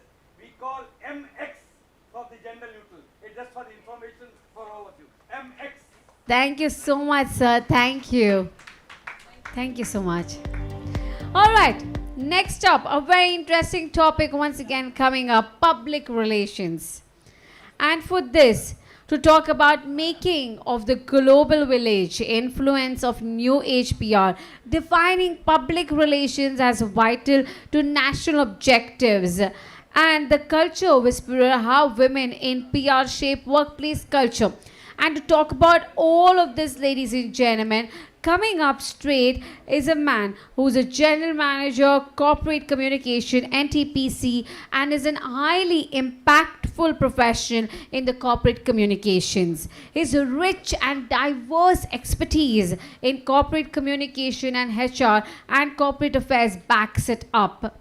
Well, Prashant, ladies and gentlemen, Mr. K.M. Prashant, GMCC NTPC Limited. Well, please give him a big round of applause as we call him up on stage, who's an active leader in India's PR industry, initiates as Vice Chairman of Delhi Management Association's Publication Committee and jury member of Delhi Advertising Club. Thank you so much, sir, for joining us. Next up, along with him, joining us is a dynamic who has accomplished a professional career over 26 years of experience spinning competency development, corporate communications, brand management, and stakeholder management.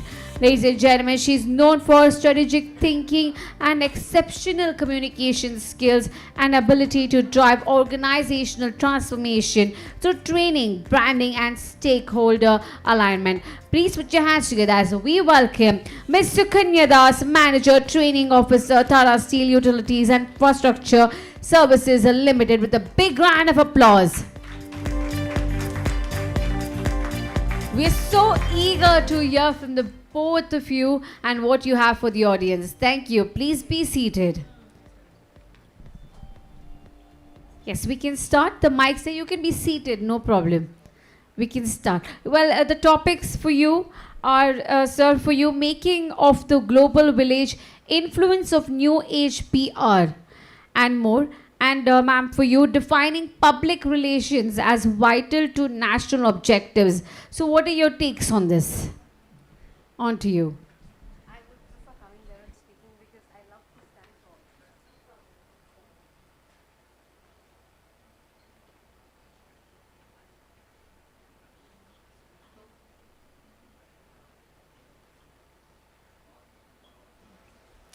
I hope I'm audible to the people at the back. Right. Thank you so much.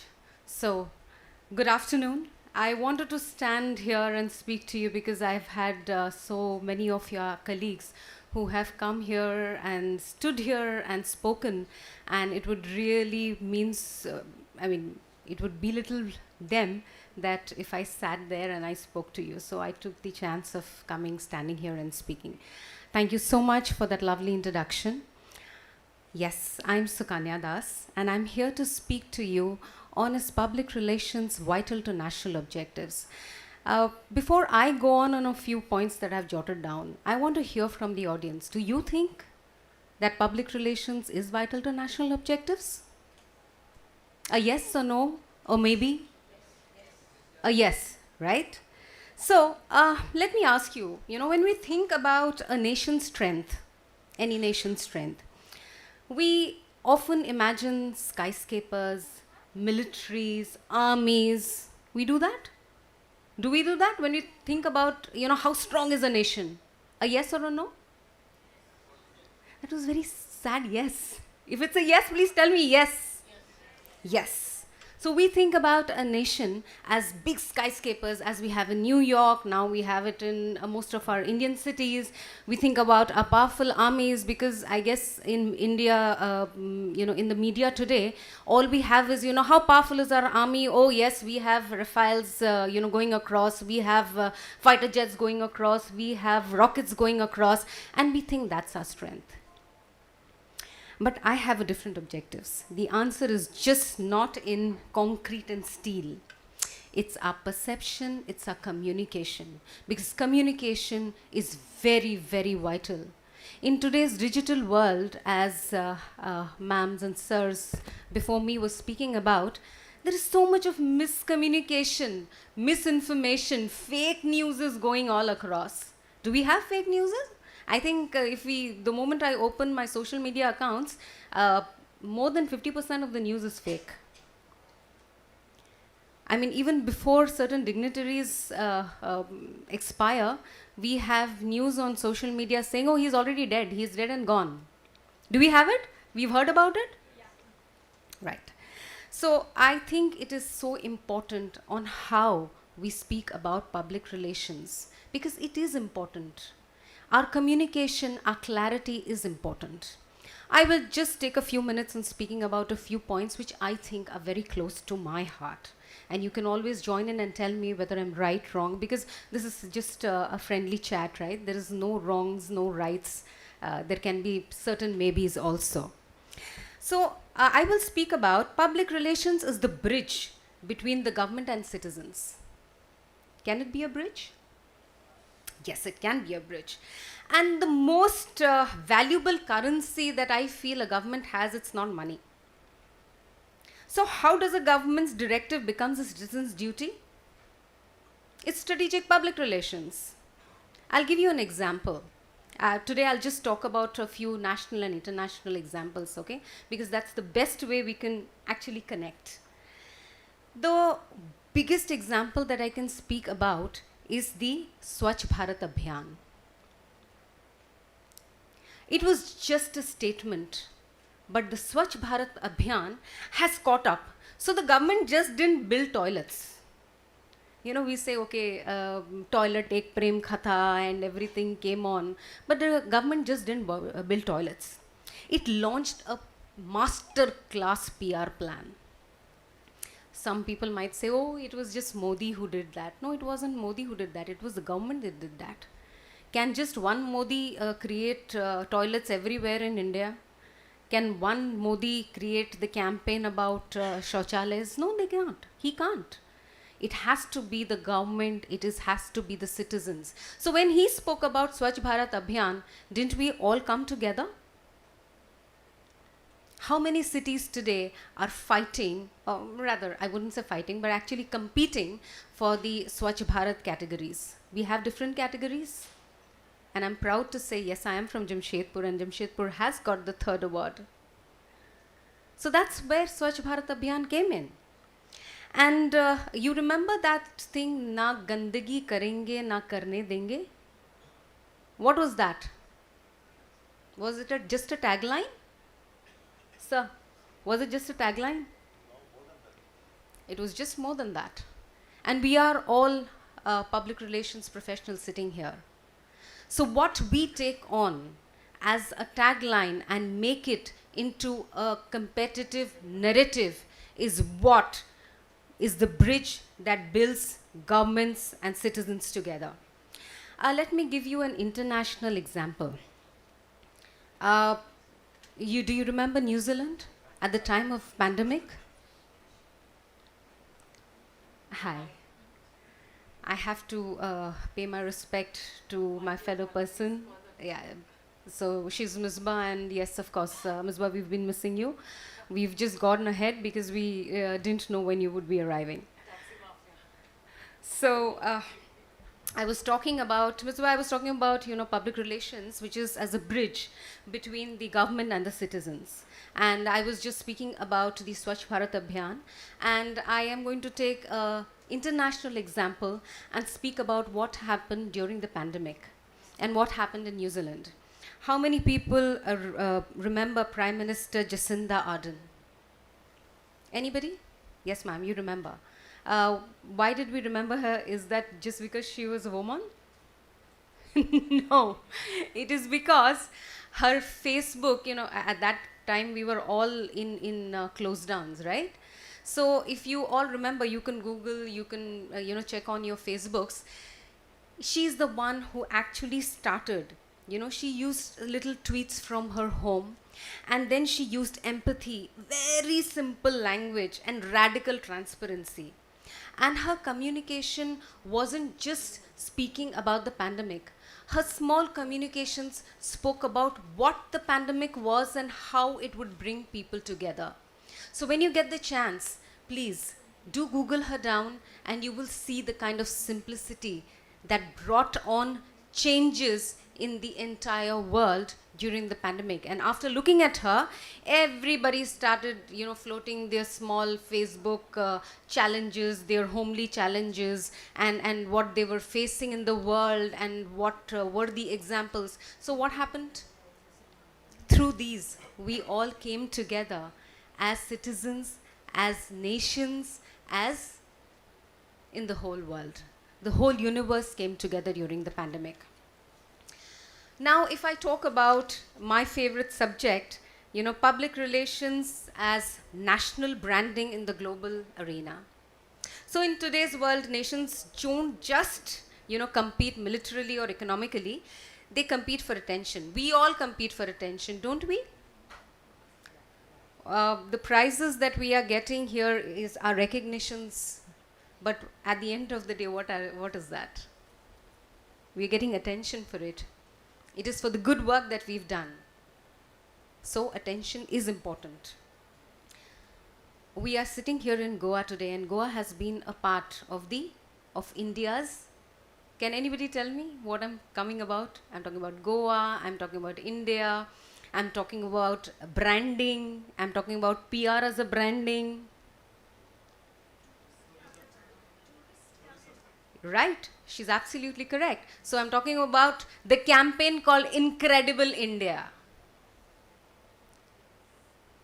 Have we heard about it? I just want a few hands going up and say, yes, you've heard about the Incredible India. Right? So all of us have heard about Incredible India. And so what did it do? Incredible India, it redefined India's global image. Through, stunning visuals of the sands of Rajasthan, to the beaches of Goa, and the deserts of Kerala's backwaters. It just told us of a story of a land that is both ancient, modern, spiritual, vibrant, and hey, Incredible India, we saw all those, pictures and photographs and those trains. All of us know that, okay, we have certain luxury trains running through Rajasthan, but could most of us afford it? Incredible India made it affordable. So what we thought was only, only foreigners go there, only white people go on those luxurious trains. No, today most of the Indians go because they know about it, and because Incredible India made a difference. And what did it do for us? It brought us more capital into the country, because everybody knew India to be a land of snake charmers, right? And Incredible India changes entire image. So yes, branding is very important. I'll give you another example, an international example. UAE.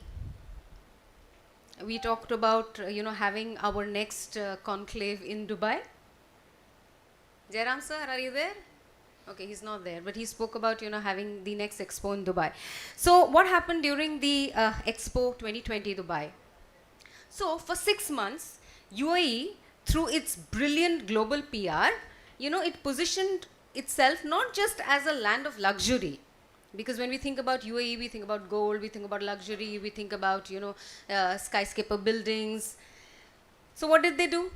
It became a global hub for innovation, for sustainability and cultural dialogue. And every communication from leaders like Sheikh Mohammed bin Rashid Al Maktoum, he reinforced this brand that, look, I'm just not talking about luxury. I'm talking about innovation. I'm talking about sustainability. So a nation's reputation is its most valuable export. And PR, what is PR? PR is its packaging. Let me talk about another thing. Public relation in strengthening democracy. Do you agree with this? Youngsters, do you agree? You are all public relations individuals, right? You're studying. So I want to ask you, is public relations strengthening democracy? Yes, no, maybe, could be, should be, can't be. Yes. So democracy is more than just voting. ये मेरा vote है, मैंने 5 साल के लिए government चुन लिया है. Is that what we are talking about? So what does a democracy thrive on? So a democracy thrives on engaging and interested and informed, engaged citizens. Ma'am was talking about the same thing, sir was talking about the same thing, right? So citizens have to be engaged. They have to be informed. You cannot be misinformed. If you're misinformed, then your whole nation, your democracy goes into a chaos. So, what is the biggest example that we can talk about here? Somebody, anybody. When we entered here, most of us had to pay for our, registration. What did we do? We swiped our phones, right? So what was that? Yes! He said it. So I'm talking about the Digital India campaign. Can you connect now? Or am I speaking something which is you can't connect through? So, for me, public relations provides the antidote, the strategic and truthful communication. When we spoke about Digital India, okay, the Digital India campaign, it was a technological revolution. But many people said, "Arey, ye to kaam nahi karega." But today, because of proper information flow, where people like you and me came into the arena, even a fruit vendor today has got digital payment, and we became known into the world because of our Digital India campaign. Are you with me on this? We are known today in the world because of our Digital India campaign. Today, everybody, right from the so-called elite businessman to maybe a puchkawala on the street has got UPI payment. And that is what I got, strengthening our democracy. So it is not just, having yatras and campaigns, and of course that's also important for people to become prime ministers today. But yes, he also uses PR in strengthening democracy. But these are these campaigns which make us more and more engaged because we gave the right information. We did not misinform people. Another example that comes to me, what does public relation happen in a national security and crisis management? So when crisis strike, when it's a pandemic, a cyclone, a conflict, the first thing, what does the first thing break? Is it infrastructure?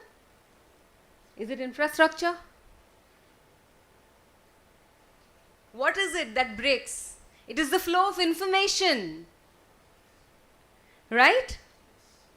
So when a flow of information breaks, how do you keep a nation calm? Calm and composed? It is through credible public relations. Let me give you, so many people are from Odisha, right? People from Odisha, please pick up your hands. Okay, there are a few people because I met a few people from Odisha. Do you remember Cyclone Fani?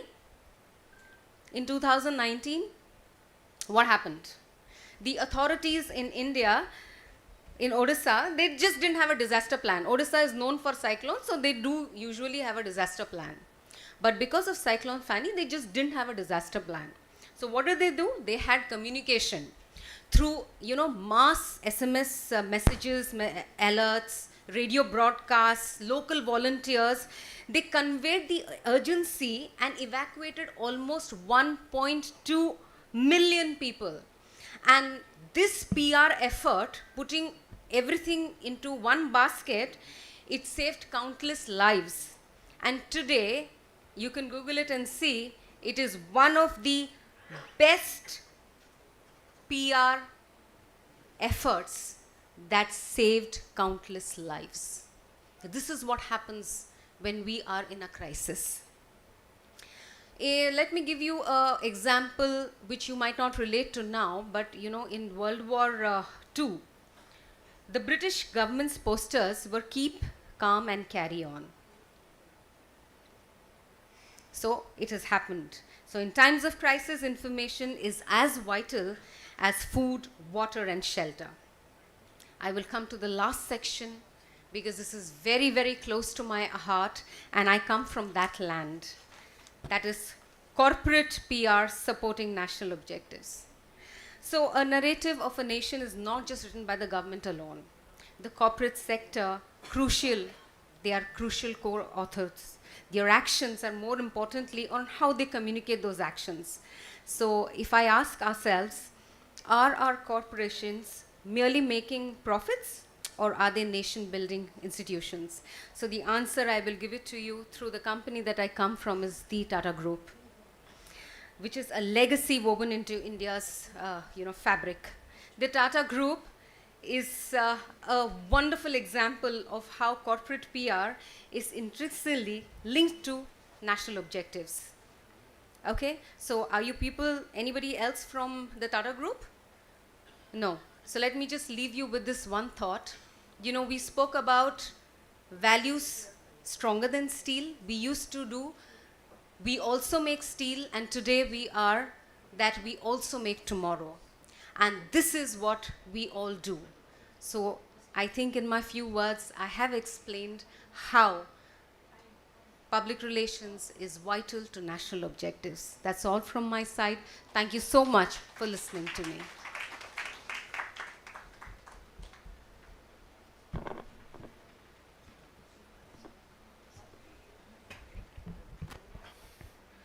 Very good afternoon to all of you. First of all, I would like to thank PRSI for giving me PRCI, sorry. Being in many forums, you have this problem of knowing the right forum's name also. PRCI, yes. And when this, initially we had the discussion regarding the topic, and Geeta had sent me a list of topics to be selected. So I don't know why I choose this topic, because I don't, I am more of a, Gen X kind of a person, and talking about new age PR. When we started corporate communication and PR, there was never a term called new age PR, and now I am here to talk about new age PR. That shows, over the period of last 30, 40 years, how much the PR and corporate communication is evolved. But anyway, since I had taken this topic, I might be playing a bit of a devil's advocate also about this topic, because a lot of people feel that the social media and the digital media is a game changer and things like that. But I have a different kind of opinion also, so I will come to that when we reach that stage. So before I talk about new age PR, I think we all should know about the traditional PR also.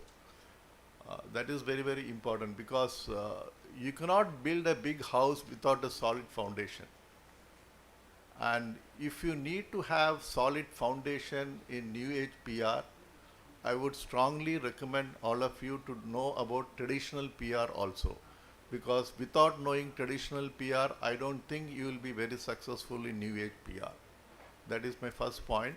Especially I see a lot of youngsters here who have never even visited probably a Times of India office or a Doordarshan office, and they are doing corporate communication. So they probably would be missing the relationship part in corporate communication. So that's also very, very important. So let me talk about the traditional PR, and since Sukanya has woken you up all with quiz questions, I will also ask you a quiz question. Do you know when was the first press release issued? Any idea? Or who issued the first press release? 1912, Tata's. Ivy League. Who said Ivy League? Please give a big round of applause. Ravindran also said, he also said Ivy League. And what was the provocation for introducing a press release? Ivy League is the right answer. Ivy League, as most of you would be knowing, he is the father of public relations. Yeah. So what was the provocation of introducing this press release? There was an accident. Yeah, I think most of you know, 1906, Pennsylvania, there was a big accident and around 50 people died. So as usual, when in a crisis, you all know, since most of you are in the field of PR and corporate communication. Lot of things get reported to the newspaper. Some might be right, some might be wrong. So Ivy League wanted to put an end to all those things, and he gave a very credible, transparent and timely press release in 1906, and that was the beginning of the press release. So from press release from the 1920s and 30s, 1920s, as you know, radio became very, very popular, and a lot of US companies, the soap operas was sponsored by, the radio was sponsored by many of the soap opera companies. So that's how it became popular, and 1930s TV also came about. And during the 1930s, there was a US president who came out with a concept called Fireside chats. You know who was the US president? There are two Roosevelts. Which Roosevelt? Okay, it is FDR, Frederick Delano Roosevelt. If you remember the US 1920s and 30s, there was a Great Depression. So in order to motivate the US population, he thought he will start a chat over radio. Interestingly, he didn't use TV at the time, over radio, because that most of the people had radio with them. So he had a chat using radio, and that's how, and he called it Fireside chat because it is, he wanted, you know, in a fireside chat there are 3-4 people sitting like this, and then he wanted FDR also is part of that fireside chat, and that's how it got involved. And that was during the 1930s. And subsequent to that, I think the next revolution you can call in mass communication probably was in the 1957, when the integrated chip, Intel came out with an integrated chip, and that helped in miniaturization. So that was the next step in mass communication. And subsequent to that, you know, in the late 1960s, the precursor to the internet, ARPANET, that came about. I mean, the US defense organization wanted to communicate with each other, and they came out with this ARPANET. And in between, I think the topic is global village. You must be all knowing about who coined the term global village. I think the youngsters, or most of you will be knowing. Who was the person who coined the term global village? This Marshall McLuhan. Yes, very right. 1962. The Canadian medium analyst Marshall McLuhan coined this, and it sort of interconnects the whole world through culture, through commerce and things like that. And subsequent to that, the major development came about in the 1980s, late 80s. The internet got developed by Tim Berners-Lee. The www, which we all know, got developed in the late 1980s. And that was a major development. I think that is how we can say the start of digital communication with respect to our field. The www came about in late 1990s, and subsequent to that, during the late 1990s, social media started flourishing. I mean, late 1990s and the early 2000s, Facebook, Twitter, and things like that. So if you look at the growth of this media, I mean, even now, if you look at digital media, whatever media, the basics of writing a good press release is even now, you know, you should have good writing skills when you come to mass communication area. Because what we are doing now is probably repurposing the contents. Because initial days there was no social media, so we didn't have to write content in a precise and small manner. But now, since, as Madam was telling, this is also a very, very important resource for the company. Just like you had land, labor and things like that, attention is also a very, very important resource which we are all lacking. If you look at now, nobody has got attention. Even now, if you see, it is probably reduced. There are a lot of people at the backside looking at the mobile phones and scrolling and all those things. So when you have attention deficit, you need to have a content which is very, very compelling, which can be consumed in a very, very short time. And that is how this social media started evolving. You have the reels, and if you look at right now, the attention span is just 7 seconds, believe it or not. If the first 3-4, maximum 7 seconds, if you are not able to capture the audience, nobody is going to watch your whatever communication you are planning to send. So this is one development that has taken place over the years. And then after that, subsequently, the social media has come up, and then you have the artificial intelligence also now making a lot of things, and that is how this topic is there. when this AI, if you look at AI also right now, there is an interesting research done by Microsoft. You all feel that AI is going to reduce the manpower, but not necessarily AI is going to reduce the manpower. They say that they have surveyed a lot of industries and they found that there is no reduction in manpower because of AI. What is happening is a lot of the traditional role of what we and I and you used to do is being replaced by AI. But then the areas which require more strategic intelligence, that has been given more and more importance by companies. So if you feel that you're going to get better work-life balance due to AI, that's not happening. So that is an interesting research which has came about by Microsoft. That is one thing. And now if you look at AI, a lot of development is taking place in AI also. You know what is happening in Algeria with regard to AI? Algeria has taken a very interesting thing. They have a minister for reducing corruption. They have an AI minister. They have an AI minister. It's a bot. And the reason for that is that the maximum corruption in the world is right now happening in Algeria. And this president wants to reduce corruption. So what he's planning to do is to structure the AI so that the procurement process is becoming very transparent. So we have an interesting take. Maybe 10 years down the line, maybe our ministers can be replaced by AI ministers. Who knows what's going to happen? They might probably do a better job if you give them proper coaching and proper prompt and things like that. So that's an interesting development taking place. And another thing, because he also talked about information going viral and all these kind of things. And when we were in corporate communication in the late 1990s also, the only time we used to get worried is when you open the next day's newspaper. Because it's a 24-hour cycle in news.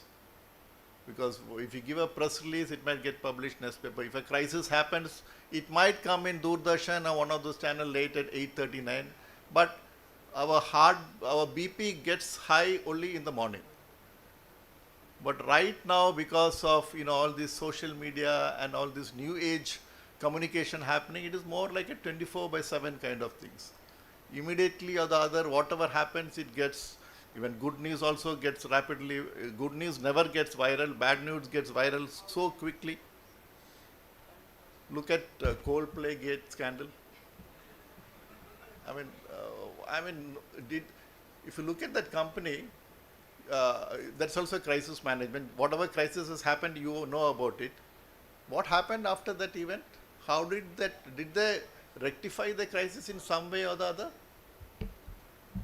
It's an interesting case study now. It's going to be in Harvard case study also right now. You have things going viral is one way. But what did astronomer company do because of that? They hired somebody as a temporary spokesperson. Who did they hire? Any Coldplay fans? Where are the young audience here, young kids? Who are the Chris Martin fans here? Any Chris Martin fans here? Nobody? His wife, of course, she divorced him. Gwyneth Paltrow, I don't know whether you've seen that video.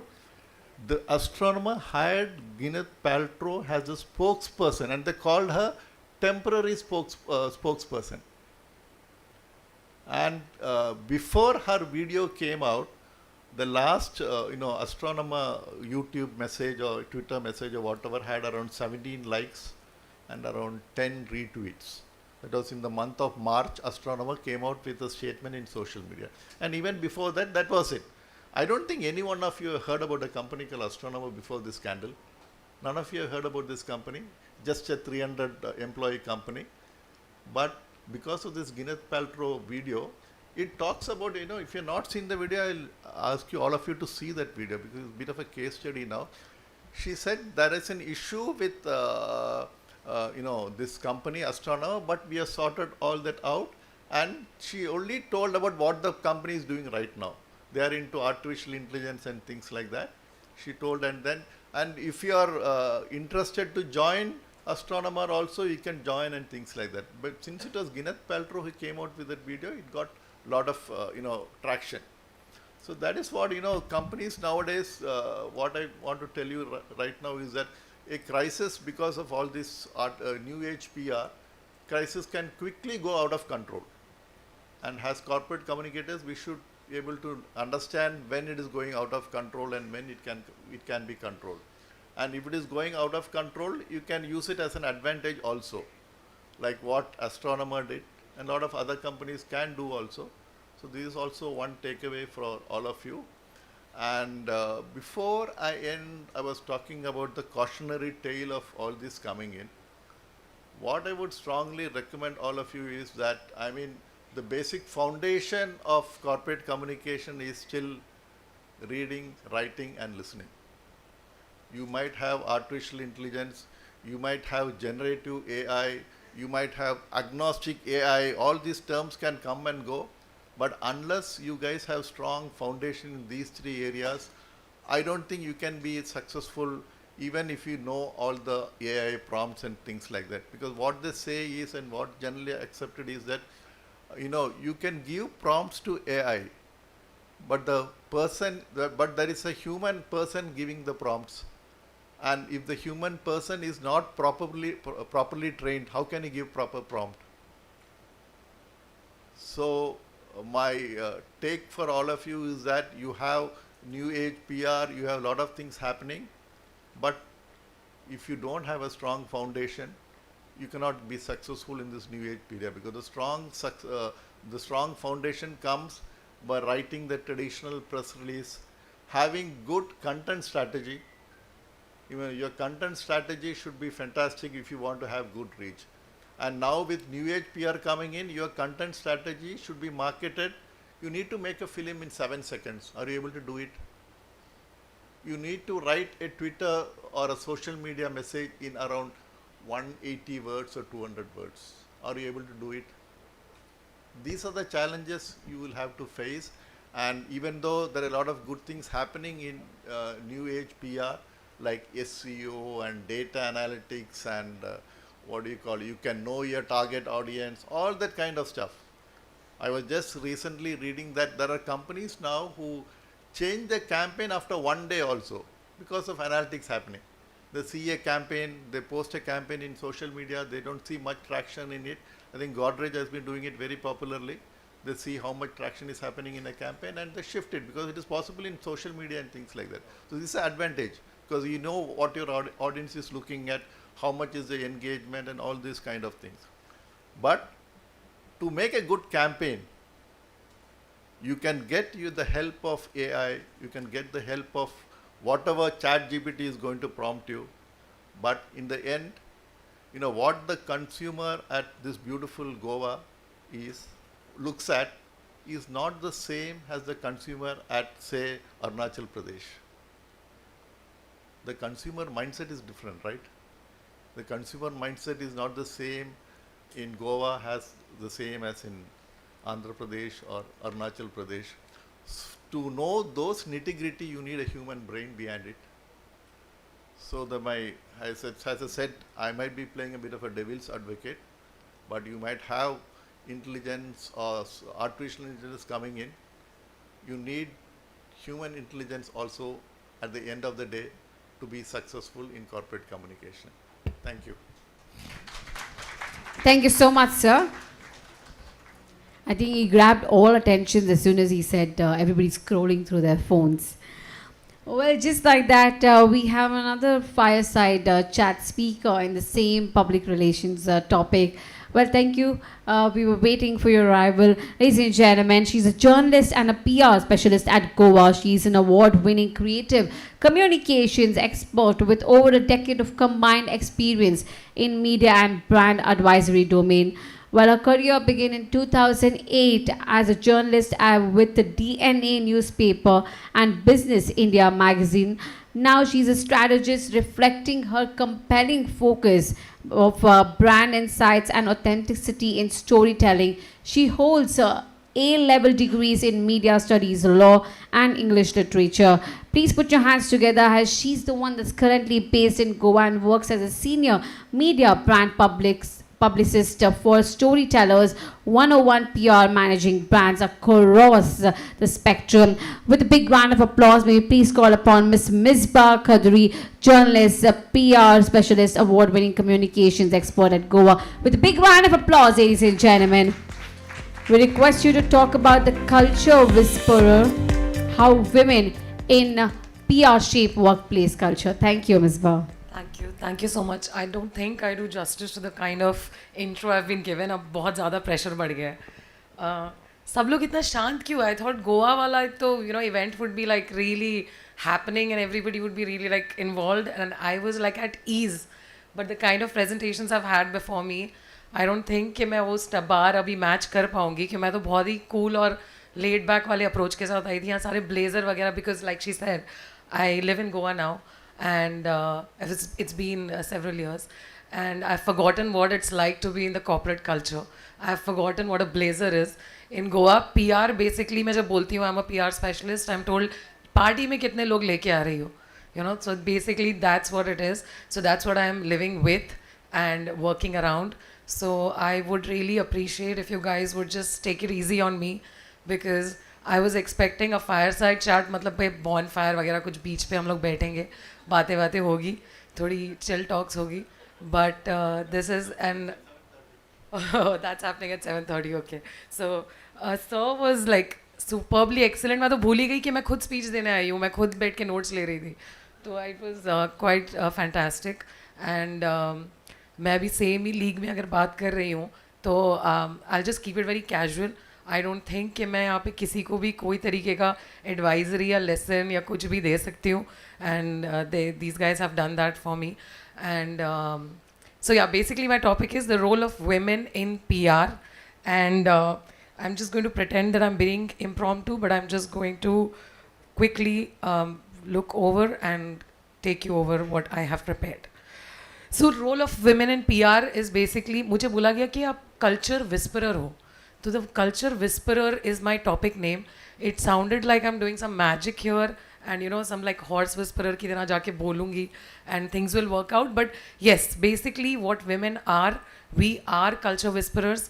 And ऐसा कभी कोई topic सुना है role of men in PR? You cannot, because nobody cares, like genuinely, because men are men, but women are doing something very much different. Because we are, do you remember the society uncle? No, you don't. Society में आंटियाँ होती है जो सारी बात, किसका promotion कब हो रहा है, किसका बेटा होने वाला है, किसकी बेटी, देख कर ही बता देंगे. अभी 3 महीने बचे हुए हैं, and they'll know what's going to happen, and they're always bang on. They are the CCTVs, they are the, you know, crisis stoppers, pura everything. So I think, and I, since I've entered my 30s, I've often been, you know, I'm very active on social media. I'm often referred to as the Instagram auntie by a lot of youngsters. All these at the back, 20-year-olds and all of these. And I'm very, very proud to be an auntie, because I think कि auntie बनने से जो मतलब, you know, the sense of accomplishment आ रहा है, the knowledge, the kind of things that I've had in my personal life, I'm just putting it into my professional practice. And I see some people smiling. Wow, nice. So yeah, basically, let's begin. And yeah, I'll take you through a speech that I've written. And we, the office aunties, we are the chai and samosa diplomats. And I'll give you an example. अगर office में आप आजकल काफ़ी आपने ले offs वगैरह भी देखे होंगे, and if the CEO decides कि हमें, you know, want to go ahead with an organizational restructuring, that definitely sounds like, you know, it's ringing alarm bells. लेकिन अगर एक ऑफिस आंटी होती है, एक PR aunty, how would she deal with the situation? What would we do is, we would have people, we would say कि, you know, samosa party हो रही है, गुलाब जामुन भी है, और हमारा टाउन हॉल हो रहा है. आई एम श्योर सब लोग कुछ भी हो पहुँच तो जाते ही, और शायद उसका आउटकम भी उतना हॉरिफिक, उतना, you know, it would not be as negatively impactful as calling it a, you know, just a meeting would be. So I think that's the kind of role we play. And अगर मैं Goa example दूँ, तो गोवा में अगर आप business setup करने का कुछ भी सोच रहे हैं, you know, पहले तो आपको PR का डेफिनेशन ही चेंज करना है. I think you'll have to work according to the Goa standards, and getting a contractor or getting anyone to do anything, PR का full form है, प्लीज़ यार रिलैक्स, हो जाएगा. और हो जाता है. अब वो tomorrow की बात होती है, अब tomorrow हो, अगले महीने हो, you never know. You can never know. So it's just something they have to work around. We, the PR aunties, we turn boring policy into masala stories. कोई भी नरेशन आपको चाहिए हो, कोई भी इंसिडेंट का, आप कोई भी बंदे से ले लो, आप कोई आंटी से बुलवा लो, एक एक डिटेल बिना भूले, बिना कोई इधर उच हुए, the storytelling, the graphic details, it's just excellent. So that is the kind of role that we need. Any brand, बहुत ही typical basic बात है, लेकिन किसी भी brand का storytelling और narrative जो है, that has to be मसालेदार. जैसे सर ने अभी astronomer का example दिया, we have a lot of examples here in India also. And how many of you have seen Bastards of Bollywood? Wow, इनका PR अच्छा नहीं हुआ है. एक, okay, and me too. And have any of you seen You? Yeah. You भी नहीं देख क्या रहे हो आप लोग? Okay. So अगर देखा हो तो मैं अब यही दो नए नाम लेके आई थी यार PR example देने के लिए. You guys have not seen these. So okay, all right. So I think that point is moot. We'll talk separately, the one person who has seen it. So yeah, like I was saying, imagine HR writes a policy document on inclusivity. It's a 20-pager. सबकी आंखें एकदम वो हो रही है कि भाई ये कौन पढ़ेगा, ये क्या करेगा. अब इसी चीज़ को अगर हमें थोड़ा सा less boring बनाना है, then what do? An auntie, a PR auntie would run an internal contest. Which team can best reuse or recycle their waste? Winner gets a holiday. Suddenly it has become a game. ठीक है, तो एक boring सी चीज़ को, एक typical सी चीज़ को हम लोग कर लेते हैं. Story telling, we make it more interesting, and I'm sure all the men here, they would agree if you are without your bitter halves or whatever. The women in your lives are playing the role of the CCTV, of the gossip monger, of the information spreader, and also keeping the family together. That's our role, and that's what we do best. And I think the best secrets of PR come from our Indian kitchens. And to all my fellow culture whisperers, here our power isn't in the bedroom presentation. But did I say bedroom? It's boardroom. It's not in the boardroom presentation. It's in the chai break conversation. It's in remembering someone's kids' exams results. जब आप लोगों का जितने रिश्ते चल रहे हैं, I think it's because of us aunties जो याद रख रही है किसके बेटे को क्या गिफ्ट पहुंचाना है, कौन सी दिवाली आने वाली है, होली पे क्या करना है. तो please give us that credit, and let's go out there and whisper but loudly. And that's it. I think I'll not take too much of your time, and because you all look like आप अपनी edge पे आ चुके हो, now this is it. And we'll have better informal off the stage conversations. Thank you so much for having me here. If any of you are looking to explore a career in PR, or not the kind that we say it in here in Goa, but the actual PR, or कोई भी तरीके का गोवा में कोई assistance, help, anything, please let me know. I would be more than happy to have an actual fireside chat. Thank you. Thank you. Thank you, Ms. Vatt. Thank you so much. I think you brought a lot of laughter, and also I think now everybody who didn't know what the PR culture is in Goa is aware now. Please give them a big round of applause, ladies and gentlemen. What an amazing speaker list we had for this session. Now may I please call upon Mr. Renukananda, EC member, Bengaluru chapter, to kindly come and honor and show respect and honor and love as well with the memento and the certificate. Thank you. And also along with him, may I please request Mr. Preetham Shenoy, EC member, Mysuru chapter, to kindly come up on stage, and Ms. Anija, EC member, Hyderabad chapter, for presenting the memento. Is it Anuja or Anija? Anija, I said that right then. Thank you.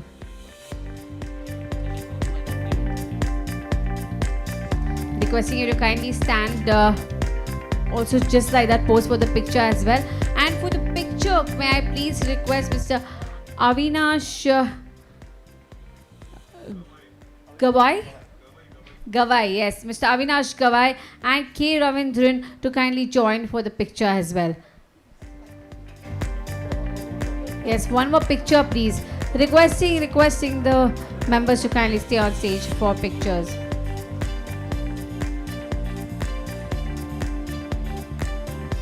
I love how everybody told me what the right last name was. Thank you.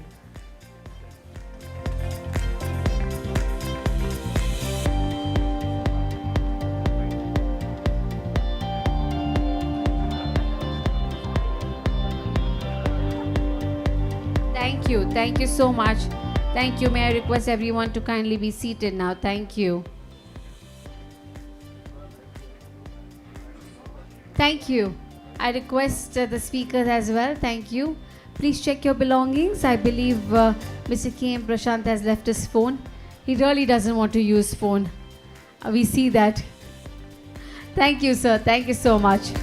All right, ladies and gentlemen. Next up, we have another 45 minutes of fireside chat. And for this is the PR and politics. So for this, we have a power-packed fireside chat speakers with us. Well, ladies and gentlemen, the first speaker, he's a nationally reputed educationist, was a member of the expert committees of UGC, founder EC member of NAAC, syndicate member of Bangalore, Bijapur and Karnataka and Sanskrit universities. He's an award-winning writer in Kannada, English and Tulu. He translated 20,000 Sanskrit slokas of Jain Mahapurana into English, 7 volumes, 6,000 pages. He's translated books from Urdu, English and Sanskrit, and is also, he's a ballet on Krishna, is a well-known dance production, and he's a dramatist and a Yakshagana artist. He's a visiting professor on Indology of the University of San Diego, USA. He's a columnist to the Hindu and Deccan Herald and Samyukta Karnataka, published 50 books. Recently, 3 books on Netaji Subhash Chandra Bose. Government of Karnataka awarded him with the prestigious Rajotsava Award and produced documentary on him, NEIADA series. He's a social activist, advisor to Karnataka State Road Transport Employees Federation and the president of Karnataka Hindu Temples Priest and Employees Association. He's called Lokamitra and Savya Sachi Guru. Well, sir, it's taken almost about more than 5 minutes to give your accomplishments. I don't think even this is enough. Well, such a great achiever right here between us. Professor K.E. Radhakrishna, educator, author and political activist. May you please call him up on stage with a big round of applause, ladies and gentlemen. Sir, are you here? Is he here?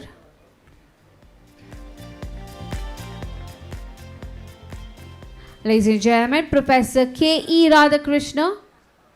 Sir, are you around?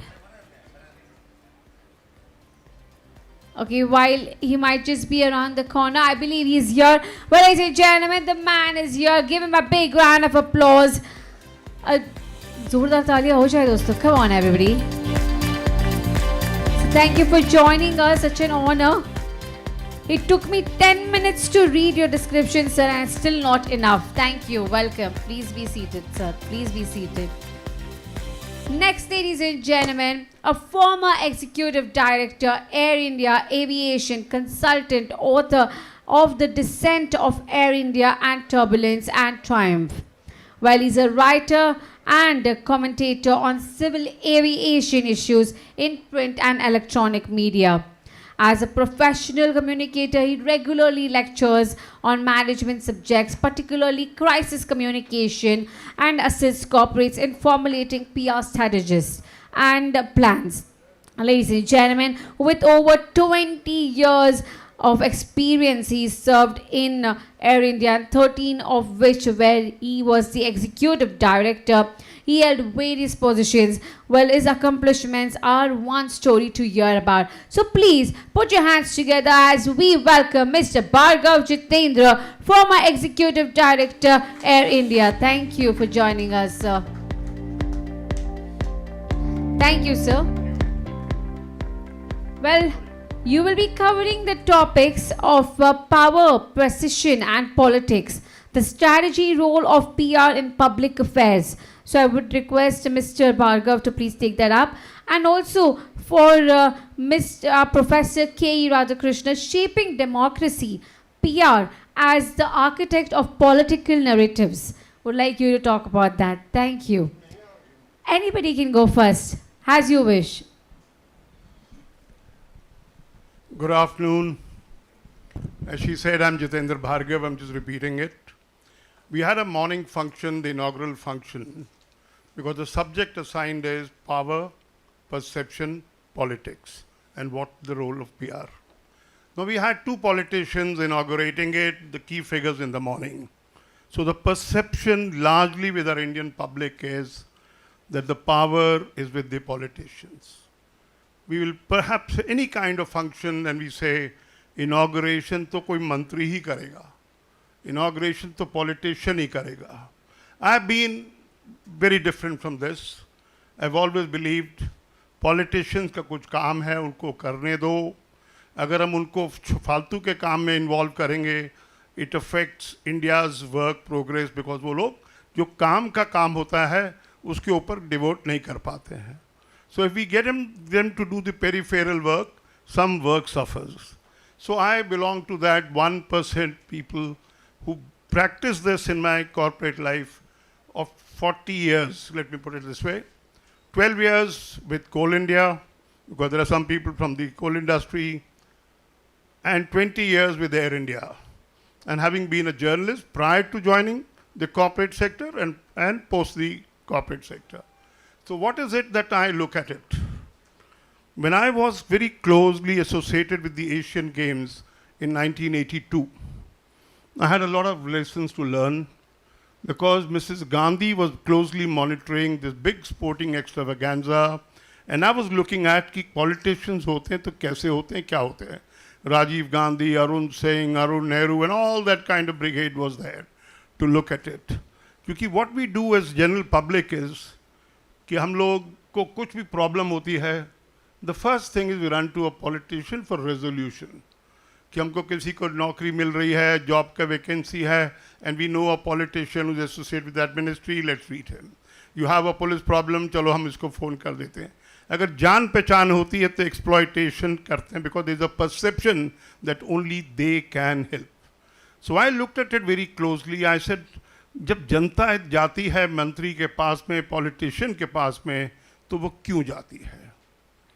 So then I realized कि वो इसलिए जाती है कि उनको solution करना होता है. And when you are on the other side of the table and you get a call from the minister कि ये चीज़ करने की है, ऐसे कर दो, now that thing helps in knowing it. कि अगर मंत्री के पास में 50 लोग जाके request करते हैं, how serious is the minister or the politician wanting you to deliver or abide by what he is saying? क्योंकि everything that you goes कईयों को बोलना पड़ता है because they have a political constituency, they have commitments of their own kind, so they work it out. So I said, first point, analyzed. Next time, if somebody calls, I must ask myself as a PR person, मंत्री ने phone किया है तो क्यों किया है? Does he have his personal involvement? Is he keeping his some known person happy कि तुमने मेरे से request की थी, मैंने उनको convey कर दिया है? Rather than be somebody, yes minister, हाँ जी मेरे को सोचने की जरूरत नहीं है, call मंत्री से आया है, let me do it. So that's the first part. And having been in the corporate sector, associated with government for a fairly long time, there have also been 3 phases of the political degradation in our society. और ये दोनों को reflect करता है कि मंत्री demanding हो गए हैं and chief executives and corporate world के लोग ज़्यादा obliging हो गए हैं. A time was when I can quote J.R.D. Tata's time for Air India कि अगर मंत्री ने कुछ बोला है तो very clearly कि नहीं होगा because it will harm the airline, you will not do it. The second phase came when people had that guts to tell them कि अगर आपका ये काम करेंगे तो ये नुकसान हो जाएगा हमारी कंपनी को. We can't do it. Eventually they may give in. And the third thing is, which is the current phase, because the chief executive has been appointed with political patronage, the submission is total. मंत्री बोले या ना बोले कि मेरे को इस काम में इंटरेस्ट है, the chief executive to earn brownie point will go across to the मंत्री, हम ये कर रहे हैं, would you like to be associated, हम लोग यहाँ पे ये चीज़ कर रहे हैं, would you like to inaugurate the function. मतलब the idea is to get on with it. So as I said, I belong to that 1%. हमने कभी किसी की बात नहीं मानी. And I take it very clearly here, and I am going back with specific information because ये studied है, ये मेरी अभी रिसेंटली बुक आने वाली है, turbulence and triumph, the story of a corporate executive who remained ethical and defiant to leave a legacy behind. It should be out next month. The reason why I say this is कि 1989 की बात है, 1979 की बात है. I had come out of journalism 5 years earlier.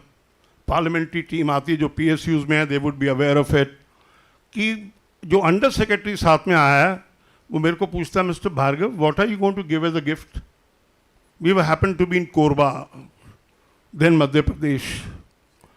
हमने कहा भाई यहाँ पे कोसा सिल्क मिलता है, तो हम कोसा सिल्क का कुर्ता दे रहे हैं, क्योंकि 5 मेल MPs थे, तो कोसा सिल्क का कुर्ता दे रहे हैं. कहता है एक काम कीजिए, कैसे दे रहे हो? मैंने कहा गिफ्ट रैप करके. You know, bit of journalism arrogance was still there in me. तो कहता है एक काम करिए, आप इसको ना VIP का मोल्डेड लगेज उस समय नया इंट्रोड्यूस हुआ था, briefcase, everybody used to carry that black colour briefcase, VIP का मोल्डेड लगेज, कि उसमें डाल दीजिएगा. मैंने कहा वो तो 2 गिफ्ट हो जाएंगे, कोसा सिल्क ऑन वन साइड, ये अलग. तो खैर वो हमारे चीफ एग्जीक्यूटिव के पास गया, mister DP Gupta, I want to name him because you one of the finest guys that I worked under. कि साहब देखिए, मैंने भार्गव जी से बात की है, सजेशन है, क्योंकि अगर आप गिफ्ट नहीं देंगे तो आपकी रिपोर्ट बिगड़ जाएगी. The chief executive told me, mister Gupta, Bhargav, it's your call. मैंने कहा don't worry about it. Next morning I walked into the room of mister KP Singh Deo, the former erstwhile Maharaja of Dhenkanal in Orissa, because Orissa का भी रेफरेंस हुआ था, and he had become minister. अभी minister नहीं बने थे, पार्लियामेंट्री कमेटी के.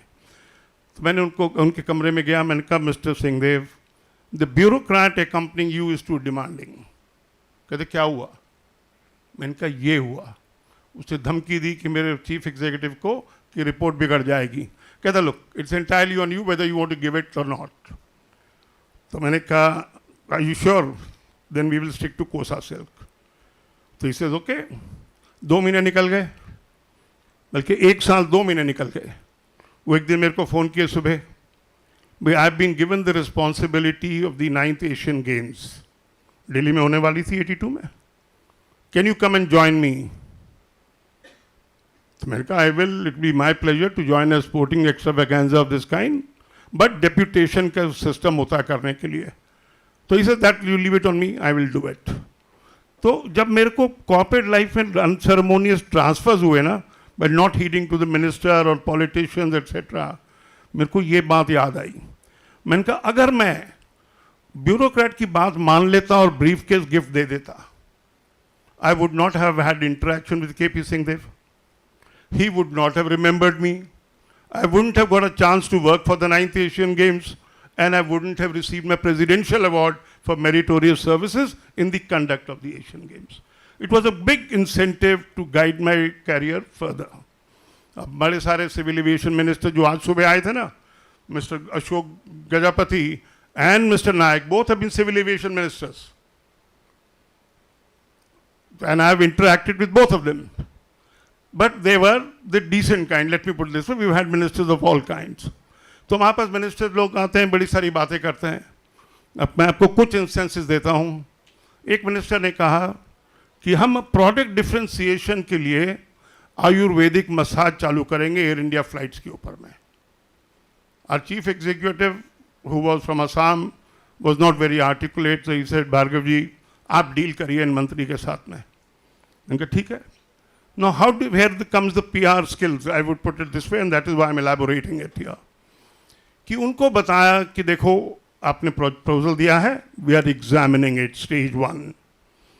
2 दिन के बाद में फ़ोन करके ये चीज़ नहीं होगी क्योंकि आयुर्वेदिक मसाज इन्वॉल्व्स ऑयल, अगर ऑयल से मसाज करेंगे तो हमारी अपहोल्स्ट्री बिगड़ जाएगी। 2 दिन हो गए, अच्छा कोशिश करो। फिर 2 दिन निकल गए। फिर हमने उनको फ़ोन किया कि देखो जब आपको आयुर्वेदिक मसाज करनी होती है ना तो कपड़े उतारने पड़ते हैं। How do we ensure privacy on an aircraft? मंत्री जी भी होशियार थे, एक काम करो 3-4 सीट निकाल के ना उसको कर्टन लगा दो। तो हमने कहा अरे ये तो मंत्री हमारे से ज़्यादा स्मार्ट बन रहे हैं। तो हमने कहा अच्छा अगली बार मैं उनको फिर फ़ोन किया। मैंने कहा देखिए उन्होंने ये भी बोला है मेरे को, मैं गया था कोटाकल, वहाँ पे बड़ा आयुर्वेदिक सेंटर है नियर कैलिकट, तो उन्होंने मेरे को बताया कि देखो ये प्रॉब्लम है, आप उनको बोलो कि आयुर्वेदिक मसाज के बाद में नहाना जरूरी होता है। तो एयरक्राफ्ट में तो जरूरत, एयरक्राफ्ट में तो फैसिलिटी नहीं है। तो प्रपोजल ड्रॉप। तो all we could do it for this minister was कि दिल्ली के लाउंज में, दिल्ली एयरपोर्ट के लाउंज में हमने आयुर्वेदिक मसाज इंट्रोड्यूस कर। तो you know when you look at on the skills kind of a thing of interaction. एक और मंत्री थे, जैसे मैंने कहा कि बहुत सारे लोग मंत्री के पास जाके वन साइडेड स्टोरी बताते हैं, and you have to tell the other part of the story rather than say yes sir I will do it. One air hostess went to the minister and said हमारे यहाँ पे rule है कि if the girl is slim, the hostess is slim, you are given salwar kameez. If your girth is beyond a certain level आपको साड़ी दी जाती है। तो she went and मंत्री के वहाँ से फ़ोन आ गया, भार्गव जी अब क्यों परेशान कर रहे हैं लड़की को? मैंने कहा मैंने क्या परेशान किया? कहते वो लड़की आई थी मेरे पास, बोली की है। मैंने कहा उनको बोलिए कल मिलने के लिए मेरे को। She came to me, simple question answers, do you know what the rules are? She says yes. मैंने कहा व्हाट इज इट? कि इतने लोगों को, लड़कियों को, ऐसे वालों को सलवार कमीज मिलती है, उसको साड़ी मिलती है। मैंने कहा which category do you belong to? कहती है। तो मैंने कहा अगर मैं डिस्पेंसेशन दे दूं तो ये क्या प्रेसिडेंट नहीं बन जाएगा बाकी लोगों को मांगने के लिए? सर मेरे को तो चाहिए ना, मैं क्या करूं? मैंने कहा go to the gym, reduce yourself, come back to me with the certificate and I will sanction it. तो you have to explain to them कि कैसे करने का है।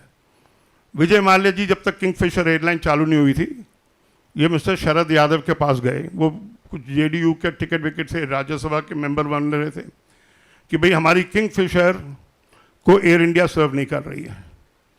तो when he called me up, I said नहीं, अभी तो मोदी जी ने आत्मनिर्भरता तो अभी किया, आई रियलाइज दैट कि एक इंडियन ब्रांड होनी चाहिए, लेकिन कंप्रोमाइज़ नहीं होएगा। I would get this price, the product at the good price, क्योंकि आपके पास जब सर्व कर रहे हैं, हेनेकेन कर रहे हैं, बडवाइजर कर रहे हैं, and you add Kingfisher to it, we must be compensated for it. तो हमने कोक से भी छोटा कैन का प्राइस जो होता है ना फिक्स किया। मंत्री भी खुश, किंगफिशर भी खुश, एयर इंडिया भी खुश, because you got a good bargain. So everything that you interact with the minister is not wrong. You can use an opportunity for the good of your company also. तो अगर आप में से जो लोग हैं, 2003 में हमारे यहाँ पे बहुत बड़ी स्ट्राइक हुई, and we have taken necessary precaution of sacking people. तो हमने president of the Indian pilot guild को सैक कर दिया। बाला साहब ठाकरे, बिकॉज वो महाराष्ट्रियन था, जो जनरल सेक्रेटरी, फ़ोन आया बाला साहब का हमारे एमडी को कि भाई उसको वापस ले लीजिएगा।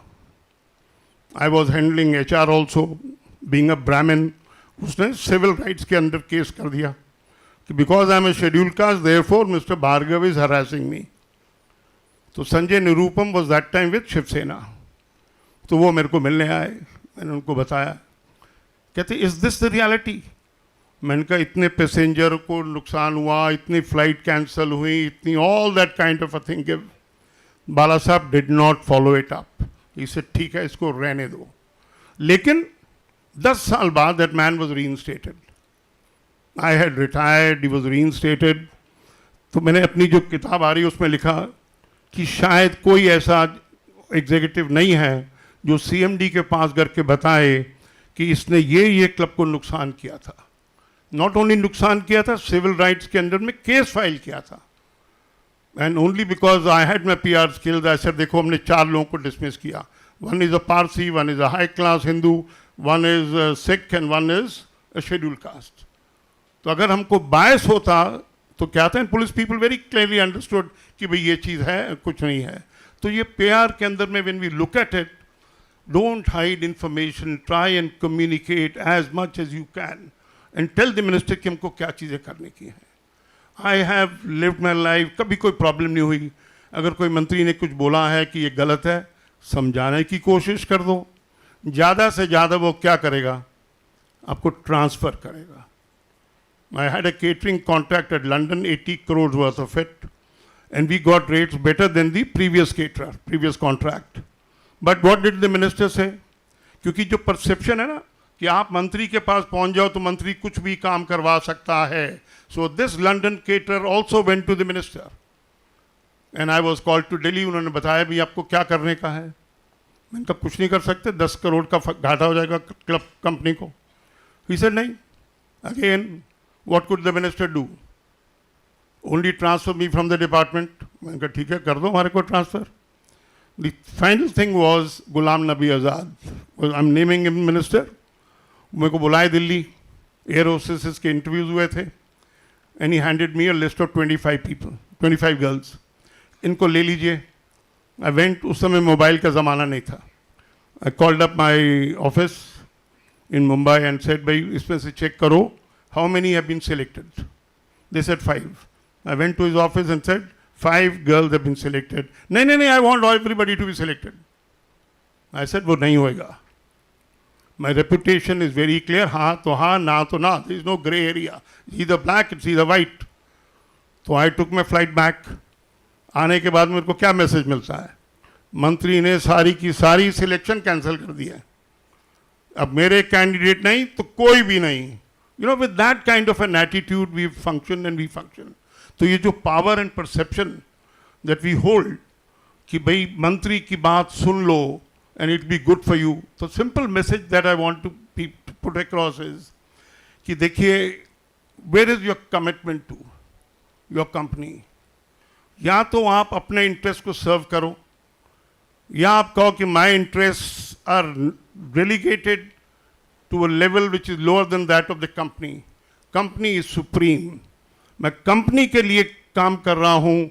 कंपनी के लिए अगर कोई को नुकसान करवाता है, I don't want to be a part of that legacy where after my retirement somebody says he caused this loss to the company.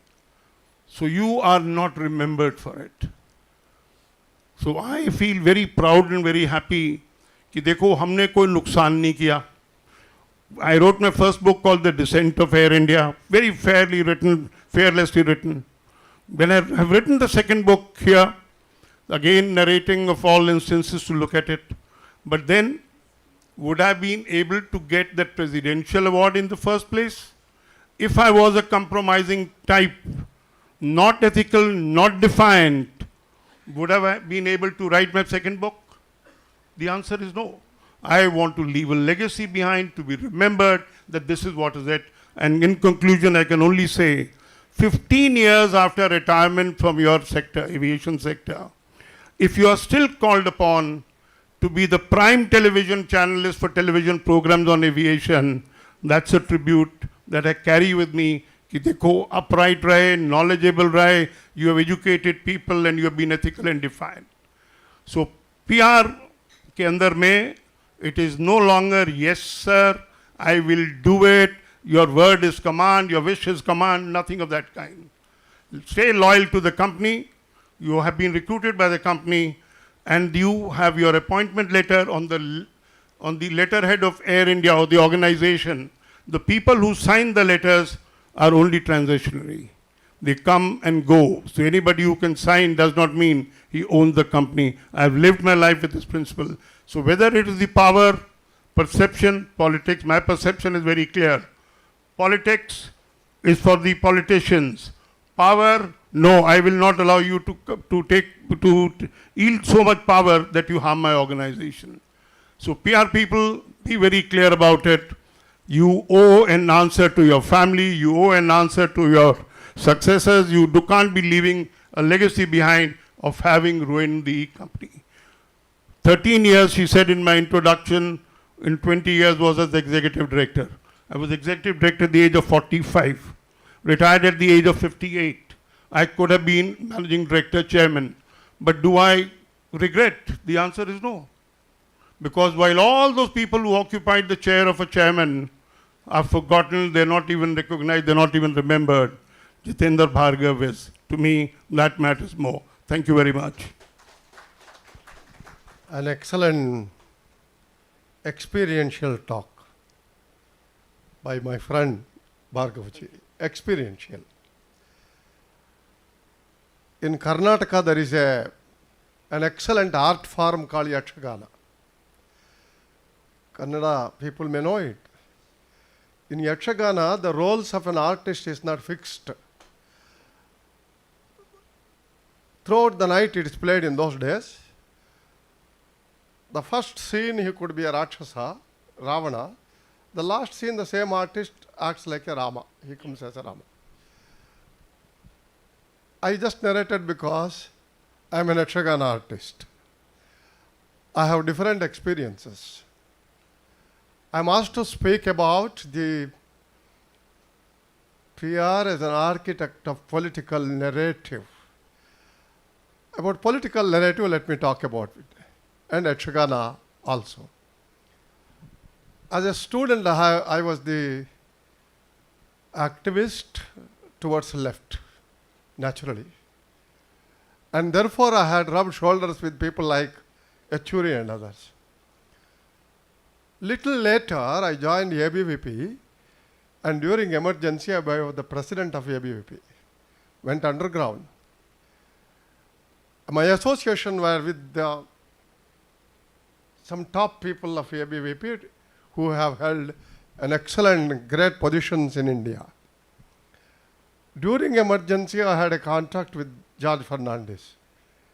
Emotional mind, inconsistent mind, I tilted towards George Fernandes, Janata Party, and contested elections, parliament elections.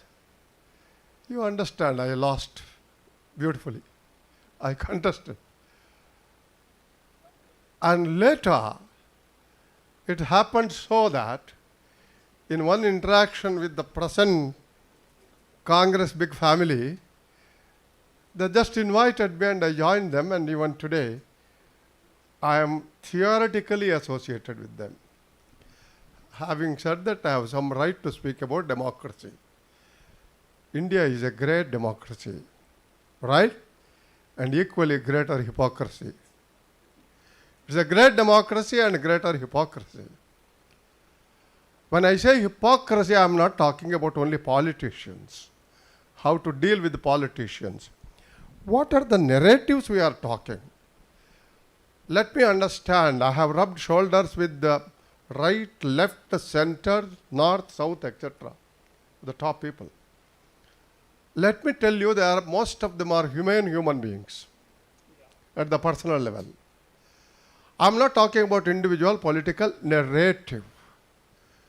Lakhs of years, the society was led by agrarian economy. In agricultural economy resulted in monarchy, what we call bhupatitva. The all institutions, public relations were molded to see that the king, Raja, Pratyaksha, Devata, the king is the representative of God, he acted like that. Also we should know the civilizational aspects. Why governance or political narrative started. When the society got organized, governance, politics, basically is a banditry. You know what is a banditry? It's not a bad banditry. There was a roving bandit, moving bandit. He looted from place to place with the team of his people, from one village to another village to another village. One day he said, oh, it's very difficult because if you attack, you get attacked. He told the community and said, I'm going to sit here and I will give you protection along with my people, my army, my police. And the roving bandit became a stationary bandit. And stationary bandit said, I will give you law and order protection. That's the most basic concept of governance. Later came, after agrarian economy, to ease on the difficulties, the sweating of agriculture, industry started. The wheel, etc. The industry, the industrial entrepreneur using his brain told the agricultural structure, no more you are the boss, I am the boss. Industry-driven society gave place to democracy. French Revolution, Russian Revolution, all revolutions. And Cromwell's revolution, it gave place to democracy, the say of people. And Industrial Revolution also gave place to employer, employee, trade union, etc., etc. And then sprang, in a democratic setup, two thoughts, narrative. One is so-called left communistic oriented. Karl Marx is a rishi, but not Karl Marx followers. It ended up in terrible dictatorship in Stalin, in Mao, in Potpol, etc., except people like Ho Chi Minh. And as against it, started liberal democracy. In the name of liberal democracy also later, from Industrial Revolution led, democratic led, First and Second World War resulted in strong leadership. The impact of the Second World War, not Hitler's rise or fall, it is the Cold War. In the Cold War, strong leaderships, not dictating, not declaring war, etc., started. And we wanted strong leadership. And in today's world, from there came knowledge leadership.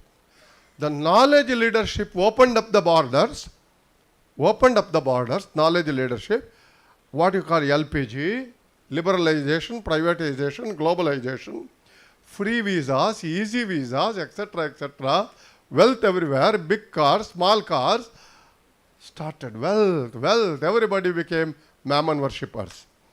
Everybody became comfort lover. Naturally it is good, it's a human thing.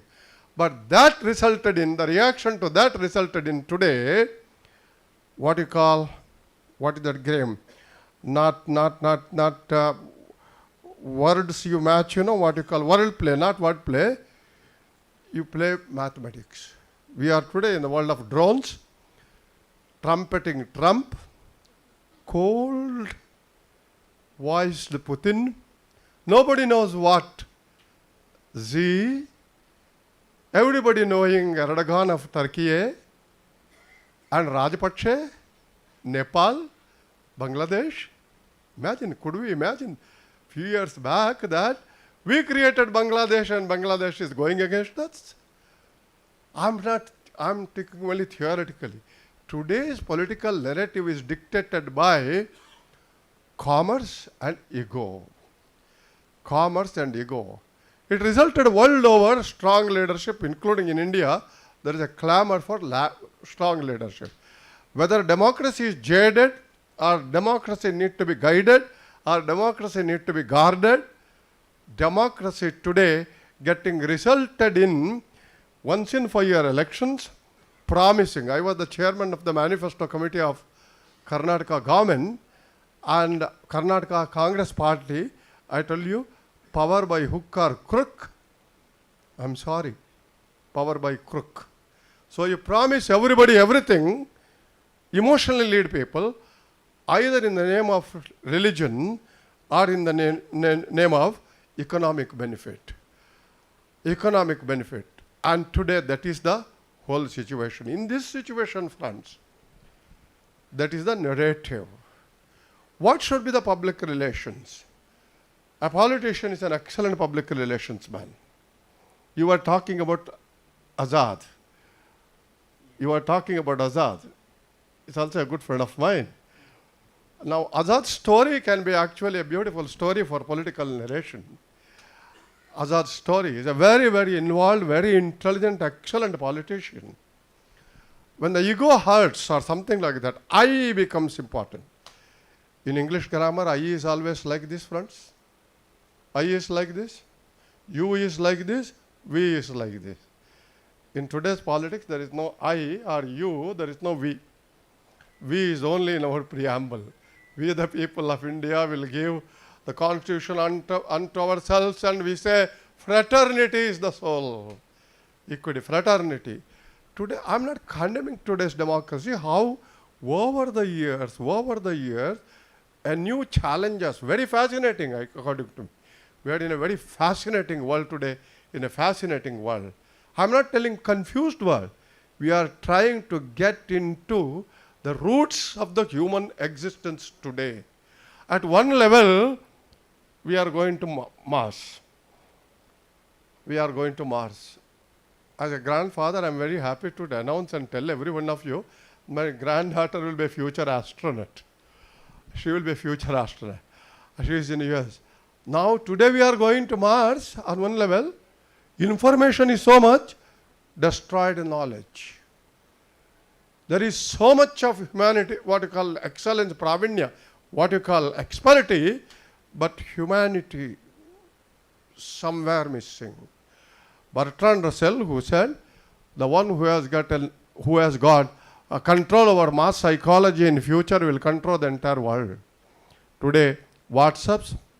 Today, can we get rid of WhatsApp? Can we get rid of Twitter? Can we get rid of what you call social media today? We are tuned, our minds get tuned to the social media today.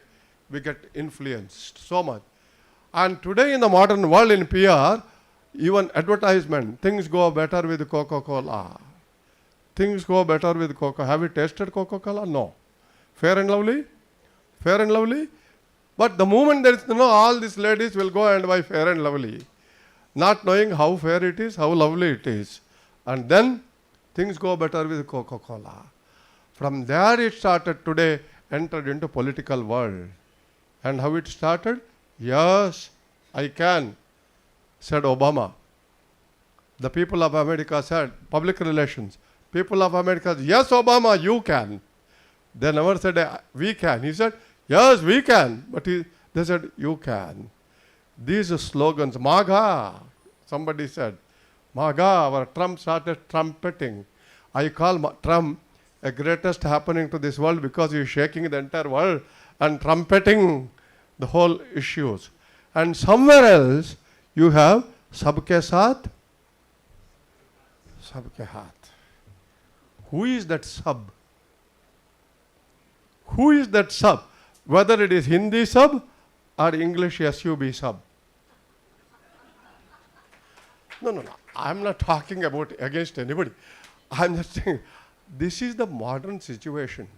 The modern situation has created, I'm done. I can talk 1 hour. Now the modern situation is that all of us are become subs. Subs. In this a difficult catch-22 situation we are all in.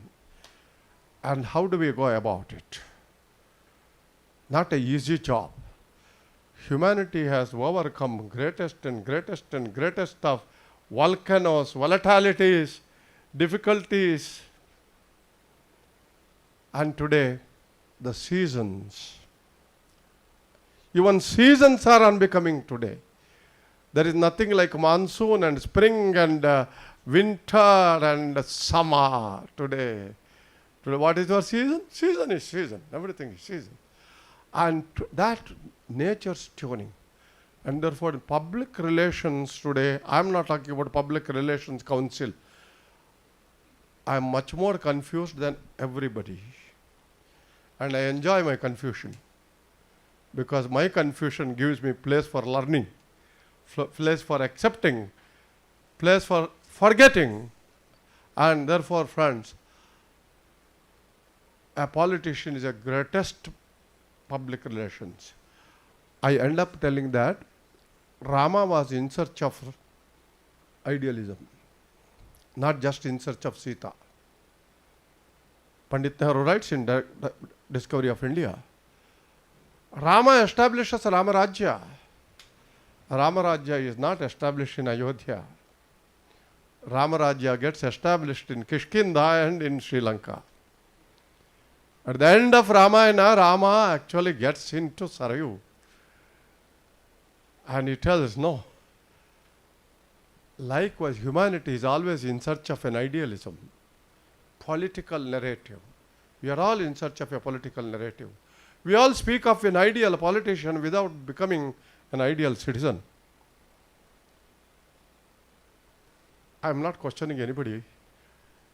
we have beautiful toilets in the airports. Most of them are English, they understand English. You have a sticker there. Have compassion to the next man or next woman. Flush after use. In English. We don't flush. Don't we see that in English? Should we put that board? That is the public relations challenges today. Political narratives. Where is our Dr. Jairam? Somewhere he has disappeared. Please call him. Mr. Jairam. Can somebody call Mr. Jairam? It is a very entertaining. Today politics has become event management. It has become public relations, event management.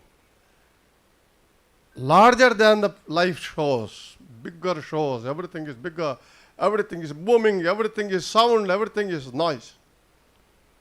And that today has become public life, and public life is getting reflected. Our music, our cinemas, madam, our cinemas. And today all our films are not just dushum dushum. There are no heroes in films today. There is hero, there is no Ram, there is no Raman, there is no Sita. That triangle is not there. There is music, fast, hurry, worry, hot curry. That is the political narrative. In the airport, when you just get into the flight, the air hostess goes on telling, look here, till it stops completely, don't stand up and open the cabin. And the people in the business class will be the first one to get tuck, they will open, not bothering about somebody's head. That is hurry, creating worry, resulting in hot curry. That is the political narrative. That is the public relations exercise, friends. Thank you. Thank you, sir. Thank you so much. And ladies and gentlemen, with that, we'll take one question from the audience. If anybody has one question. Yes? Yes. Anybody? All right, then. Thank you so much, sir, for that great talk. I think they want to take that offline with you. Last sentence. I used to ask, 40 years I spent myself among the students. If the student did not ask me any question, I will be very happy because they have not understood anything. I would be very happy. The next day I will go to the class and ask them, come on here, what I was taking yesterday. They will look at me like this. It's equally happy and comfortable. I would like to make this, take this occasion to thank M.B. Jairam. The one and only M.B. Jairam. Where is M.B. Jairam? Huh? I wanted him to come for a minute. Somebody call him, please. M.B. Jairam, and I'll let him come. I want to talk about him, please. And Saurav is there somewhere? No, he's not here, I believe. Geeta Shankar is there, Chinmay is there, and Unni is there. I don't know whether you know about Unni. He's a good classical singer, music singer. Excellent singer, Unni. Unni Krishna is a good singer. And I'm very happy today that M.B. Jairam, who started 19 years back, this exercise has brought all of us together in a fascinating narrative. Yes. And my selfishness is that he is from my native place, the same village. He comes from a very celebrated family which has given a cultural touch to Sulia, my village. His father, Montedka Balakrishna Gowda, was a very, very evolved human being. Incidentally, his wife is my relative.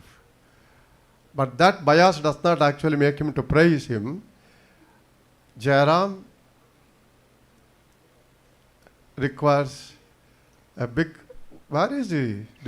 He's always Sir, like that. Yes, he's really busy, I believe. Jairam is But, always like that. He always is a great leader. Again, today it gives you in the political narrative, he is the one who stands behind, makes everybody to confront. Thank you, Jairam. Thank you so God much, bless. sir. Thank you, Geeta. Now may I please request Mr. Prashant Patrabe, Senior NE VP PRCI, to please come up on stage and felicitate our gentleman right here, and along with him Mr. Sanju Chavan, VP Pune PRCI, to kindly come up on stage and felicitate Mr. Radhakrishna and Mr. Jitendra. Thank you so much for joining us. Your words were very knowledgeable. Thank you.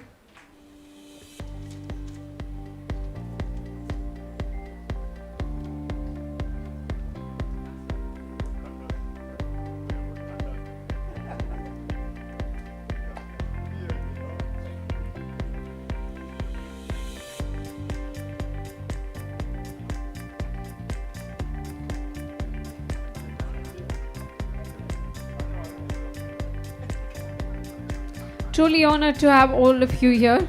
Thank you.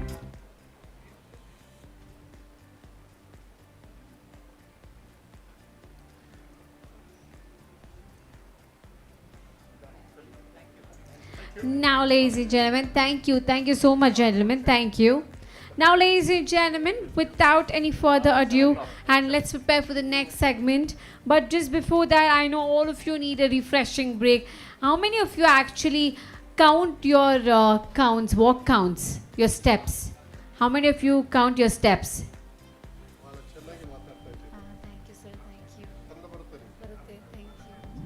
Well, how many of you actually count your steps? None of us? Okay, then why don't we do one thing? Just 2, 3, okay, 3, 4 people. All right, let's just do one thing. Now let's take a small 15 minutes tea break. Go out, drink your coffees, drink your teas, make some steps, stretch your body, release, and come back with a nice, refreshing mood. So let's do that in about 15 minutes. And then we have a very, very special guest coming in. Well, he's a VVIP, ladies and gentlemen, the Chief Minister coming in. So just get ready for that. And now I request all of you to kindly take your break and come back soon. Thank you. We have a 15 minutes break. I request everyone to kindly adhere and respect the time and come back in 15 minutes. Thank you.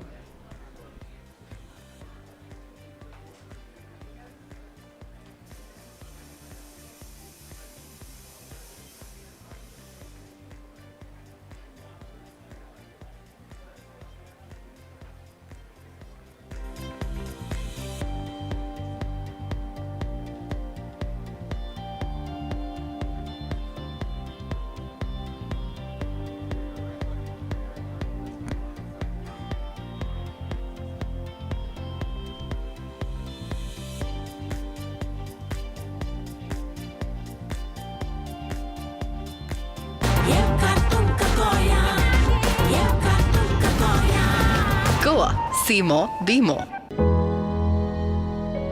Challenges make us what we are today. By overcoming challenges of today, we build the world of tomorrow.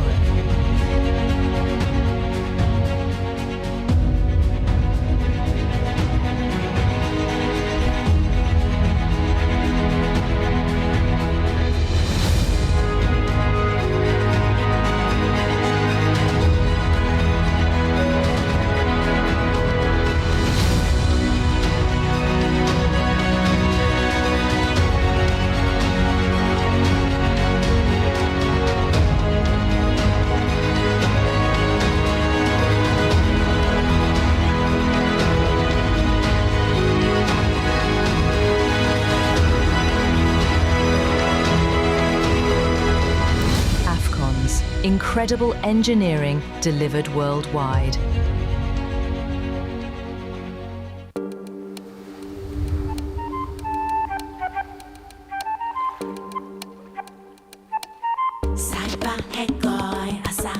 Kitli rupadi te haji, khin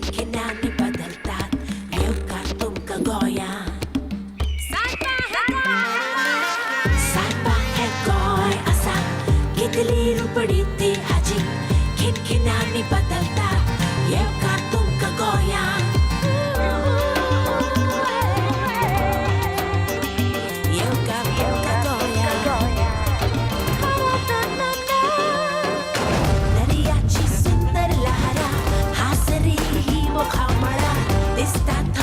खाशेळपण हसो इतिहासाचा येवका तुमका गोया सायपा हे गोय असा येवका तुमका गोया येवका तुमका गोया Goa. See more, be more. Challenges make us what we are today. By overcoming challenges of today, we build the world of tomorrow.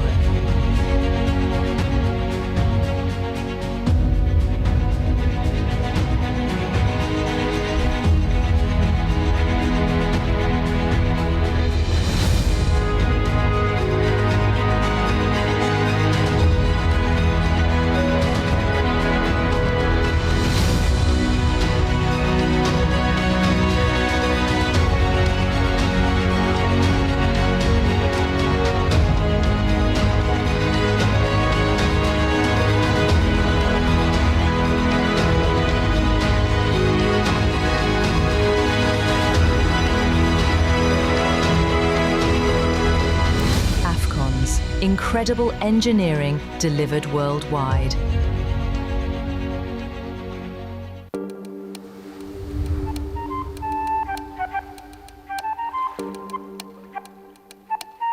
सायपा हे गोय असा कितली रुपडी ती हाजी खिनखिन्यानी बदलतात येवका तुमका गोया सायपा हे गोय असा कितली रुपडी ती हाजी खिनखिन्यानी बदलतात येवका तुमका गोया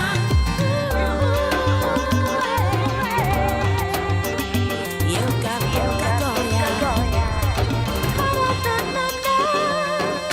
दर्याची सुंदर लहरा हासरी ही मोखामळा दिसतात थंय खाशेळपण हसो इतिहासाचा येवका तुमका गोया सायपा हे गोय असा येवका तुमका गोया येवका तुमका गोया Goa. See more, be more. Challenges make us what we are today. By overcoming challenges of today, we build the world of tomorrow.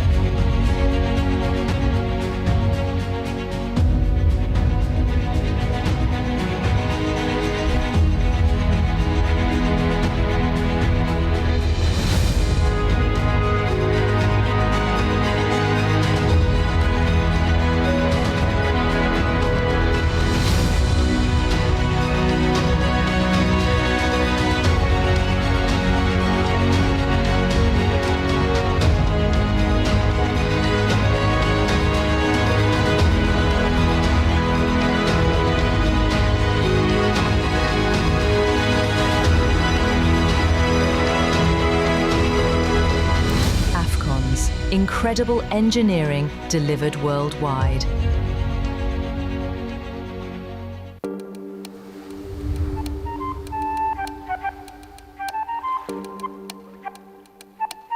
सायपा हे गोय असा कितली रुपडी ती हाजी खिनखिन्यानी बदलतात येवका तुमका गोया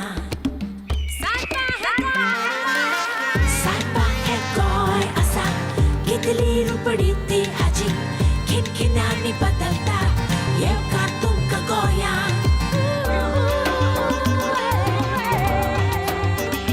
येवका तुमका गोया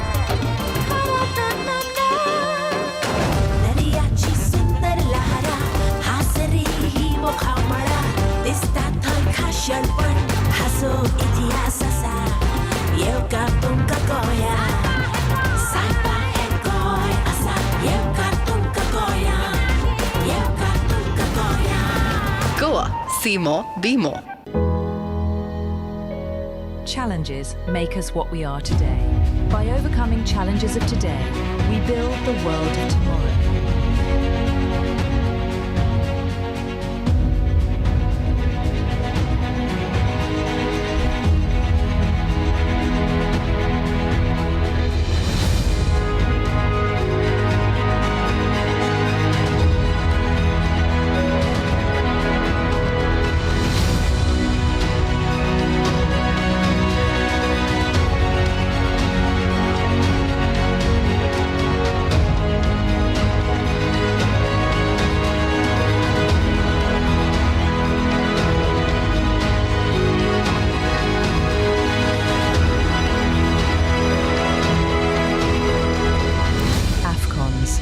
incredible engineering delivered worldwide.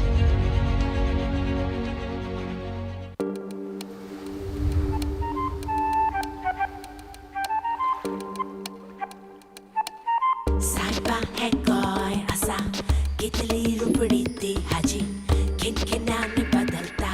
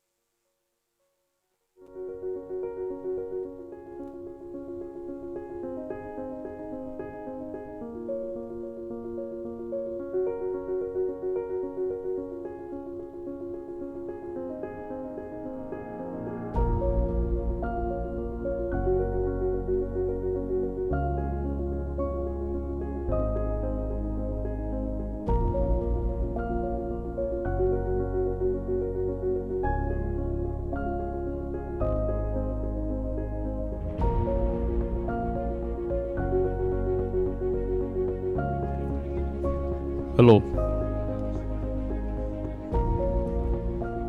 On behalf of Public Relations Society, Public Relations Council of India, PRCI, sorry, it's my proud privilege to formally announce and thank all our wonderful sponsors today, without whom this event wouldn't have been possible, and we can't even think of an event of this magnitude. So it's my pleasure to formally thank them. KOSOL, KOSOL, KOSOL, Rock City Nidhi Limited, who are our main sponsors, Mr. Srinivas is here, Indian Oil, Bharat Petroleum, Goa, Goa Tourism, Khaja Bandhanavas University, BEML, HP, Bharat Electronics, Government of Goa, L&T Metro Rail, KIIT, NMDZ, Bandhan Bank, NHSRCL, ONGC, MRPL, NALCO, NHPC, Western Coalfields, Metro, NSIC, NTPC, Union Bank of India, Tech Labs, Commune, Apollo Pharmacy, AFCONS, State Bank of India, WSEDCL, Bronze Communication, Bronze, okay, SAIL, SAIL, and Indus. If I have inadvertently left out any name, kindly bear with me, but I am confident that I've covered all the names. Let me take this opportunity to very profoundly thank all our supporters who have made this event possible. On behalf of PRCI, on behalf of Mr. M.B. Jairam, our chairman, thanks a lot to all the sponsors. Please continue supporting us.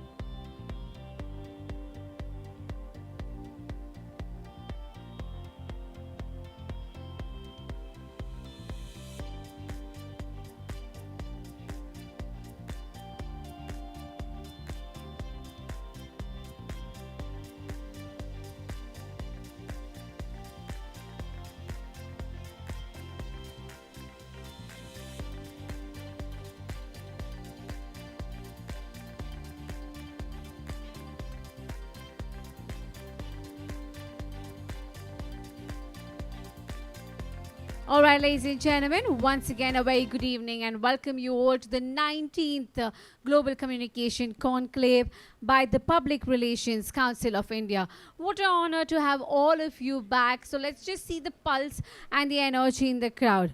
I'm just going to ask one question to everyone. Let's see who can answer this. What's more heavier, a 1 TB of data or 100 kgs of iron? What's more heavier? 1 TB of data or 100 kgs of iron? Data? Okay. Anybody else wants to answer anything else? Nobody? 100 kgs? Okay. All right, let me just break the ice and give you the answer. The data is stored in the cloud, so we really cannot weigh it. And 100 kgs is on the earth. So basically, both answers are wrong and correct in their own ways. So thank you all for coming back and joining. This was just to get your attention to see if you're here. And now, ladies and gentlemen, let's proceed without any further ado.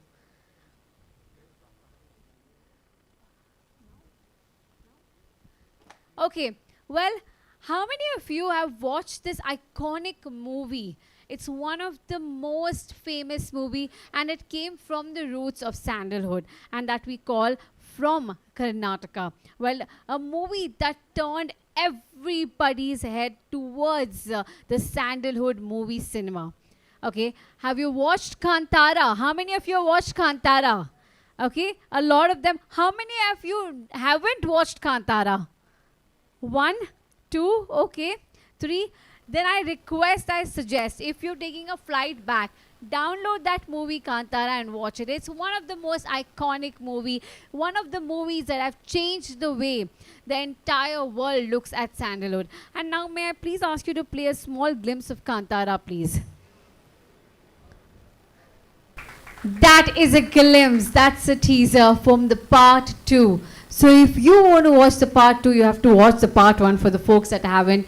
And I think everybody after the part 1 is excited to watch the part 2 of Kantara. It's going to be releasing on the 2nd of October, just like we saw worldwide. And I think it's going to be another big blockbuster for the sandalwood. And just like that, with that movie, right, the teaser that you watched, we have somebody from the movie that has joined us here today amongst all of us. He's a film producer, director and an actor, and he's been a part of Kantara as well. So ladies and gentlemen, please, let's just give a big round of applause and welcome Mr. Pramod Shetty here with us. Thank you so much for joining us here today.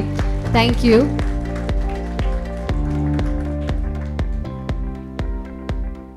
And now, to get you all entertained. And now let's get to the serious segment of this evening, ladies and gentlemen.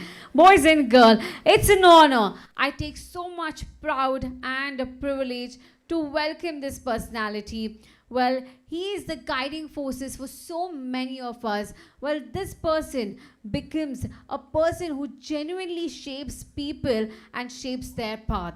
Well, an educationist. Ladies and gentlemen, please put your hands together as we welcome Dr.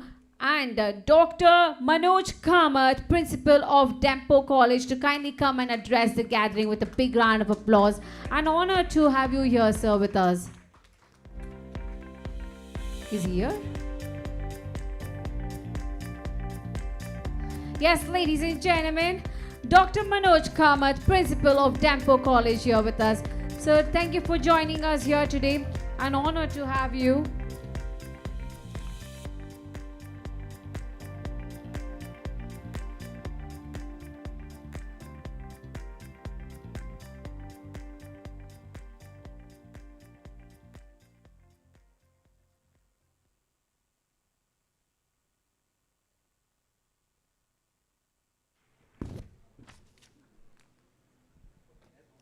Well, sir, requesting you to, before he speaks, may I request our team to kindly come forward and hand over the presentation as we felicitate Dr. Manoj Kamath. And for that, like we already have Mr. M.B. Jairam, sir, and Mr. Deepak, sir, joining us. Thank you for joining us.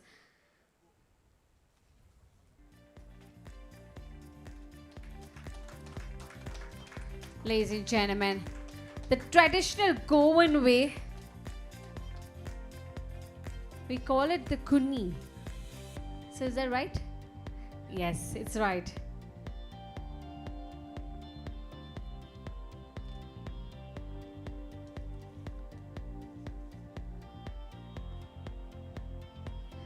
Yes, thank you. Yes, thank you, photographers. Thank you so much. Sir, now may I please request you to kindly come and say a few words to the gathering.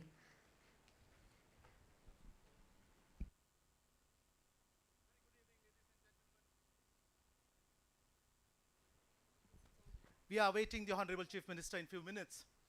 And so you know why I'm here. It's just a time killer. Nonetheless, I'm extremely elated to be here at this forum, presenting before you some of the best PR brains, the PR faces, the faces of corporates, the faces of public sector units, the faces of the organizations wherever you are working. And I obviously will never underestimate the role and importance of PR professionals like that of you present at this August gathering. Friends, at this particular juncture when we are meeting and confronted by challenges of AI and automation, well, sir has asked me to speak something about how this entire new automation and the AI related revolution is going to shape the future of AI, of PR, of our profession and PR education as such. Friends, we have already seen that most of us or most of you who are the faces of your organizations and managing the PR roles, not everybody of you have got an opportunity to be trained as a complete PR professional. Because in India, we have seen that the PR education has been fragmented, more run by informal sectors. And then the formal education, if someone has got, it is only in marketing, or it is in journalism, or it is in communication. So basically we see the journalist or the journalism education or communication or mass media has shaped the PR frontiers as such. So basically I believe that there is a need for all of us, and of course the public relations offices, good offices you are holding, to come up with some curriculum or to formalize the profession in terms of degrees, in terms of offering world-class education to our students. Because when we started studying, or most of you started studying, it was only journalism and mass comm that shaped our careers, and most of you were PRs by experience. The experience has shaped you. But these young students obviously will be facing a lot of problems, and then they will have to work on the tangent of time until they get that particular experience that you and I have got. So therefore, there is a haunting challenge that we formalize a program in association with your organization. Let me give you some examples. One of the greatest employers of India, you know, is not the primary sector, not the manufacturing sector, but it is the service organization, the services sector. In the services sector, it is the retail business and the hospitality sector which is turning out to be the #1 employer in the country. But unfortunately, again, the hospitality and tourism sector, other than IIHMs or Indian Institutes of Hotel Managements, there have not been any formal educational setup where hotel management other than catering technology or other than culinary arts have been taught. How did the hotel industry and the hospitality industry respond to this? People like, groups like that of Taj or groups like that of Aguada or groups or big groups have come up, or their associations have come up, they have tied up with the industry and they have come up with new programs like that of MBA in hospitality, MBA in hotel management. Hospitals today, the public care sector or the health sector, there is no formal education in management of health sector. There wasn't, other than the MBBS and B Pharma degrees. What did the hospitals do today? The hospitals have come together and have floated or helped the educational institutions float a new program called MBA in hospital management, MBA in healthcare management. And imagine this thing, these new programs have not been floated by universities, but by the industry. So therefore I urge before the councils, before the state chapters to do a number of things. First, every state chapter tie up with one college or tie up with one institute or an university to have a close association. It is the collaboration with the industry that these educational institutions will grow. It is in collaboration with the industry these educational institutions will come up with formal programs in order to create new PR professionals in the country. One great step has been taken yesterday. Since your national body was in Goa, they made attempt to look out for colleges. Through some good context, they reached out to my popular college called as Dempo College. They visited us, and even before they visited us, just before almost a week or so, the formal MOU agreement was ready, which we inked today. And I'm happy to tell you that yesterday probably was one of the first MOUs in the state of Goa with the local chapter, of course, in the presence of the national delegates and the national professionals from your industry. And this particular collaboration will bring a new change in way we teach formally about the PR education in the state. I'm very glad after ma'am you left, we deliberated on what we could do, and we have now decided to come up or bring up some new electives in our BA program, not about communications, not about journalism, not about mass comm, but PR per se and only PR. So I would request all of you, from your chapters, get in connect with your national leaders, your national captains. Suggest us what could be the part of the unique curriculum in PR. Because we need to teach PR with the new dimension of AI, with the new dimension of AI and ethics. And in the world where there is a lot of fake news, in the world where the news from social media spreads more faster than authentic communication, I believe that our new PR students who are formally educated in PR should know the difference what is fake, what is real, how to deep dive, how to deep drive, how to think deeply and come up with communication which is not just frank and open and transparent, but which is absolutely ethical and away from AI generated text. So therefore, if this is the challenge, let us all come together, educational institutions and your local chapters, create new curriculum, create some short-term programs for 3 months or 6 months. Those who have already BA in English, etc., can do this 3 months program. If somebody is already a postgraduate, can run an 1 year postgraduate diploma program. And there is no need to have a formal educational setup, because through online or through the digital platform media, I think we will be able to reach out to better students. We have already made a start in Goa. So very soon we will be able to float some diploma or postgraduate diploma programs. We can do it in association with you.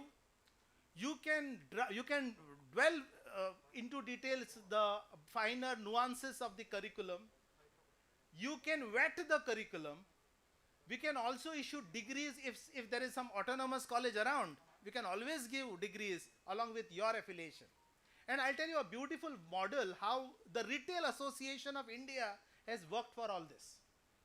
All these major retailers in the country are organized under their association banner under the name Retail Association of India, the RAI. What this RAI has done now? RAI has come up with diplomas and degree programs in retail management. Remember, not even IIMs and the IITs have thought about building a program for retail management. And remember, if retail is the biggest employer in the service sector, the problem is how do we get and from where do we get good professionals who are trained? Or should we just take freshers from nowhere, or you take MBA marketing from nowhere and then teach them nuances of retail will take you longer time. So the problem confronting the retail industry is solved by the retail industry in association with the educational institutions. Remember, the traditional educational institutions on their way cannot think on their own, because they are under the shackles of the university. They are under the shackles of the government. If you all are free thinkers, and if your chapters are the leaders in your respective state, I think you take one step forward, educational institutions will be ready to work miles with you. We have started this in Goa, and with blessings of all of you, and with blessings of your national leaders, your national champions, I think very, very soon we should be able to formalize educational programs where young students can take it. I'm just leaving you with this particular idea. Hopefully by next conclave or next convention when we meet, we should be having such kind of a program. at least online or at least through a digital mode, where even PR professionals can further hone their skills with reference to AI, with reference to the new technologies which are coming, because I think learning today still remains the key. I leave you with that note. Thanks to all of you, and welcome to Goa. Hope you have a very good stay and a very fruitful deliberations at this conference. Thank you.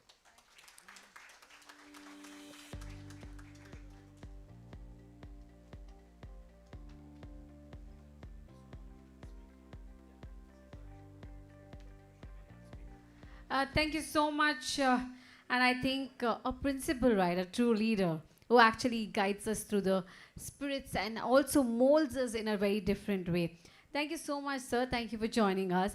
And now, ladies and gentlemen, please put your hands together and let's hear it from Dr. Ashok Panda with a big round of applause. Thank you, sir, for joining us here today. We would love to hear you. And I love the energy you've been giving us throughout the session since morning. Thank you. Good evening, all of you. You'll be indeed elated and excited if I tell you something. Just last week, I had a discussion with Bharatiya Vidya Bhavan. The headquarters are in Mumbai. All of you know that. So I sat with them and I said, I know it may be a little difficult on your part to do a diploma course or something of that sort. But what we can do, start with is, we can have a week-long PR program.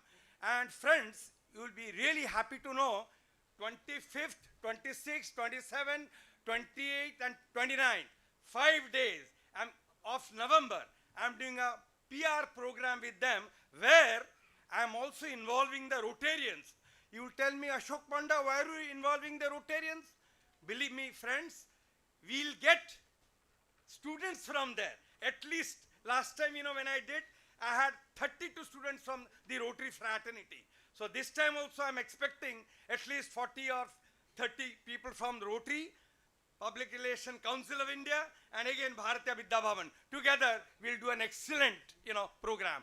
And friends, since I, teach, let me tell you one thing. This is a public relation forum, and let me tell you the best definition of public relation. Friends, you know what is the best definition of public relation? Public relations is negotiating changes with minimum friction. So please do that and feel happy. Thank you very much.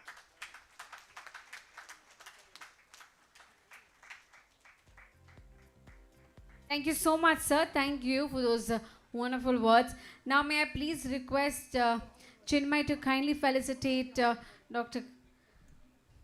Manoj Kamath, please. Thank you, ladies and gentlemen. Thank you, sir, for that wonderful talk. Truly appreciate your time that you have taken to come here. Thank you.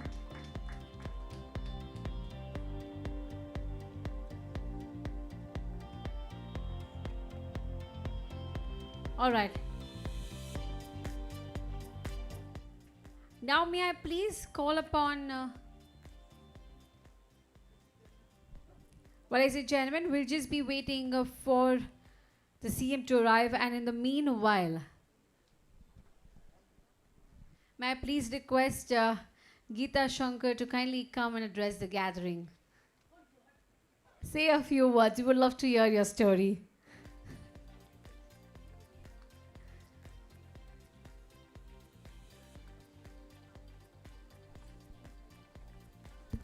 Well, this is going to be very impromptu for her, ladies and gentlemen. So kindly.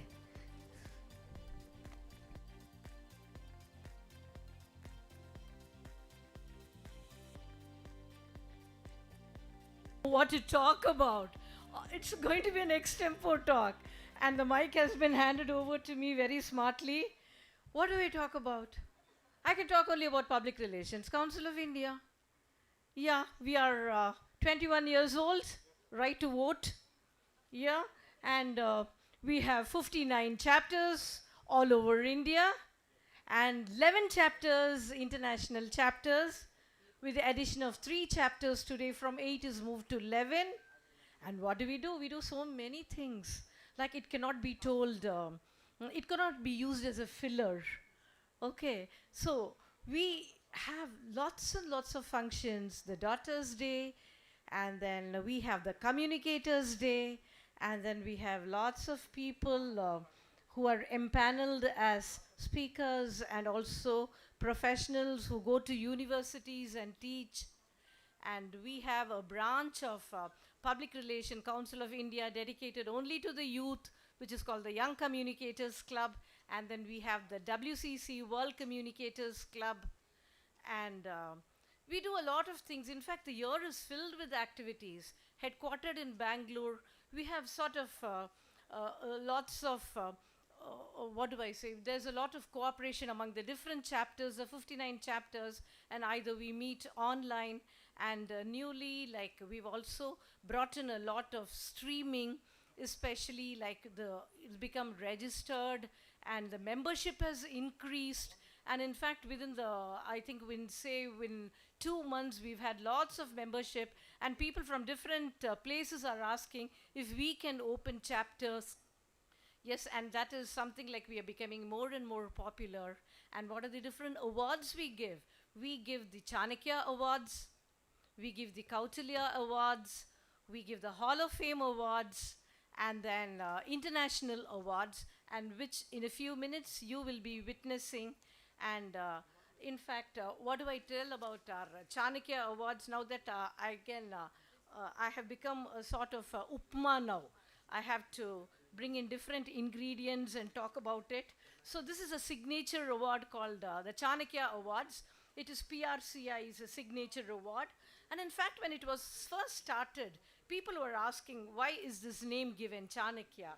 And our mentor, he always says, you should think like a Chanakya.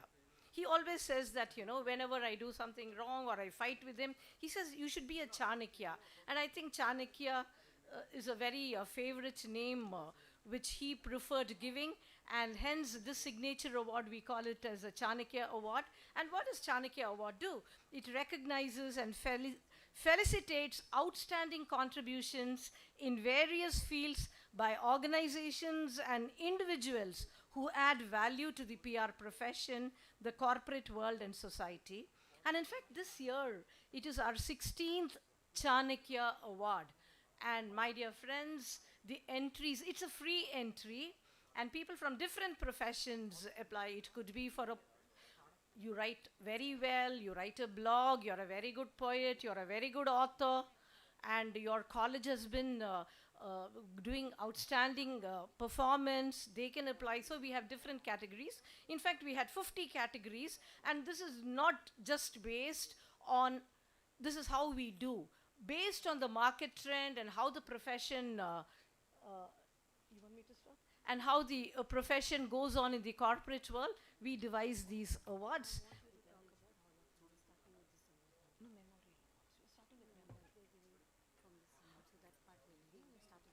Okay, so yeah, each nomination, in fact, we had so many entries today, and each nomination was assessed against clearly defined parameters of excellence, impact, innovation, and ethical standard. And what made this year's award very special was the diversity of winners the juries had chosen, ranging from dynamic young professionals and grassroots change makers to seasoned industry stalwarts, reflecting the breadth and depth of communications role in building and influencing change and shaping society. And of course, it had a few down points also. What did it lack?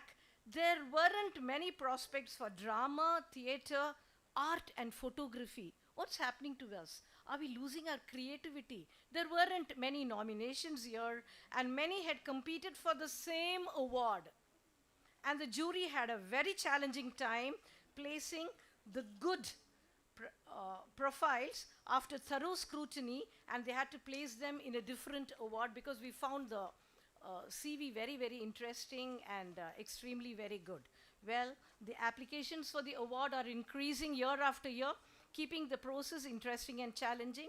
This year, we received 150 plus nominees compared to last year, which was around 86. The education awards have attracted a lot of universities from all over India, colleges and universities, and the entries for Kautilya Awards for the youth have also increased And we had to scale up the award numbers from 5 to 10. Well, PRCI invites everyone to applaud the remarkable winners who would be getting their awards now and who exemplify the very best of what communication achieve. Let their stories motivate all of us and elevate our craft and create a beautiful impact. Thank you. Thank you for all that. Thank you so much, Mrs. Geeta Shankar. I think an impromptu always works better, right? She had so much more to say to all of us. Now, ladies and gentlemen, without any further ado, may I please request all of these personalities, our dignitaries, to come up on stage while we await for our Chief Minister to arrive. In the meanwhile, may I request the PRCI dignitaries to please come up on stage. MB Jairam, our Chairman Emeritus, to kindly come up on stage and be seated, sir, along with a big round of applause. And Srimati Geeta Shankar, National President, PRCI, to kindly come up on stage, along with her, Mr. Deepak Narvekar, Chairman, Goa Chapter. Taaliyon ki awaaz sunai nahi de rahi hai. Come on, everybody. Chinmay Praveen, YCC Head. And also, now may I please request our guests of honor, Shri Pramod Shetty, film producer, director and an actor. We already introduced him, the Kantara fame. Come on, ladies and gentlemen, a big round of applause. And a Rotarian, AKS Dr. Srinivasan, director, Rock City Nidhi Trichy, to please come up on stage, sir. And with him, Shri Kayan Kaltia, executive director of COSOL Energy, Ahmedabad, to kindly come up. And Professor Matthew Hibbert, Dean of the Faculty of Communication, Switzerland, and PRCI dignitaries, to kindly come up on stage. Do we have Mr. Matthew Hibbert here with us? Yes, if anybody could please reach out to him. Well, requesting once again Mr. Professor Matthew Hibbert to kindly come up, and in the meanwhile, may I please request. All right, requesting all of you to kindly be seated for now. Thank you. Thank you so much.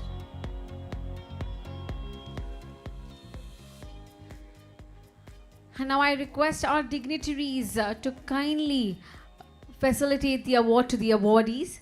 As I call upon, ladies and gentlemen, you can be seated and I will call upon the awardees, and then we can all stand up to receive the award, to give the award. All right, ladies and gentlemen. Well, this is another category of the Chanaka Awards, the Hall of Fame, we call it. Well, we have Professor Matthew here with us, Mr. Matthew Hibbert, ladies and gentlemen. Thank you. Please give him a big round of applause as he arrives here with us.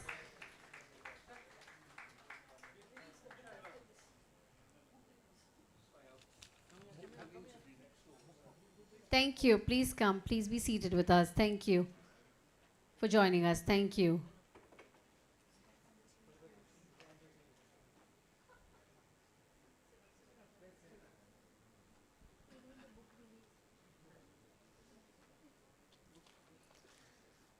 All right, as we move forward, well, today we have to release a remarkable book titled Triple R Techniques and Square of 9 by ladies and gentlemen. This insightful book has been authored by Mr. Shamil Sinha of PRCI Delhi, who is renowned financial communicator and trainer of India. This book is published by the Medi A4U Publications, Pune, which will be available in both English and Hindi language. At this moment, I would like to invite the distinguished dignitaries on stage. Mr. Avinash Gawai, founder of Medi A4U Publications, Pune, and Mr. Shamil Sinha, author of the book and founder of Art of Trading, Delhi, and Ms. Ruchika Gupta, Associate Art of Trading. Ladies and gentlemen, please give a big round of applause to them.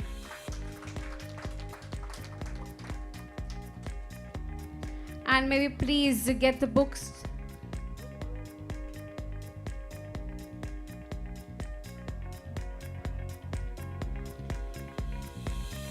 Well, ladies and gentlemen, such an honor to be launching the book right here with the dignitaries.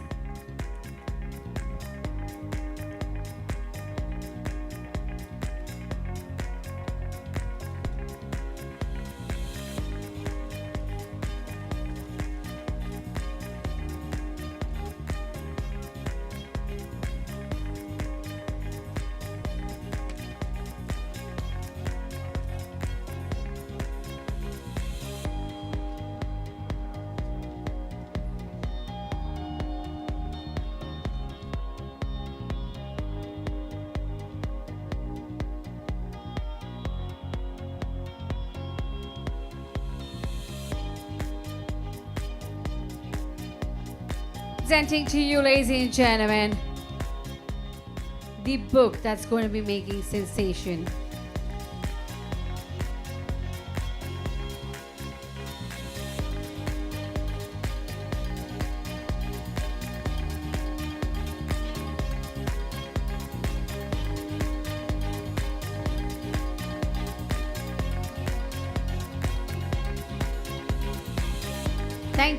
Thank you, congratulations, and we wish you all the very best. Thank you so much. Wishing the entire team a very, very best. Triple R techniques and square of 9, ladies and gentlemen. Congratulations to the team. Thank you.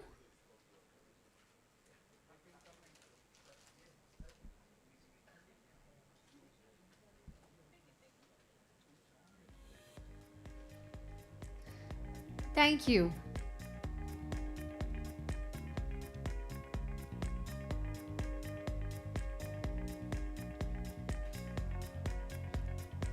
Thank you, team.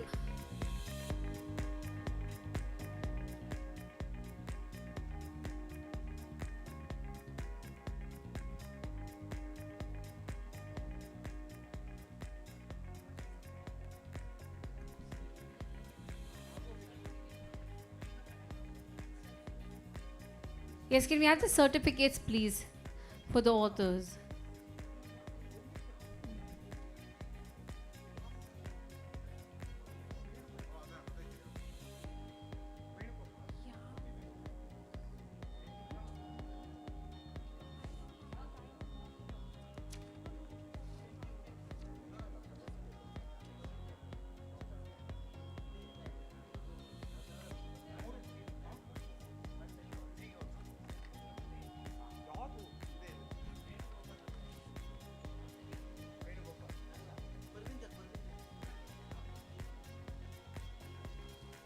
Ladies and gentlemen, may I please request Mr. Parvinder Bhatia to kindly come up on stage. Thank you for the support towards the 19th Global Communication Conclave that you have given. May I request you to kindly come up on stage? Mr. Parvinder Bhatia, we would like to felicitate you. Is he here?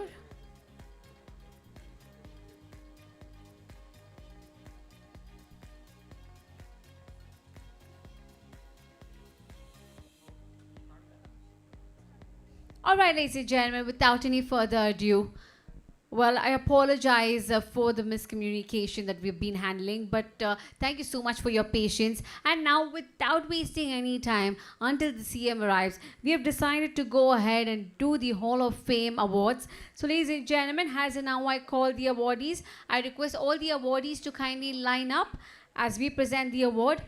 Well, the PRCI.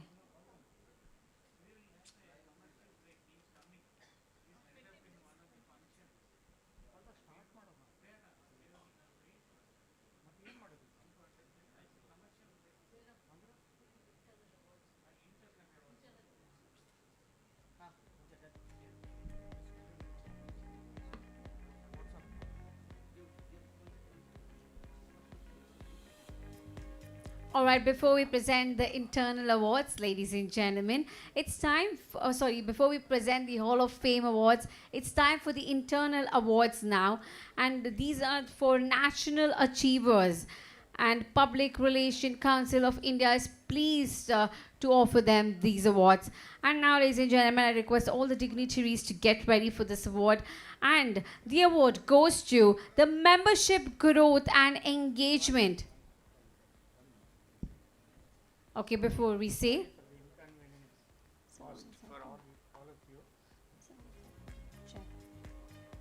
Check. Yeah. These internal awards especially given to the people who really work for the organization from the day one. So we have it was very difficult to recognize these identify these people with the 59 chapters across the country. But somehow we made it possible, and the best will be announced now. Till the CM comes, he is expected any moment, but he is held up in one of the other functions. He has convey the message to Mr. Our chairman of the Goa chapter. He definitely will come. So that time we will request Mr. Matthew Hibbert and our Mr. Shetty, the famous actor and producer, to give away this awards. Kindly. Yeah, you can announce.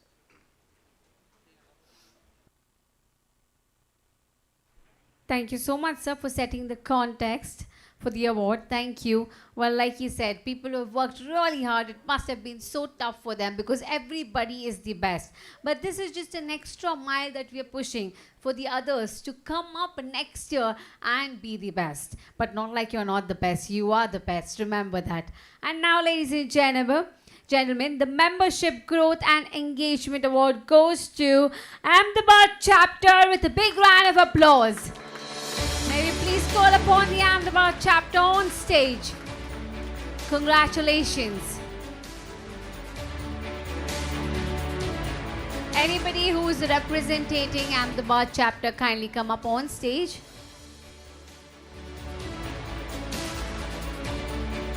Yes, Mr. Mahapatra joining us from the Ahmedabad chapter. Congratulations.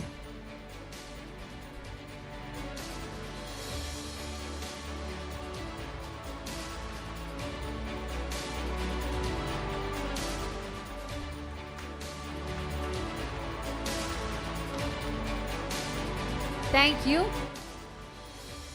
And now, ladies and gentlemen, Impactful Single Standout Program Award goes to Bengaluru chapter with a big round of applause. Proudly calling it the Namuru chapter.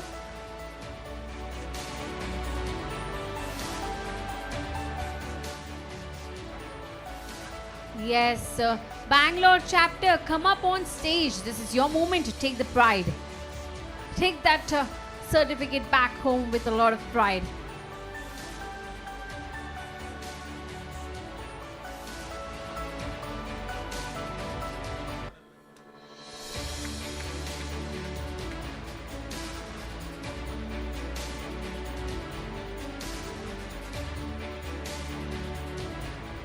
Well, the entire team right up here is ready to come and shine. Congratulations, Bengaluru chapter.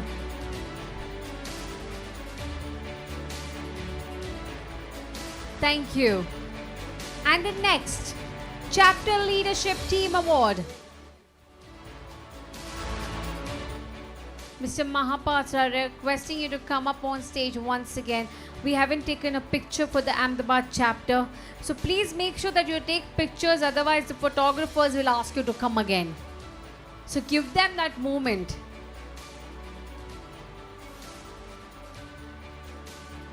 Congratulations.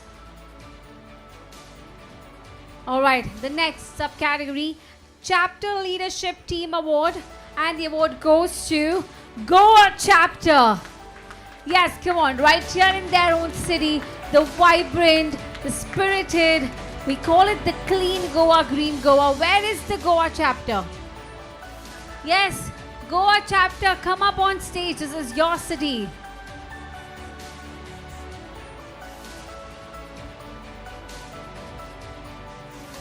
Well, we have a personality right here on the stage coming forward. Ms. Deepa coming forward to receive the award. Thank you. Congratulations.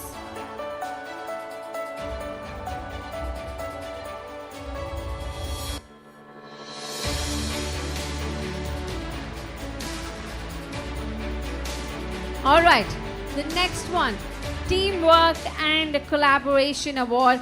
And it goes to, the time right now has come, we call it the Dasra, very famous there, the Mysuru chapter. Please give them a big round of applause, ladies and gentlemen.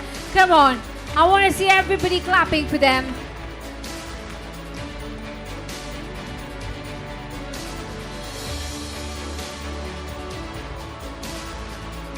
I request you to kindly stand up for the picture, otherwise they will call you back again.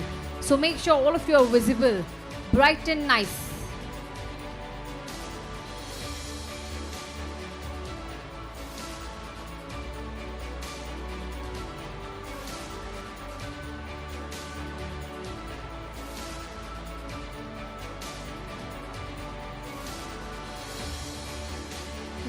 Next up.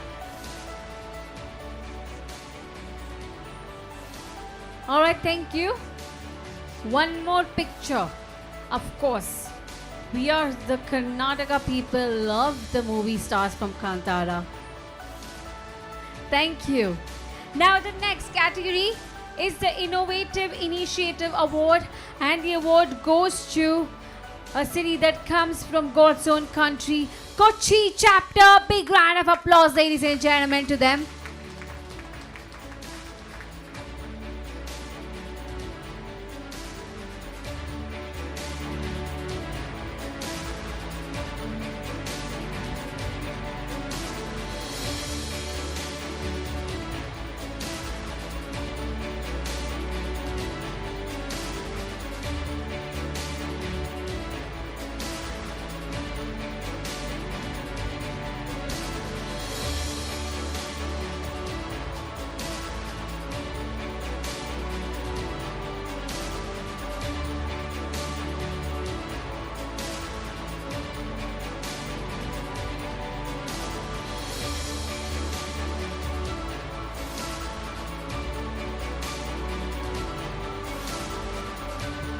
Thank you. Congratulations.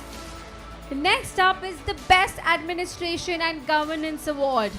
Goes to the city of royalty and known for Charminar, the Hyderabad chapter, ladies and gentlemen. Well, come up on stage. Come on.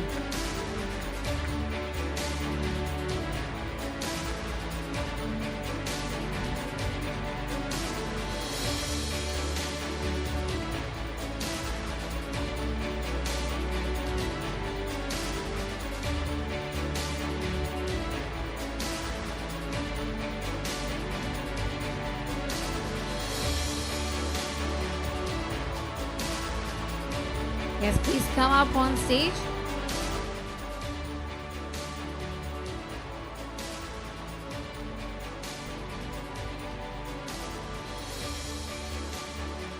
Next up, ladies and gentlemen.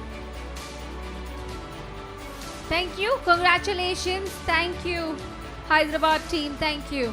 Next up is the Enabler Award, and the award goes to Subhajit Sen, Ahmedabad chapter. Come up on stage, please. Do we have him here? Wherever you are, raise your hand so that I see that you're here, sir.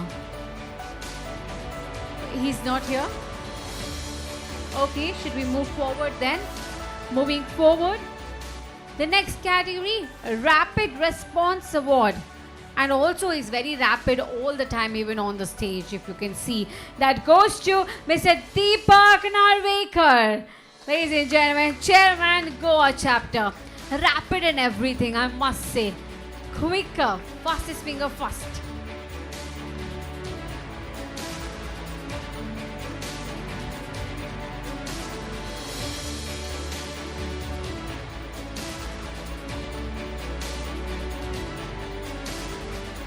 The next award category, Most Valuable Player Award, and the award goes to Prakash Jain, Hyderabad chapter. Where is Prakash? Do we have him here? He was right here.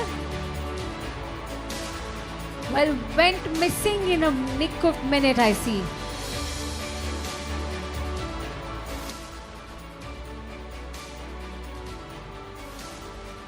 Anybody else collecting on his behalf? Yes, thank you so much.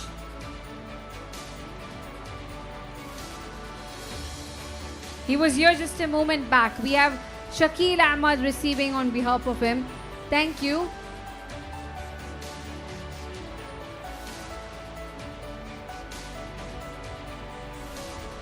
All right. And the next award category is Positive Attitude Award, and the award goes to B.M. Manohar, Mysore chapter. A big round of applause.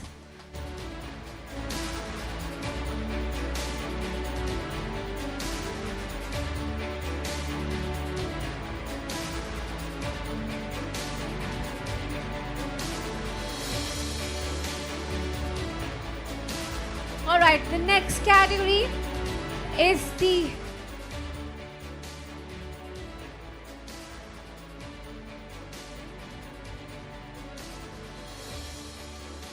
The next category is the Agility Champion Award, and the award goes to Sukhanya Das, Jamshedpur chapter. A big round of applause to her.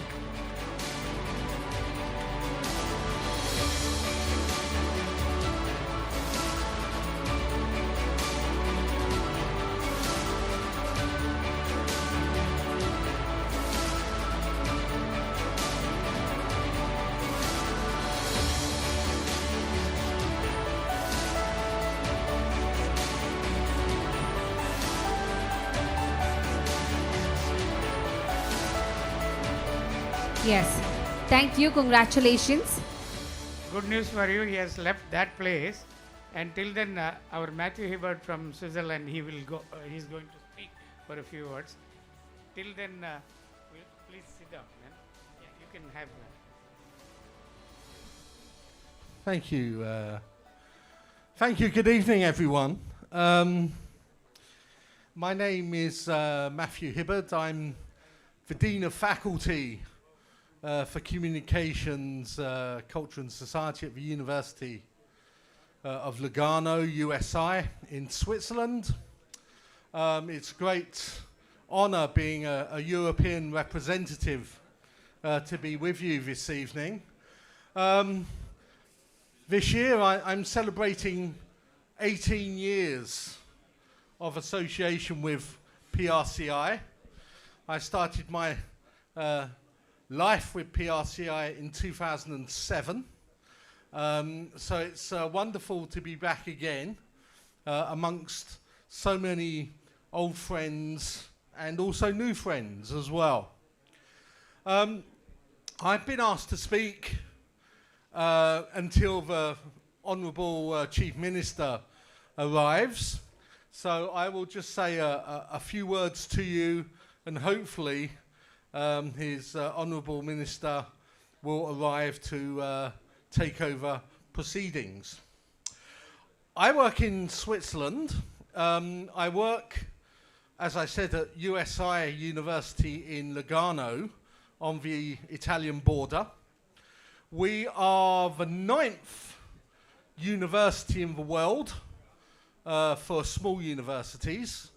So we're one of the top small universities in the world after California Tech, which is number 1. We have 5 faculties: medicine, architecture, management, economics, computing, informatics, and me, the communications dean here. So we specialize in bespoke education. As I said, we're just about 4,000 students. We have a high number of faculty. We have a ratio of about 1 professor to every 7 or 8 students. So we believe about quality, and we believe about student care. And for us, those are the key criteria for education today. We heard one of our earlier speakers talking about the importance of healthcare. We teach health. We teach health with our medicine faculty and communications. And it is one of the specialist MBAs which we teach nowadays, because professionalism is becoming ever more specialised. So whether you're healthcare, whether you're investor relations, whether you're corporate communications, whether you're marketing and branding, whether you're media management, which I run, organisations today want specialists. At the same time, though, there's a paradox. Communications often, I think in many countries, has often been criticised. Is that an academic study? Well, the answer is clearly yes, it is. But it's also as relevant a study today as it has ever been. the rate of employment amongst my students after 3 months is 99%. All of my students are going into jobs. And the reason students from communications are going into jobs is because every company, every organization today is a media company. Companies have to manage social media. They have to manage their websites. They have to manage their external relations. And therefore, what we're finding actually is that, you know, companies want specialists, but they want communicators. They want specialist communicators. And it really is a privilege for me to be here, to come from Europe, to see you almost every year. But I also come to learn. And in the 18 years I've been coming to learn, I started coming here when I was just a lowly, younger lecturer. Today I'm Dean of Faculty. And that's taken me on an 18-year journey with you. Much, I think, is that I've learnt also coming to India, looking at India, looking at the pathway it's developing through, and relating that to my own pathway and to the pathway of my faculty.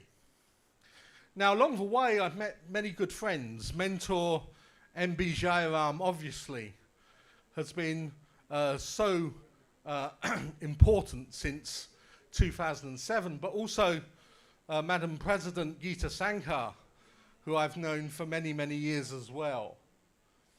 And all the chapters I see here today, Hyderabad, I see Bengaluru, Kochi, Goa, all the chapters I've also come to know.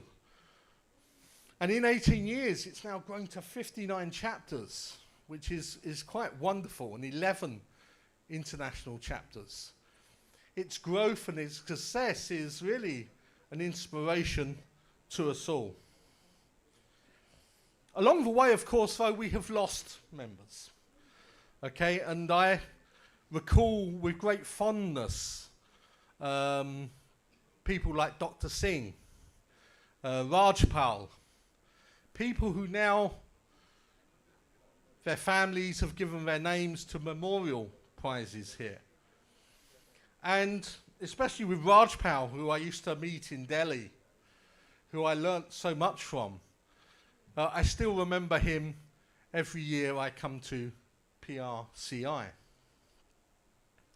So my message, I suppose then, is that this kind of grouping and this kind of event may not solve anything from one year to the next.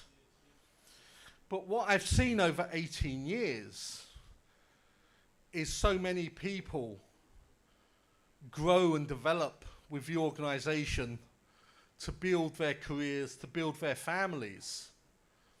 And therefore, my message is that education is never a short-term solution. Education is for life, okay? And whether you have a program running by this time next year in health, yes, it might be important, but what is important is that program is running in 10, 15, 20, 25 years.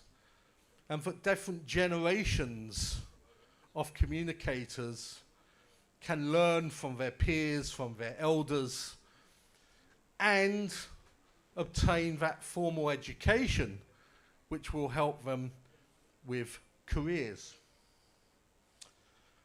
I've been teaching actually for 34 years now.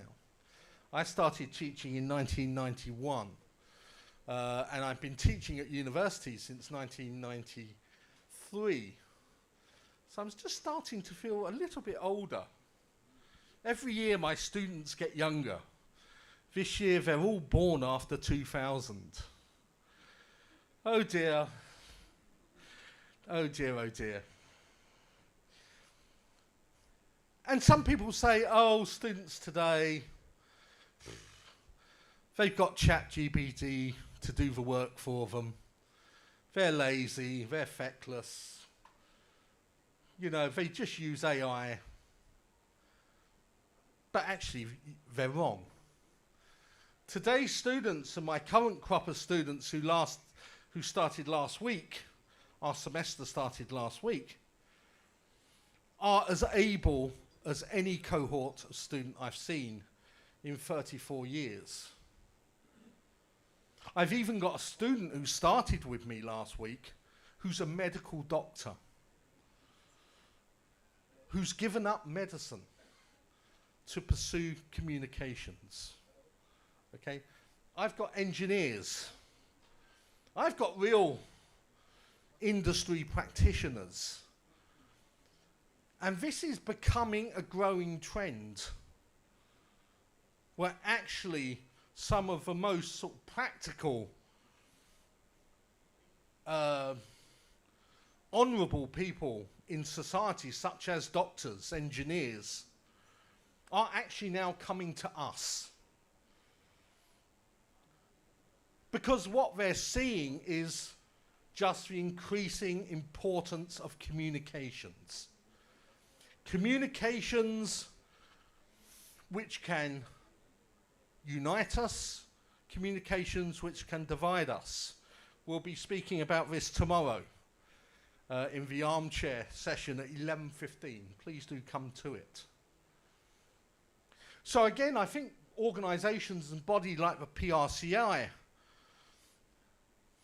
have not only grown in central importance, but are now, I think, amongst the key associations, you know, within Indian civic society. And I think it is our role as communicators, as educators, to teach our young and to teach them well. And that means quality. Often quality does not mean compromise. It means, you know, the need to present the very best. And that's why I'm proud to be here, and I will thank you for your kind attention and listening to me. Have a good evening. Thank you.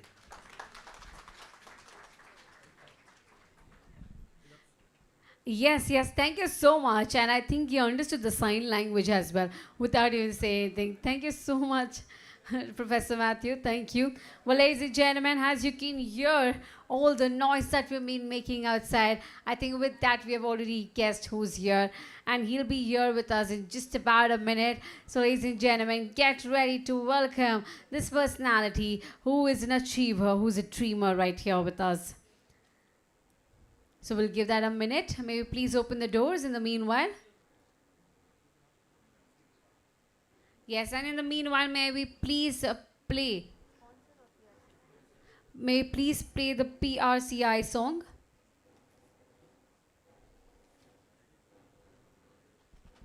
We are here to dedicate.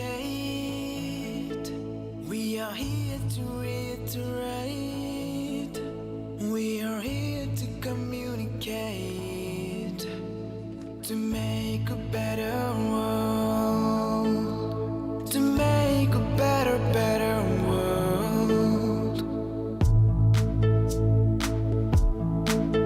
We are here with ideas to share. We are here with voices to air. We are here with concern and care, to make a better world, to make a better world. We are here for friendship and fun. We are here, the fraternity. Ladies and gentlemen, it is indeed our proud privilege and honor to welcome a distinguished leader, a visionary statesman and the dynamic Chief Minister of Goa, Dr. Pramod Sawant. A big round of applause, ladies and gentlemen. We welcome you, sir. So your journey has truly been a miracle, from being a medical professional to serving people with such dedication. Truly inspires all of us. Your commitment towards education, youth empowerment and development of Goa reflects a leader with purpose. And thank you for joining us here today. We extend our heartfelt gratitude for gracing this occasion. And now, along with him, may I please request the dignitaries to come up on stage. MB Jairam Sir, Chairman Emeritus PRCI, Geeta Shankar, National President PRCI, Deepak Narvekar, Chairman Goa Chapter, Chinmay Praveen, YCC Head, and also our guest of honor, Shri Pramod Chetty, Film Producer, Director and Actor, and Rotarian AKS, Dr. Srinivasan, Director, Rock City Nidhi Trichy, and Shri Kayan Kaltia, Executive Director, Kosol Energy, Ahmedabad, and Professor Matthew Hibbert, Dean of the Faculty of Communication, Switzerland, and PRCI dignitaries. Thank you for joining us here today.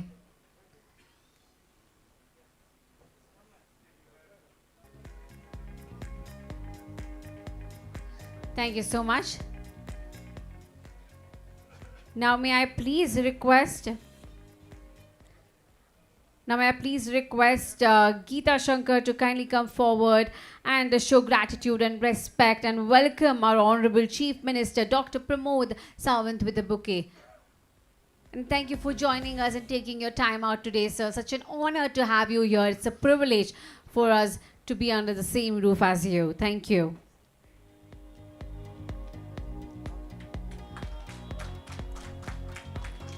Welcome you. And now,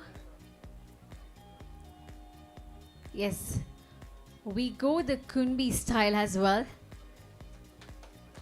Well, we go all traditional. Thank you.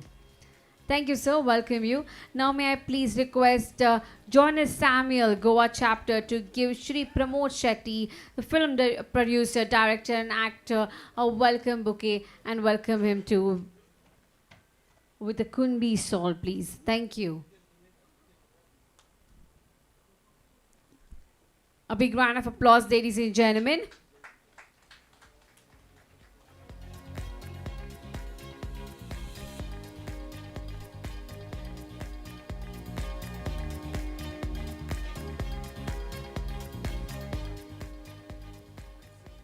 Next, may I please request John Agigor, Goa Chapter, to give Rotarian AKS Dr. Srinivasan, Director, Rock City Nidhi Trichy, a welcome bouquet as well. Yes, may I please request you to come up on stage.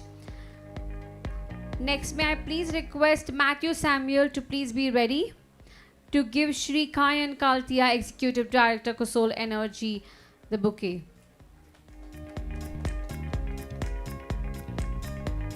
Yes, may we please give the bouquet and welcome Dr. Srinivasan. May I request Mr. Pramod to come forward. Pramod Shetty to please come forward.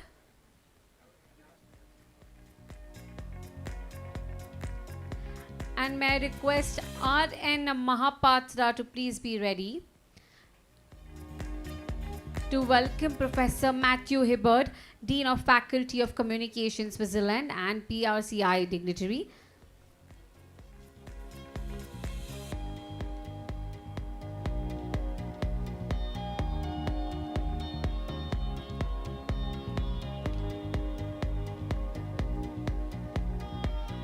Thank you. Thank you for joining us here today. Thank you. Please be seated. Yes, now may I please request Dr. T. Vinay Kumar, Secretary Governing Council PRCI, to kindly come and set the welcome address tone. A big round of applause, ladies and gentlemen. Let the applauses keep coming in.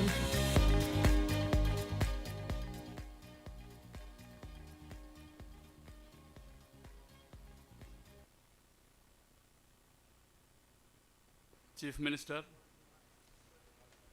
dear friends in PR, dignitaries. I'm really privileged and honored to be here with you all to welcome the Chief Minister of Goa, Dr. Pramod Sawant. He is a doctor by profession, but due to his deep passion and interest in social service, he has taken an MSW and he entered into politics. His theme is self-oriented governance and Swayampurna Goa, to make Goa self-sufficient and self-reliant. That's his dream. 4 years back during COVID time, he was with us as the chief guest when we had the Global Communication Conclave in Goa. I still remember he's saying, during the COVID was in the final stages. He said, Goa is the safest place for any tourist. And he welcomed all the tourists to Goa that time. I was the national president during that time, and my book also was released during that time. Welcome you, sir. Hearty welcome. We have Pramod Shetty, the actor turned director, producer. He's very active in serials and movies, and he has won several awards and accolades. Welcome, dear Pramod Shetty. We have with us Professor Matthew Hibbert. He is the Dean of Faculty of Communications, Switzerland. He has come all the way from Switzerland to be with us. He always used to come us. Welcome you, sir.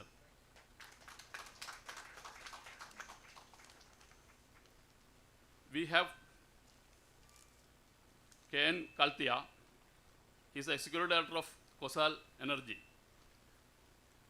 He is a renewable energy professional for the last 6 years. He has done his studies and he started his career in US. His dream is to build energy for the nation to make India independent. That is his dream. Welcome you, sir. We have AKS Dr. K. Srinivasan. He is our main sponsor. He is a member of Art Club Society of Rotary International. It's a very elite group of members. He is also the director of Rock City Nidhi Limited and chairman of Indian Red Cross Society, Trichy. Welcome you, sir. We have our own chairman, MB Jairam. MB Jairam, I don't have to introduce you or tell you, talk anything about him, because he is the heart and soul of Public Relations Council of India and our mentor. So, hearty welcome to you, sir. We have our national president, Geeta Shankar, a vibrant lady. Welcome you, ma'am. We have our Arijit Majumdar. Arijit is the Conclave chairman. He has come all the way from Kolkata. Welcome you, Arijit ji. And we have our Deepak ji. He is the chairman of the Goa chapter. He is taking all his efforts and leading us to a wonderful conclave. And I welcome you heartily, sir. We also have Chinmay Praveen, our YCC head. Welcome you, Chinmay. And I would like to use this opportunity and occasion to welcome each and every one of you to this great gathering. We are celebrating our 19th conclave in Goa, the second time in Goa, and I hope that you all will enjoy the city of Goa and their cultural and friendship. The Chanaka Award, as you know, is a very prestigious award of the Public Relations Council of India. A lot of people are taking this as a prestige and considering this as a prestige. And today we are having the Chanaka Award, our Kaudilya Awards for the youth, and also Memorial Awards and Hall of Fame. Welcome you all to all this. Thank you and enjoy. Thank you so much, Dr. T. Vinay Kumar. Thank you.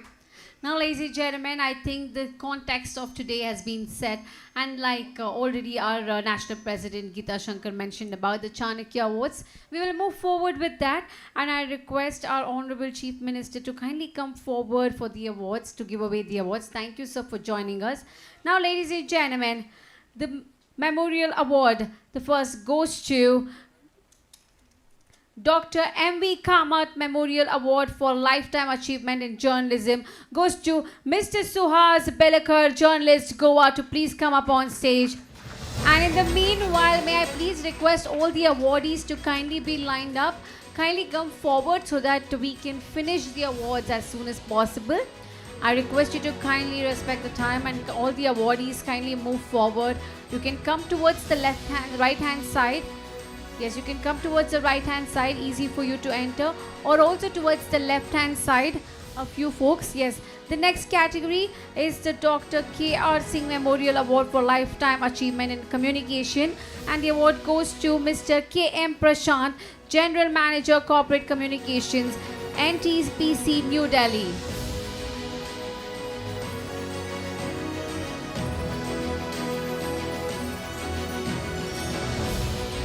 Congratulations, sir. The next award, Dr. Anil Basu Memorial Award for Lifetime Achievement in Communication, and the award goes to Professor Dr. K. Puttaraju, Professor of Communication, retired, Bangalore University, Bengaluru, to please come up on stage. May I request you all to kindly make way.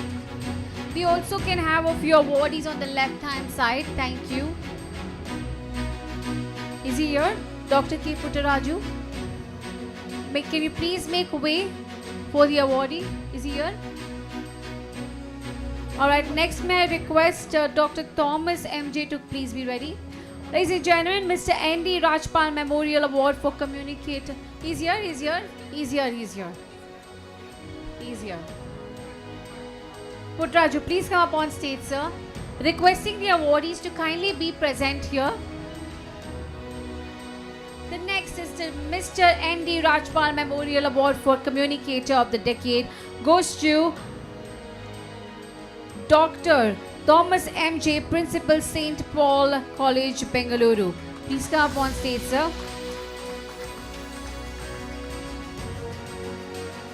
And the next award, Dr. R. Sudarshan Memorial Award for Good Administration and Management goes to Dr. Veena K.N., Principal, Surana College Autonomous. Please be ready, ma'am. Please be ready. Thank you. Please come up on stage. Next award, C.G. Jayant Memorial Award for Best Young Communicator. And the award goes to Mr. Abhilash Vasudev, Founder, Atvi Global, Bangalore. To please be ready. Now you can come up on stage. The next category, Mr. J.P. Jayakumar Memorial Award for Integral Public Relations, and the award goes to Mr. Shakil Ahmad, former Senior Public Relations Officer, South Central Railway, Hyderabad, to please come up on stage. Congratulations. तालियों की आवाज नहीं आ रही दोस्तों. Come on, let's give a big round of applause to all the achievers here today. Next is Mr. M.R. Ashok Kumar Memorial Award for Public Relations, and the award goes to Mr. P. Jaya Prakash, General Manager Corporate Communication, NMDC, Hyderabad. Is he here? Please make way for him. Requesting you to please make way, ladies and gentlemen. Mr. P. Jaya Prakash, congratulations. Next category is the Hall of Fame, and this is for the industry professionals into the PR Hall of Fame. And the Hall of Fame award goes to Mr. V.S.R. Naidu, Public Relations Professional, Educator, Content Creator, Hyderabad, to please come up on stage, sir. I request every awardee to please come forward and be ready. And can you please make way for Mr. Naidu? Please make way for Mr. Naidu. I request all the awardees to kindly respect the time and come forward. Thank you for your cooperation. Next award for Hall of Fame goes to Ms. Sugandhi Sundaraj, Regional Head Public Relations, Apollo Hospitals, Group Chennai, to please be ready. Congratulations, ma'am. Now may I please request you to come up on stage. And the next award, to please be ready, Miss Anita Guptrishi, General Manager, MMTC Limited, Delhi. She's not there? Okay. Congratulations to her. Next is Mr. T.V. Neelakantan, former PRO, Coffee Board, Bangalore, to please come up on stage, sir. Congratulations. Next, may I please request Mr. Anup Joshi, General Manager, Corporate Affairs, Sale Jamshedpur, to please be ready. Please be ready. Congratulations. Thank you. Now may I ask Mr. Anup to come up on stage. Next is the World Communicators Council WCC Chanaka International Awards. Well, the category is Educators Pen Award, and the award goes to Professor Matthew Hibbert, right here on stage. Thank you for joining us, Dean of Faculty of Communication, Culture and Society. Next is the Best International Business Communication School, and the award goes to the School of Creative Industries and Culture, CIC, De Montfort University, UK. Somebody here to pick up that award? Yes, thank you. Please hand over the award.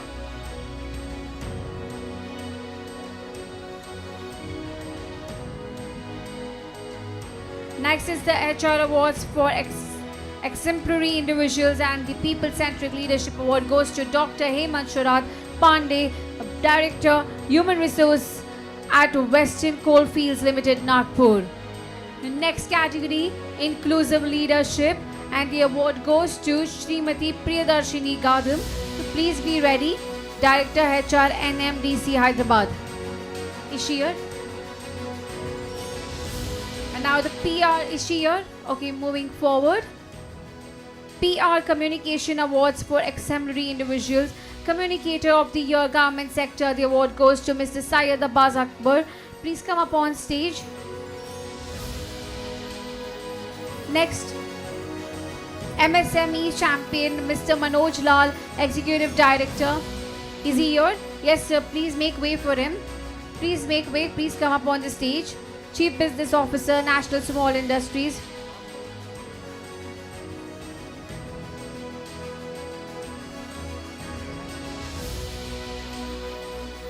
Community Change Maker, Mr. Satish R. Gabale.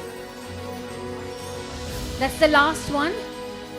And then may I please request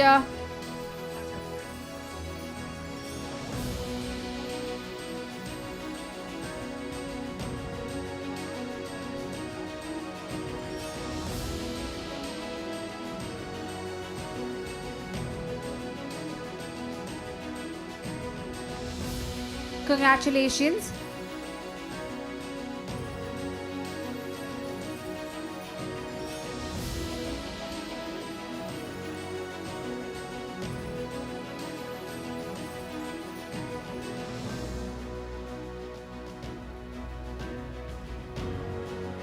Now, ladies and gentlemen, thank you. Well, our PRCI dignitaries have worked very hard for this event in collaboration with the Goa chapter, and we request our Honorable Chief Minister to kindly felicitate them with the Kunbi Goan shawls. Now, may I please request MB Jairam, our Chairman, sir, to please come forward for the felicitation. And also requesting, yes, please go forward, the Kunbi shawl. And after MB Jairam, may I request Srimati Geeta Shankar to kindly come forward after our National President.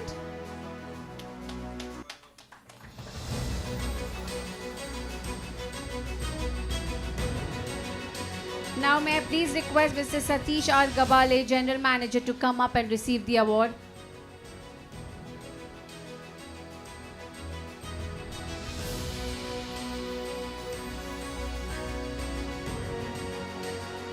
All right, now may I please request Srimati Geeta Shankar to kindly come forward for the felicitation.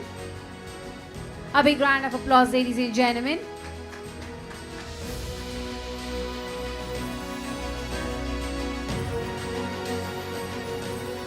Well, the entire PRCI dignitaries have worked very hard to make this happen.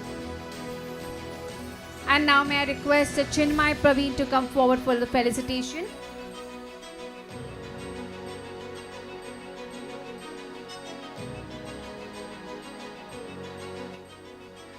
Now next may I request from the Goa chapter, Deepak Narvekar, Chairman Goa chapter, to kindly come forward.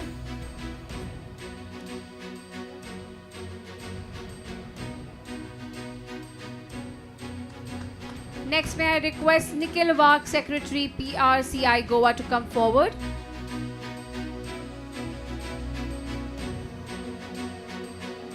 Next may I request John Agior, Treasurer PRCI Goa, to come forward. Next, Kalika Paput, Joint Secretary PRCI, to kindly come forward. After that, may I request Anant Joshi to please be ready.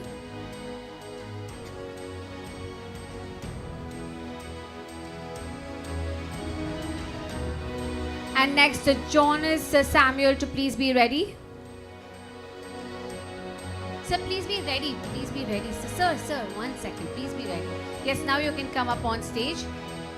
Next, may I request Vrindavan Raikar to please be ready. Next, Raj Bittu. Raj, are you here?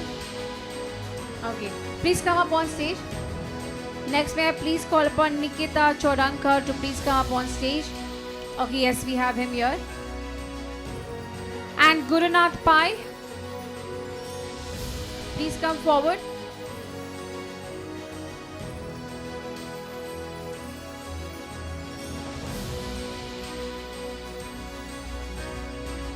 Yes, come up, sir. Come up quickly, please. Thank you.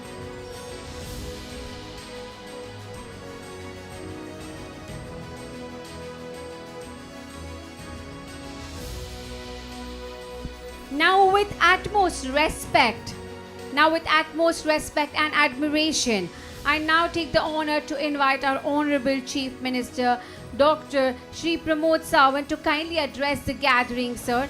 Thank you. We are waiting to hear your invaluable vision. Thank you, sir, for joining us. A big round of applause, ladies and gentlemen. Zordar taaliyan aani chahiye.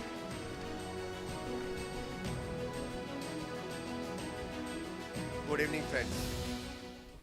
Good evening, friends. For the 19th Global Communication Conclave and Chanaka Award for this function, dignitaries on the dais, Sri Pramod Shetty, film producer, Sri AKS Dr. Srinivasan, director of the Dignitary, Dr. Sri Kayan, okay, एक minute, दाव पाना हमारा, काटचे button है, काट, sorry.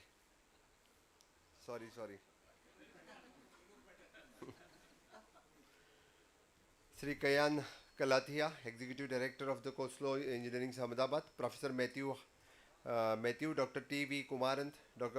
Mrs. Geeta Shankaran, Ms. Chinmay Praveen, other representative dignitaries, the award winners, members of the PRCI, media representatives and friends. It is a matter of great pride for the Goa to host the 19th edition of the Global Communication Conclave of the Public Relations Council of India.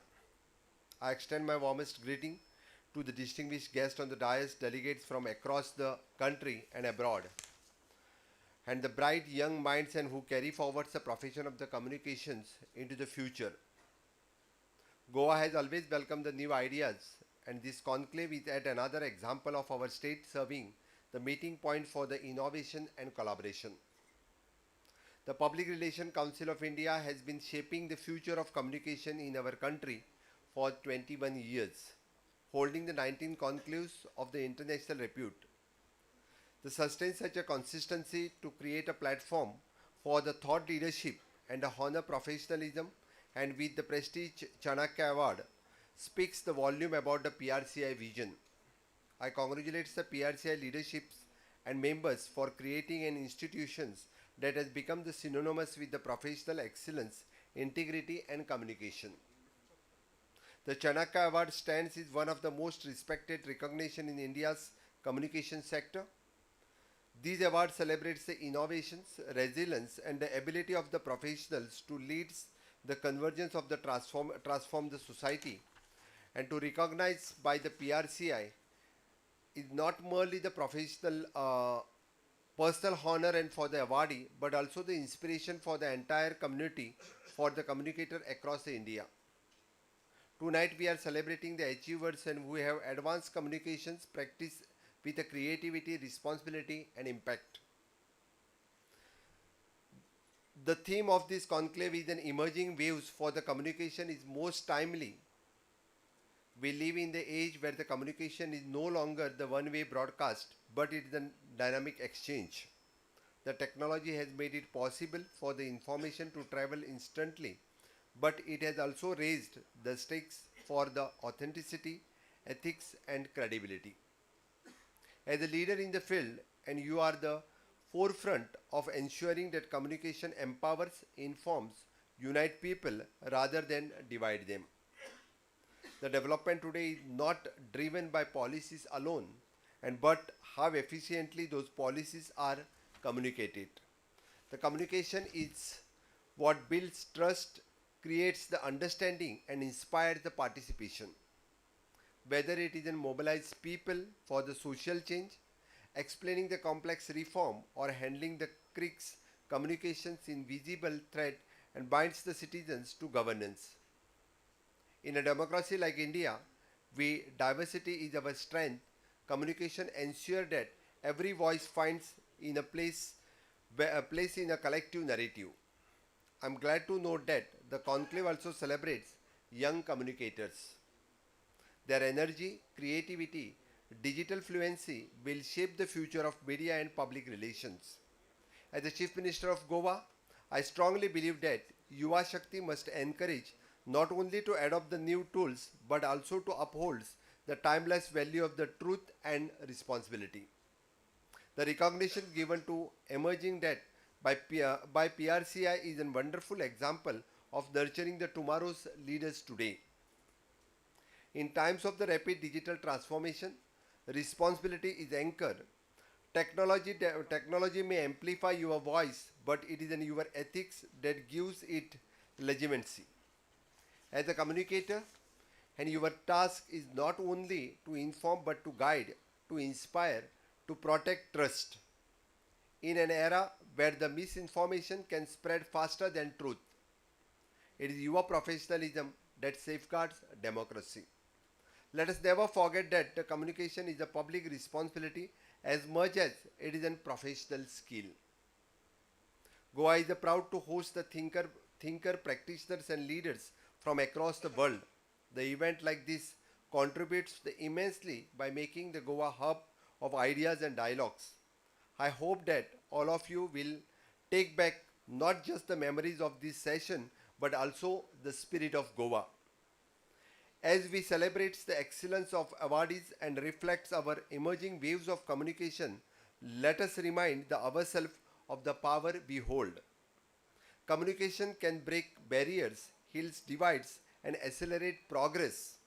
I invite all of you, leaders, professionals, and students, to continue setting benchmark for integrity and creativity. May the work you do here inspire trust, build bridges, and create the strategies that serve both the business and society. Together, let us shape the future where communication is powerful and ethics. Once again, I welcome all of you in the state of Goa for this event, and definitely all of us will contribute with the vision of the Honorable Prime Minister Narendra Modi ji, which is the Vikasit Bharat 2047. We will celebrate together the vision of the Honorable PMs, which is Vikasit Bharat in future, that you will play the important role in the Vikasit Bharat 2047. Jai Hind, Jai Bharat. Thank you so much, sir.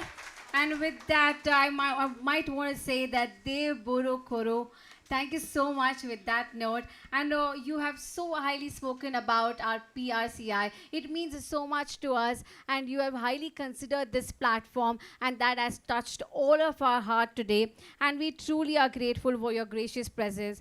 That's why we would like to give a memento and thank you for visiting us and gracing your presence here with us. Ladies and gentlemen, please give our Honorable Chief Minister a big round of applause, ladies and gentlemen.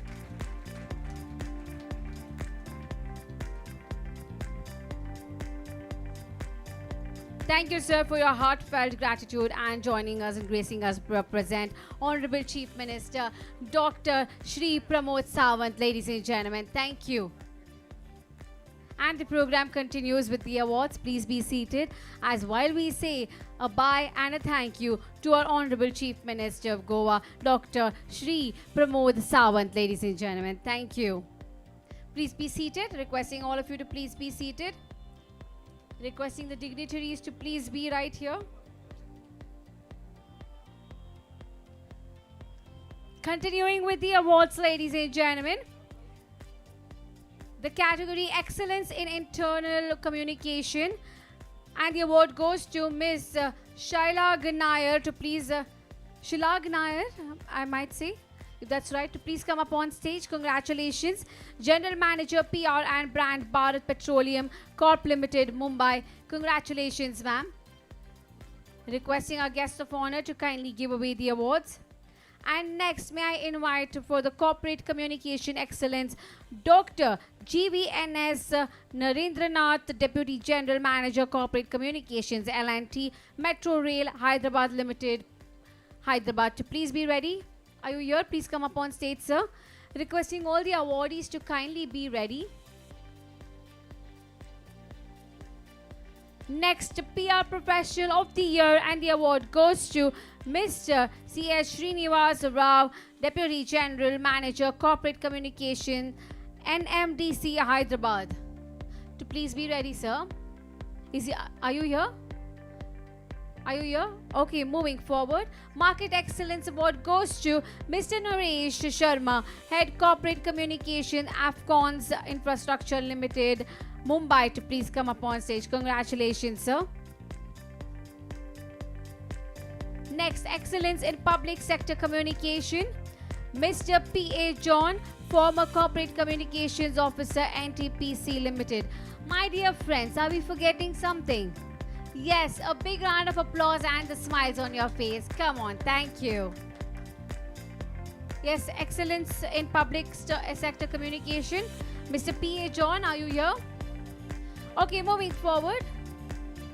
Mr. P.A. John. Okay, moving forward. PR and Brand Storytelling. IDEX Corporation, Mumbai. To please come up on stage. Congratulations. A big round of applause. Come on, let's give all the achievers. Tomorrow you might be here, and if nobody claps, you know how it feels. So go ahead. Next up, Communicator of the Year in Music, and Mr. Shadarch Solomon, Music Producer and Composer, Bengaluru. Congratulations, sir.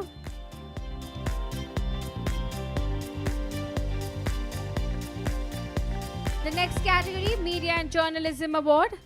And the Journalist of the Year, Regional Media, goes to Mr. Sudhir Kumar Panda, Group Editor, Pratidin Newspaper. Sir, please wait, please wait. Sir, please wait. Newspaper and Television, Bhubaneswar. To please come up on stage, sir. Next is the Education Awards for the Institutional Excellence. And the award goes to College of Journalism and Mass Communication, CGMC, Dayanand Sagar University, Bengaluru. Sir, please wait, please wait. Sir, please wait. Yes, now please come up, sir. Thank you. Requesting all the awardees to kindly be ready. The next category, Outstanding Career Guidance and Student Support, and the award goes to Department of Journalism and Mass Communication, Akka Mahadevi Women's University, Vijaypura. Congratulations.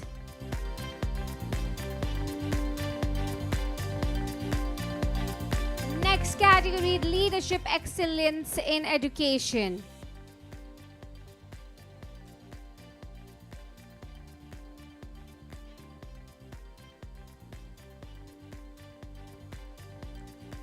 And leadership excellence in education goes to St. Aloysius, deemed to be University Mangalore.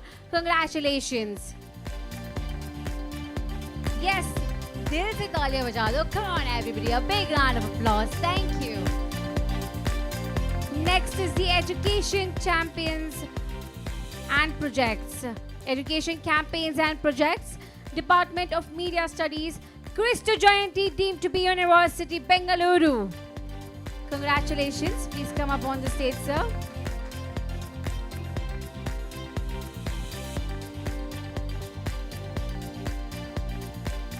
Please come up on stage. Congratulations.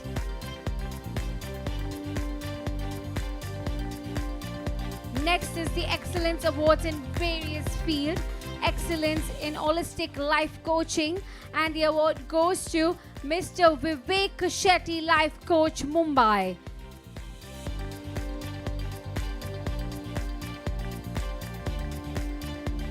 Coming up right here, bright and shining, wide, yes, no, in neon. Congratulations. Best Advertising Agency of the Year, and the award goes to Tempest Advertising Private Limited, Hyderabad. To please come up on stage. May I request everybody to please make way for the awardees. Congratulations, Tempest. Next category, Excellence in Higher Education. And the award goes to Dr. Amit Kumar Srivastav, Registrar and Director, Arka Jain University, Jharkhand. Is he here? Yes, congratulations, sir.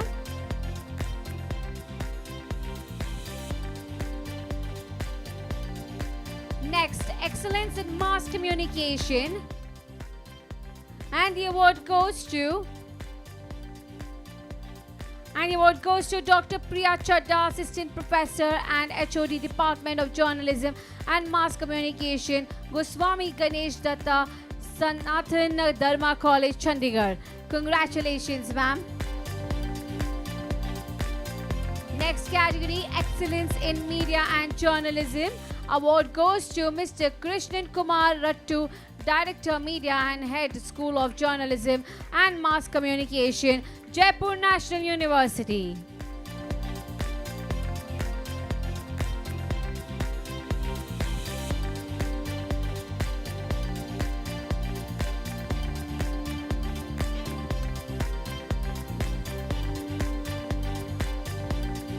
Next, Excellence in Social Impact, Mr. Vishwanath Pujari, Kartala, Pune, Maharashtra. Congratulations, sir. Please come up on stage.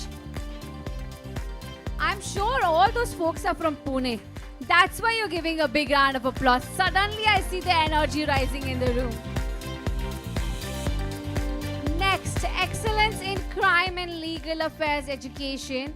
And the award goes to Dr. M.K. Nagaraja, PhD, not there? Okay. On behalf of him, we have Mr. Ramakrishna HL Chairman to please receive the award.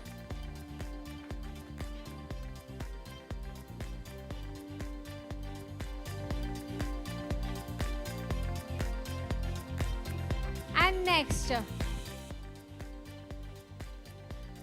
Author of the Year, Miss Rita Date, Author and Wellness Coach, Pune. Congratulations. Did I get your last name right? Thank you. I like the way Pune folks are having energy. What about the other cities? Come on. Excellence in Media Science, Dr. S. Arul Chelvan, Professor and Head Department of Media Sciences, Director, Educational Multimedia Research Center, Anna University, Chennai.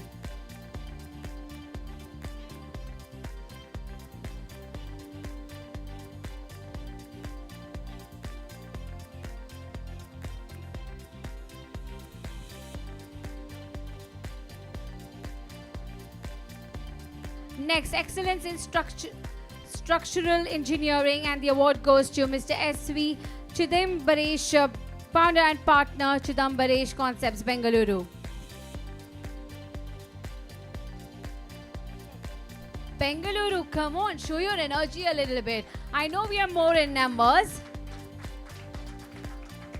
Excellence in business growth, and the award goes to Mr. K.S. Narayana Swamy, Chairman, KSAC ICFA, Bengaluru. I say Bengaluru with more pride so that I can get more applauses. Come on. Thank you. Next, Best Publishing House of the Year, and the award goes to Mrs. Setu Prakashani, Kolkata. So on her behalf, give us a minute. Thank you. Please come up now. We have somebody on her behalf collecting.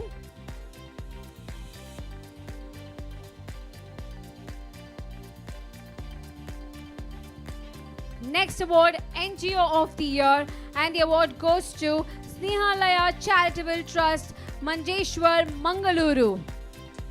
Please wait. Thank you. Well, he's truly a Mangalorean, coming with his lungi up. Thank you. Congratulations.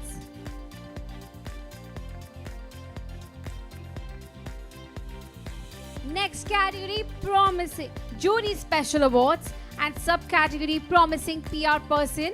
Award goes to Mr. Avinash Kumar, Assistant Manager PR, THDC India Limited, Uttarakhand. Congratulations. Next category, Promising Image Building Agency of the Year, and the award goes to Catalyst Public Relations, Chennai. I like it. I like it that even Pune people are applauding for the Chennai folks. So 1 second. Yes, thank you. I request everybody I'm calling to please be ready until the next person gets down. Thank you for your cooperation. Next category, Excellence in Education, Professor Krishnamurthy Thakur, Professor of Practice Management, Christ University, Bengaluru.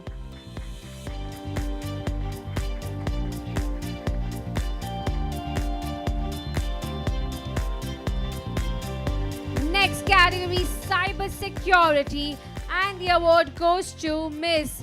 Nagamai Shanmugam, Vice President, Operations, Technology and Cyber Risk, Bengaluru. Congratulations, ma'am.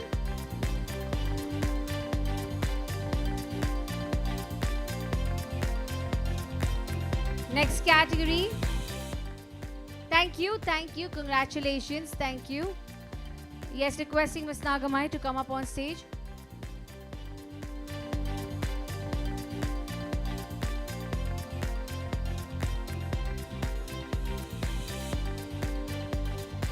All right, the next category, Excellence in Public Awareness, the Cyber Security Center of Excellence, Hyderabad. Are you here? Okay, moving forward, Image Building, Mohammad Mudassir Alam, Public Relation Officer, PRO, Central University of South Bihar, Gaya, Bihar. Is he here? Yes, congratulations, sir. Requesting all the awardees to kindly be ready. Excellence in Media Education, and the award goes to Dr. Sarika Takhar, Dean. Sir, requesting you to please be ready. Dean NIJMC, NIMS University, Jaipur. Congratulations. Yes, please come up on stage. Next category, Excellence in Media Academics, and the award goes to Dr. Anshu Arora, Associate Professor, Amity School of Communication, Noida, to kindly come up on stage. Congratulations.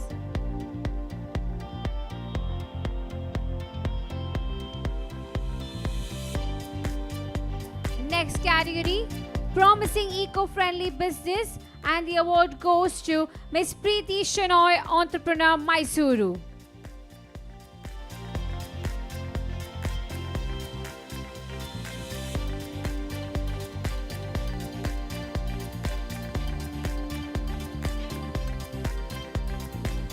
Next category, Corporate Communicator of the Year, and the award goes to Mr. Irfan Rashid, Corporate Communications Officer, REC Limited, Gurgaon.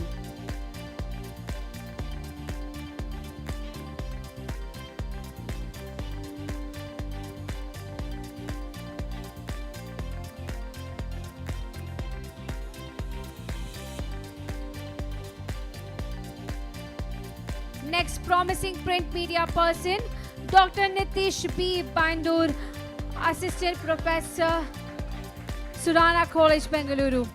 I want to know what the fan base is all about. Why can't we have this kind of fan base for everyone? Nitish, looks like you're a real star. Next, Promising PR Agency of the Year. The award goes to Peerless Brand and Business Partners, New Delhi. Congratulations.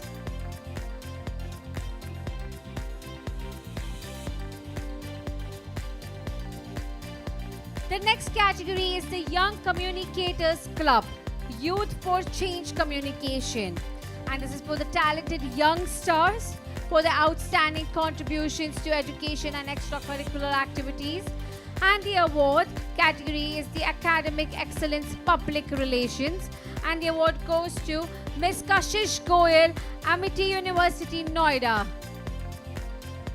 A big round of applause, ladies and gentlemen. Let's celebrate the young talent. Come on.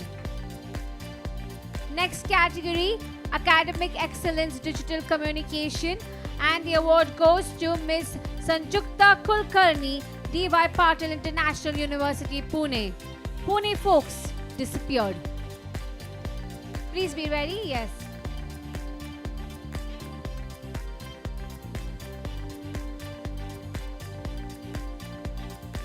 Next category, Sports Excellence.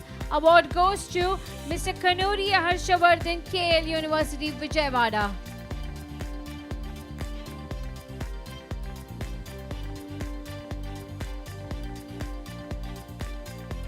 Congratulations, Kanuri. Next category, Fine Arts Excellence Music. And the award goes to Mr. Prakul Banandur, RB University, Bengaluru. Is he here? Yes, sir. We have his father on his behalf, Mr. Praveen. Still what an honor, right? To receive the award on behalf of your son. Next category, Fine Arts Excellence, and the award goes to Mr. Rohit Ricky R, St. Paul's College, Bengaluru. Requesting all the young achievers to kindly be ready. Next category, yes. Next category, Fine Arts Excellence Dance, and the award goes to Miss Ramona Evit Pereira, St. Aloysius, deemed to be University, Bengaluru. Please be ready.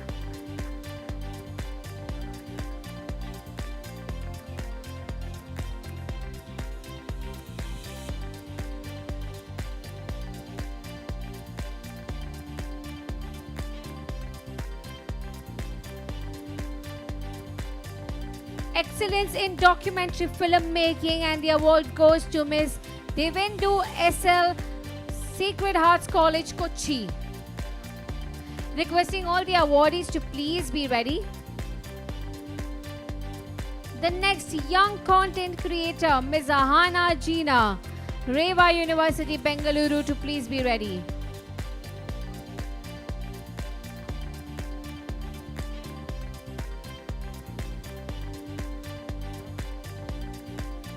Yes, please come up on stage. Next, Academic Excellence, and the award goes to Ms. Arpita Luthra, Symbiosis Center for Media and Communication, Symbiosis University, Pune.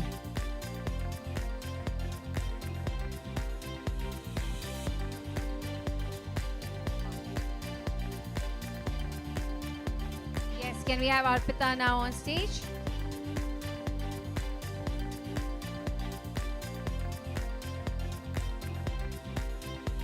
The next category, the last category, Emerging Student Journalist.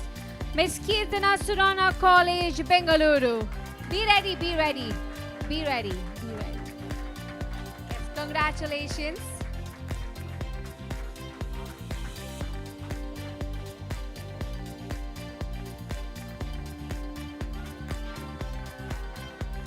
Next, may I please invite H.L. Ramakrishna to please come, Bangalore chapter. H.L. Ramakrishna. Do we have him? H.L. Ramakrishna. Okay. We had a poster competition and we have a few awardees for that. The first place goes to H.L. Ramakrishna. He's here. Okay, second prize, Brunali Esande. Second place. Congratulations.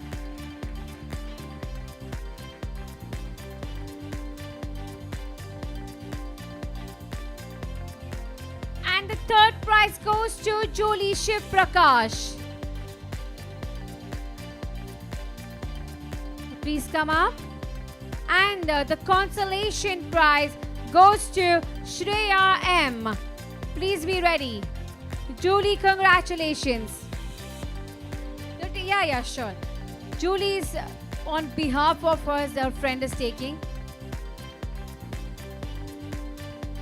Shreya, please be ready.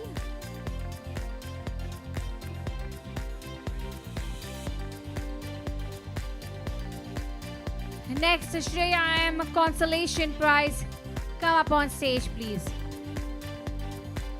We also had a few reels that we made as a competition, and we have a few winners for that. Requesting all the winners to kindly line up. Well, Shreya, straight right there, because you have won the first place for the reels. Congratulations, Shreya. 2 awards in a row. Take party from her, okay?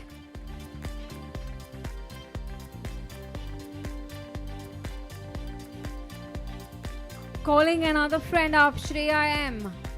First prize. Next, second place goes to Gayatri Pradhan. Is she here? Gayatri? Okay, third prize goes to Akash and team. Gayatri, Akash, taking on behalf of Gayatri. Akash, taking on behalf of Akash. Thank you, sir, for joining us.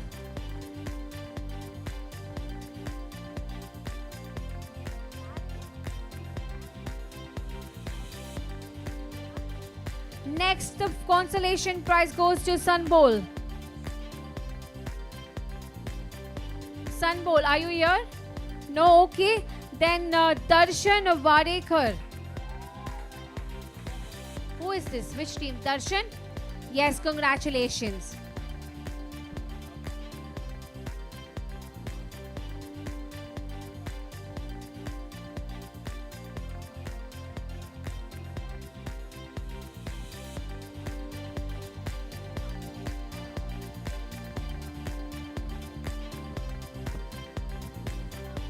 And now may I please... Sanobal. Yes, congratulations. Sanobal.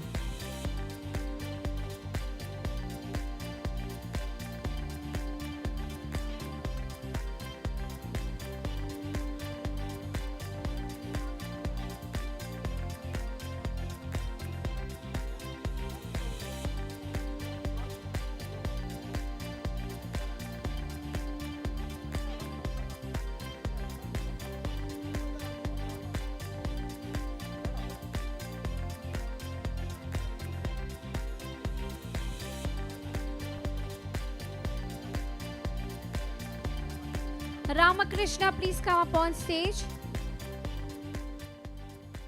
Can you please hand over Ramakrishna's award?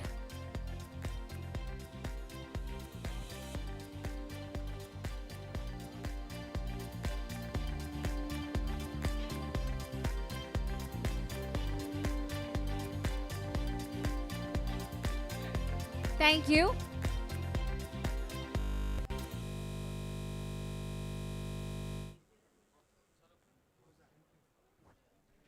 All right, ladies and gentlemen, before we move forward, requesting Mr. Pramod Shetty to please come up and say a few words. Maybe just take a minute and say. I can come up there. I hope I am a wrong person in a right place. So, public relation ಬಗ್ಗೆ ನನಗೇನು ಗೊತ್ತಿಲ್ಲ. I am an artist, so if you want to know anything about acting and those things, I can take a lecture for 1 hour, not about this. And I hope, congratulate all the award winners, and hope you go, means ಇನ್ನೂ ಎತ್ತರಕ್ಕೆ ಬೆಳೀರಿ, ಇನ್ನೂ ದೊಡ್ಡದಾಗಿ ಬೆಳೀರಿ, ಇನ್ನೂ ದೊಡ್ಡ ಹೆಚ್ಚಿನ ಪ್ರಶಸ್ತಿಗಳು ನಿಮಗೆ ಬರಲಿ. ಕನ್ನಡ ಅರ್ಥ ಆಗದೆ ಇದ್ದರೆ ಪಕ್ಕದವ್ರ ಹತ್ರ ಕೇಳಿ. ಧನ್ಯವಾದಗಳು.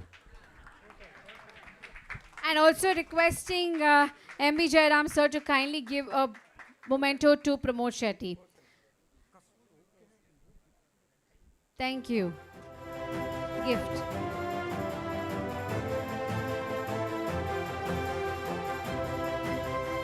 Thank you.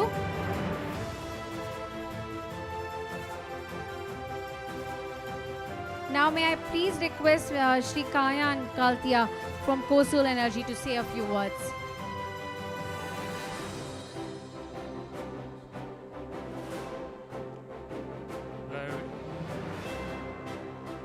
Hello everybody, this is Kayan Kaltia. Again, like he said, right place but wrong person.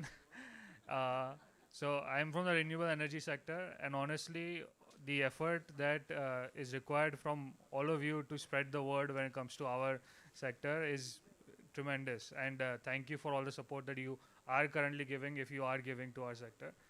Because as an emerging sector, we need all the help we can get to get the word out. Because what our goal is to spread, like Coastal's goal is to spread solar to every aspect of their lives. If you want to know about all the products that we have a ton of them, and they integrate into multiple other places just other than your traditional systems as well. Thank you.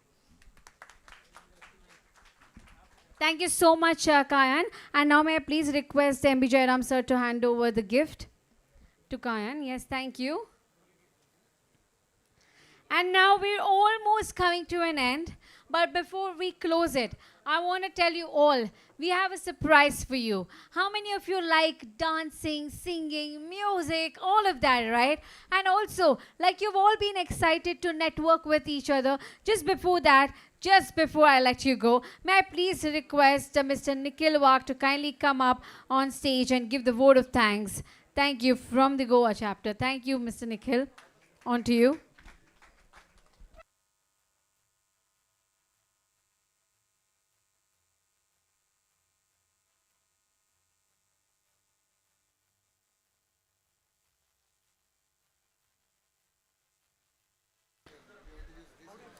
Hello. Now before I start my vote of thanks, I just wanted to tell this is not the end. Tomorrow also we are having so much excited programs, sessions as well as awards also.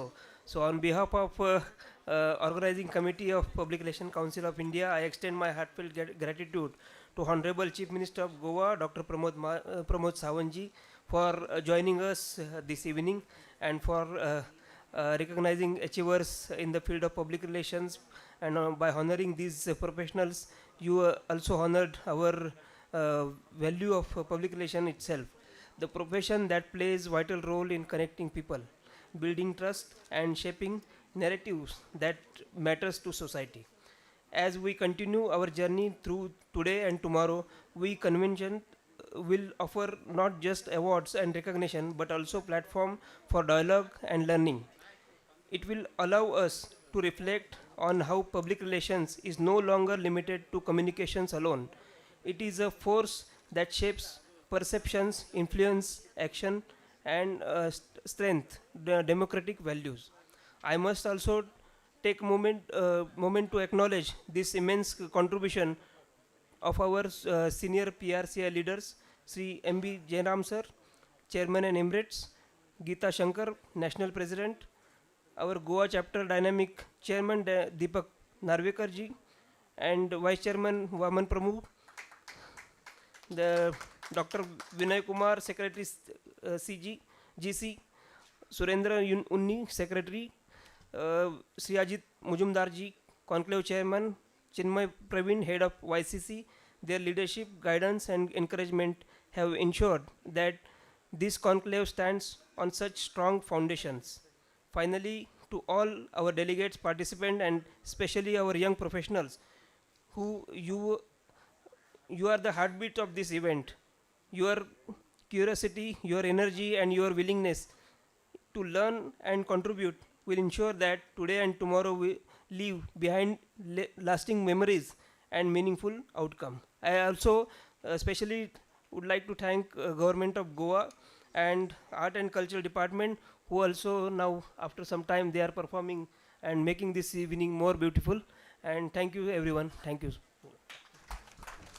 Thank you so much, sir. Thank you. And with that, what can I say? A wonderful day one. What a fabulous way it ended. Such great speakers, great dignitaries, everybody who has put up for this event. Give them a big round of applause to all the dignitaries, to all the people behind the event, the PRCI team, and also the photographers for being so dedicated towards their work. The lights, sounds, music, and all the people from the college that have come forward. Thank you, Dempo College. Thank you so much for participating. And ladies and gentlemen, the 19th Global Communication Conclave Day 1 comes to an end with all the speaking part. Now is the time where we welcome and open all the entertainment part. The dinner is being served, the drinks are being served, and also we have a surprise element for you, like I said. We have the Goan Traditional Folk Dance Cultural Program by Komantarang, Department of Art and Culture, Government of Goa, coming in for all of you. So requesting all the dignitaries to kindly take your seats and enjoy the cultural folk dance. Thank you for joining us. Give them all a big round of applause once again, ladies and gentlemen. With that, signing off for day one, MC Suman Rangnath, thank you once again for having us. Get ready for the day two. It's going to be spectacular. It's going to be another day of what you will remember. Well, this is the 19th Global Communication Conclave Day 1, and thank you so much, and thank you. You can all take a group picture, and then after that, we will open for the cultural program from the Goan Traditional Folk Dance. Thank you. The drinks is being served at the back side of the hall, so you can all go there. The dinner is being served on the left-hand side, and the cultural program will happen right here in the stage. Thank you.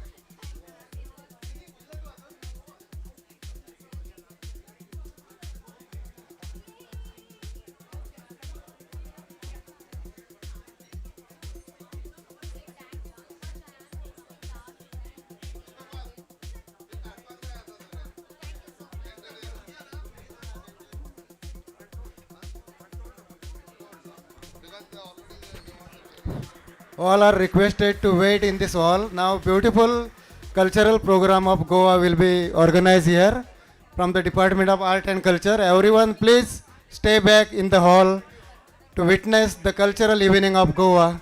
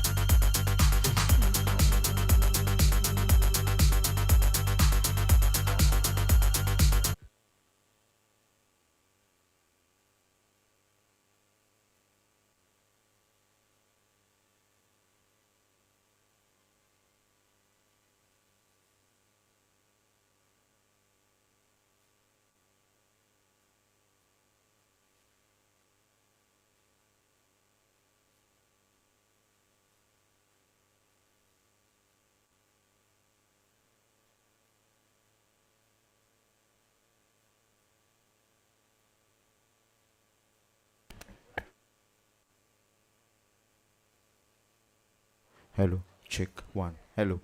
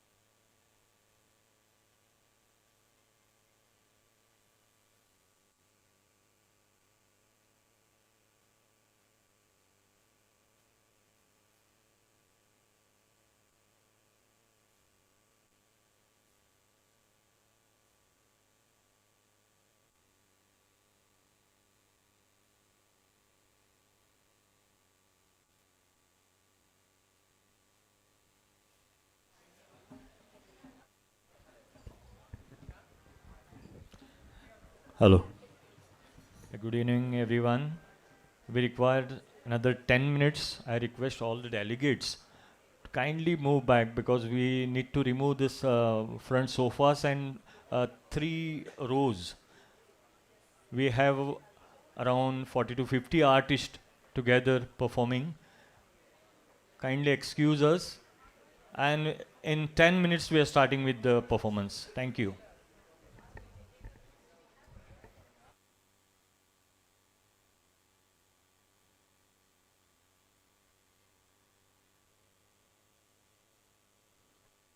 Hello.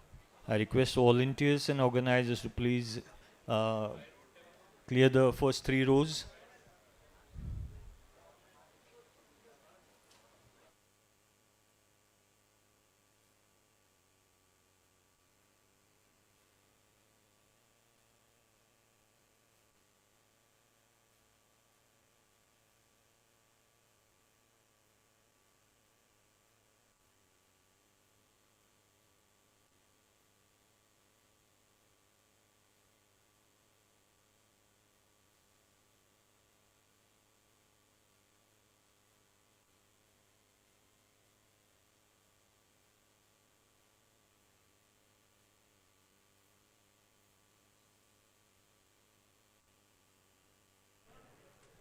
Check.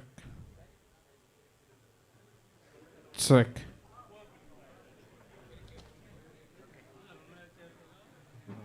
Na, kahit na. No?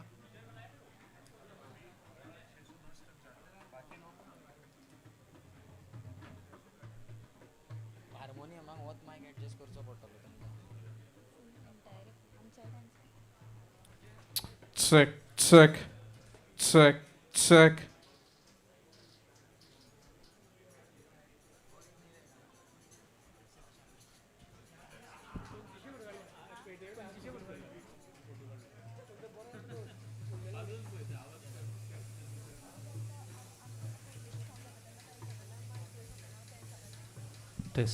This one.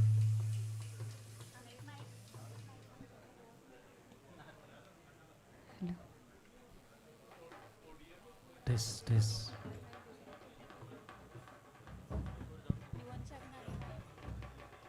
Hello. Hello. This. Hello.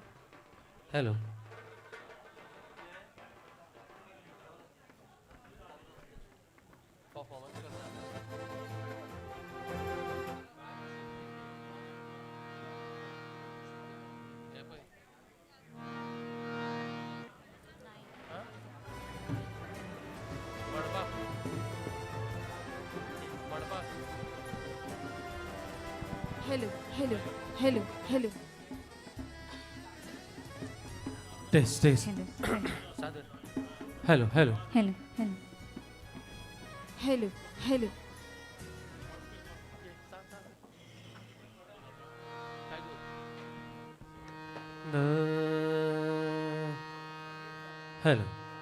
La la la. थोड़ा reverb दे दो. La la la.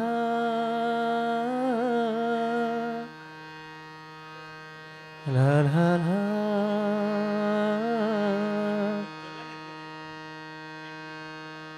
La la la la la.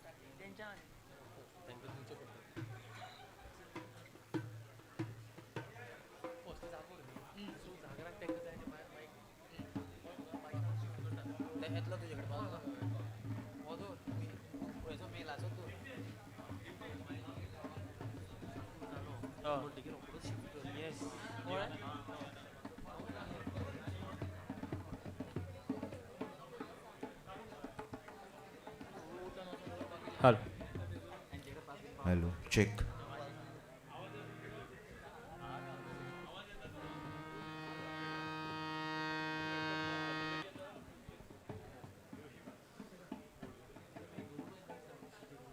Hello.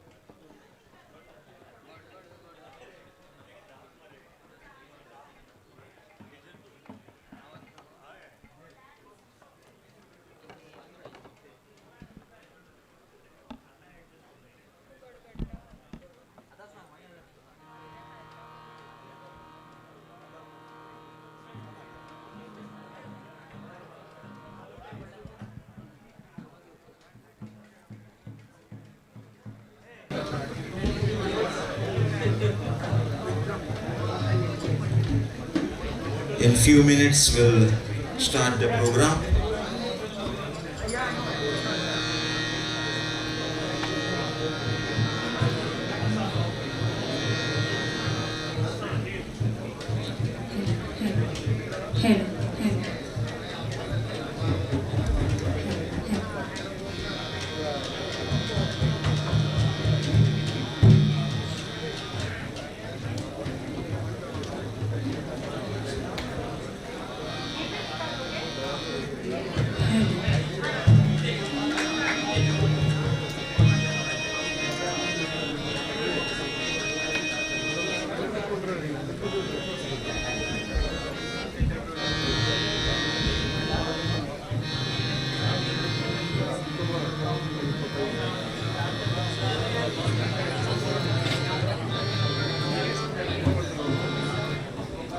Hello, hello.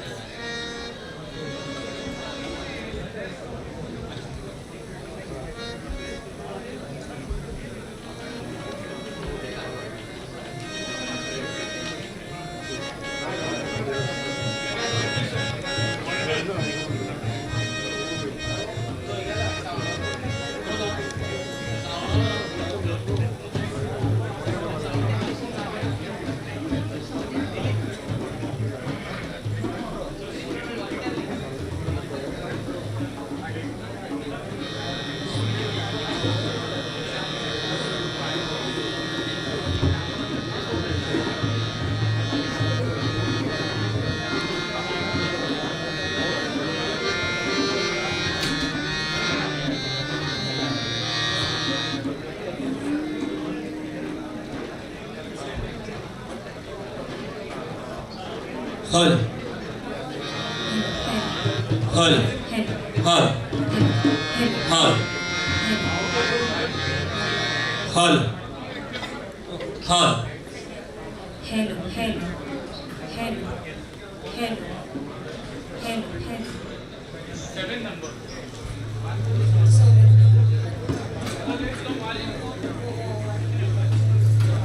Hello, hello.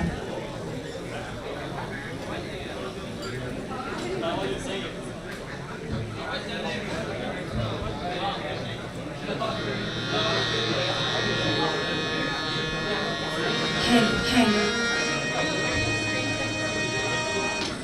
Hello, hello.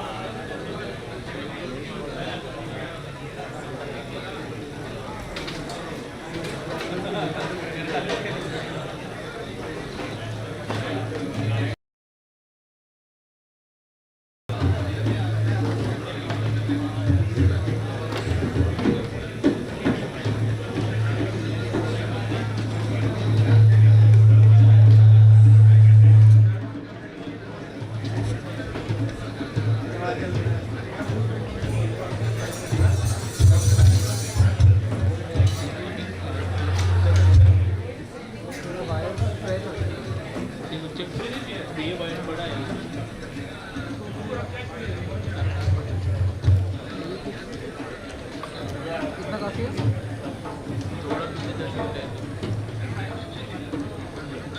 पर आपको यहाँ पर आएंगे artist capture हो जाएगा? हो जाएगा, हो जाएगा। अभी वाइड एंगल में आ रहे थे, पहले क्लोजअप आ रहा है।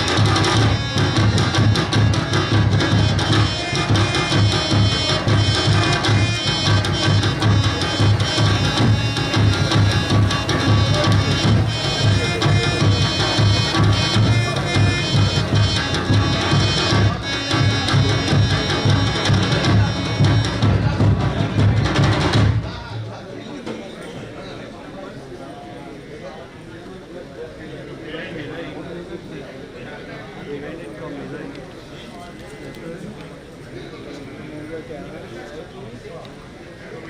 full line will not come. Focus down.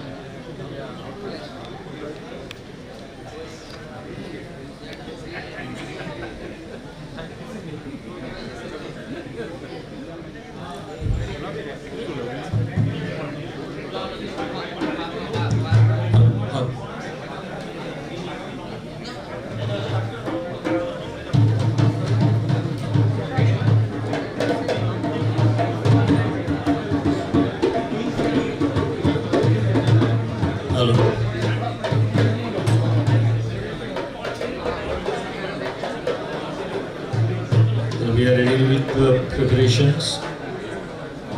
Kindly give the final command to start.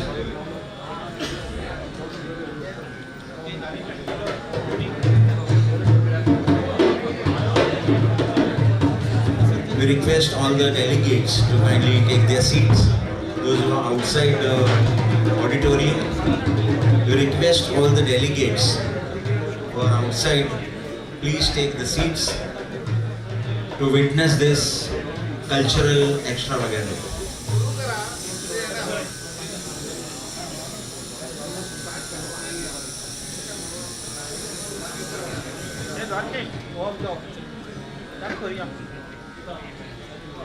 One request to all the delegates, kindly don't block the main exit of this auditorium, because the artist will be coming from the main entrance in the auditorium. The performing artist will be coming from the main entrance, so requesting all the delegates to kindly don't block the main entrance. You can use the second entrance to come inside this hall. Thank you.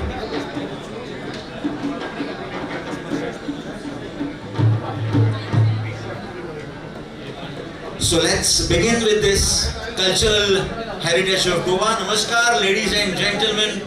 Welcome to the vibrant celebration of Goan culture as we present to you Gomantaran, the energetic and traditional folk dance performances. Each dance form has its routine, flavor and style reflecting the state's history, mythology and traditions. Tonight we take pride in showcasing the rich cultural heritage of Goa through the rhythmic beats and graceful movements of our talented performances. Requesting, don't miss the final segment of this performance that brings house down with their and captivating routines. Be there till the end to experience the grand finale of this spectacular cultural extravaganza. So let's begin. Let's embark on this cultural journey together and expression of this beauty of this Goan tradition. The performance will be Zagor, Dekhni, Musalkhed, Kudbi dance, Veerbhadra and Ghode Modni. So let's have a round of applause for all the artists. So let's begin with this cultural heritage of Goa. आधीवना नमन धरतरे माए आधीवना नमन धरतरे माए आधीवना नमन धरतरे माए आधीवना नमन धरतरे माए आधीवना नमन मानाचा गुरु आधीवना नमन मानाचा गुरु आधीवना नमन मानाचा गुरु आधीवना नमन मानाचा गुरु आधीवना नमन गणेशा देवा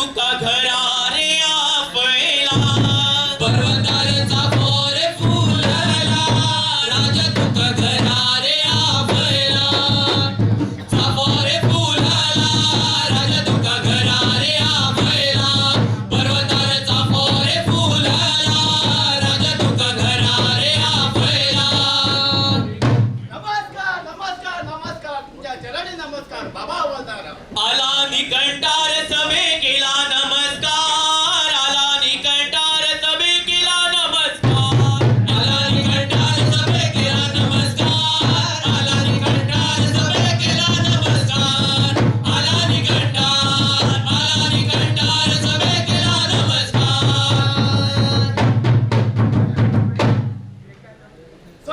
सचिता कविता जागो शासनाचा एका दिवसात बाबा वंदारा बाबा हवलदारा तू कदेश मानवला, बाबा हवलदारा तू कदेश मानवला, बाबा हवलदारा तू कदेश मानवला, बाबा हवलदारा तू कदेश मानवला, बाबा हवलदारा तू कदेश मानवला.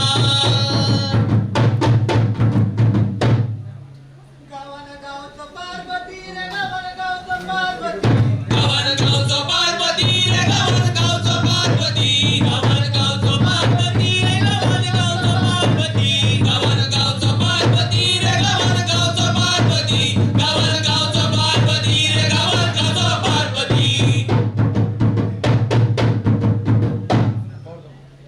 उसूल करत चुलपटी रे उसूल करत चुलपटी वसूल करता चुलपटी रे वसूल करता चुलपटी, वसूल करता चुलपटी रे वसूल करता चुलपटी, वसूल करता चुलपटी रे वसूल करता चुलपटी, वसूल करता चुलपटी रे वसूल करता चुलपटी.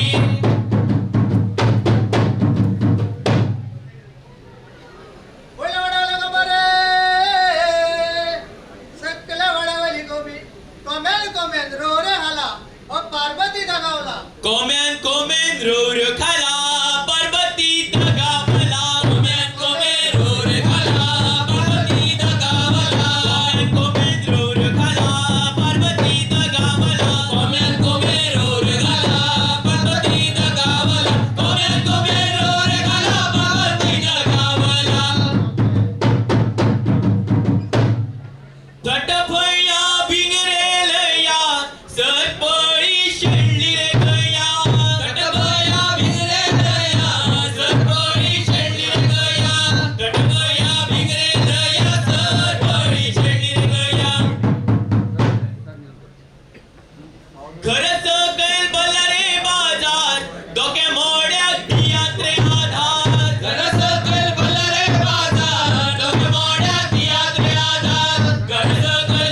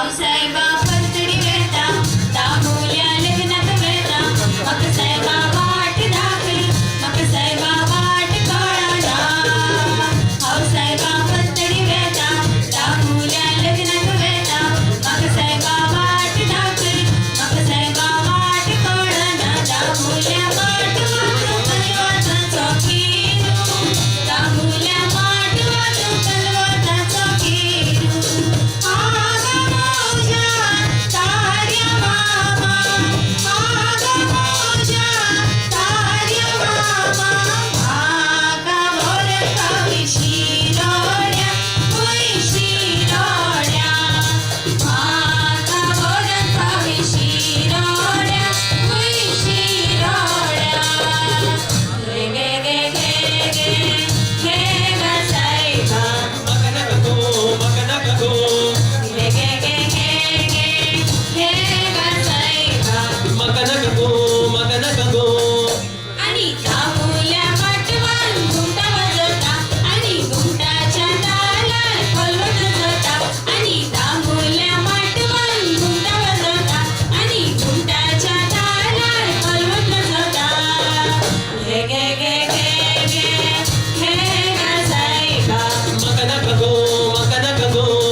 गे गे गे गे गे गे गा साहेबा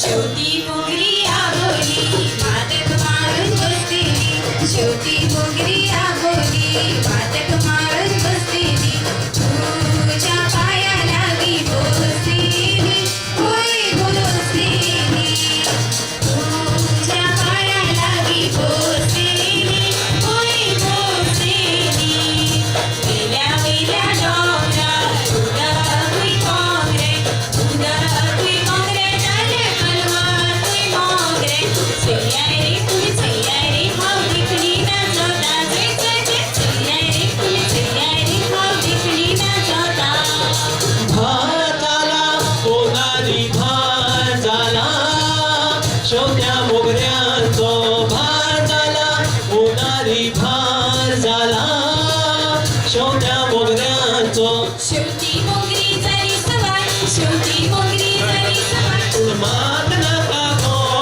उडमाक नाका गो आगे नारी तुला नागारी नोती पाया सोरी आगे नारी तुझ्या नागारी नोती पाया सोरी पायातली पैजण दिता पायातली पैजण दिता हातातली काकडा दिता हातातली काकडा दिता तुमका पावयत शिरोड्या बरं तुमका पावयत शिरोड्या तुम्ही आमका शिरी पडाय गो बेडान वागडेली तुम्ही आमका शिरी पडाय गो बेडान वागडेली तुम्ही आमका शिरी पडाय गो पायान वागडेली तुम्ही आमका शिरी पडाय गो पायान वागडेली सरपळी दिता डोळ्यातली सरपळी दिता नाकातली लवट दिता नाकातली लवट दिता तुमका पावयत शिरोड्या बरं तुमका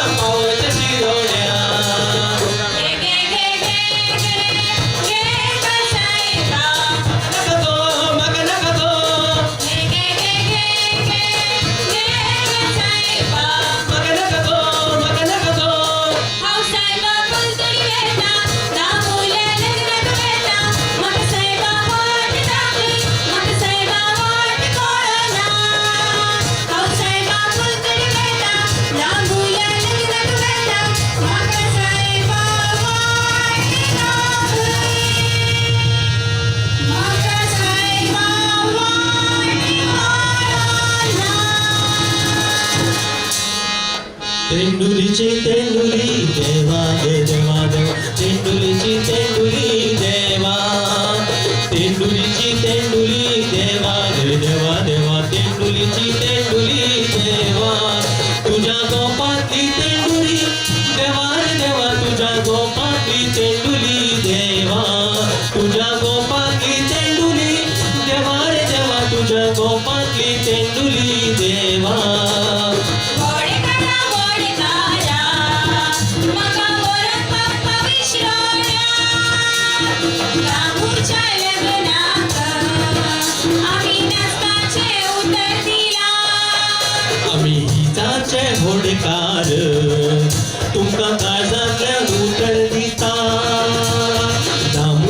लग्नात तुमका पावयता शिरोड्या तुमका पावयता शिरोड्या तुमका पावयता शिरोड्या तुमका पावयता शिरोड्या तुमका पावयता शिरोड्या तुमका पावयता शिरोड्या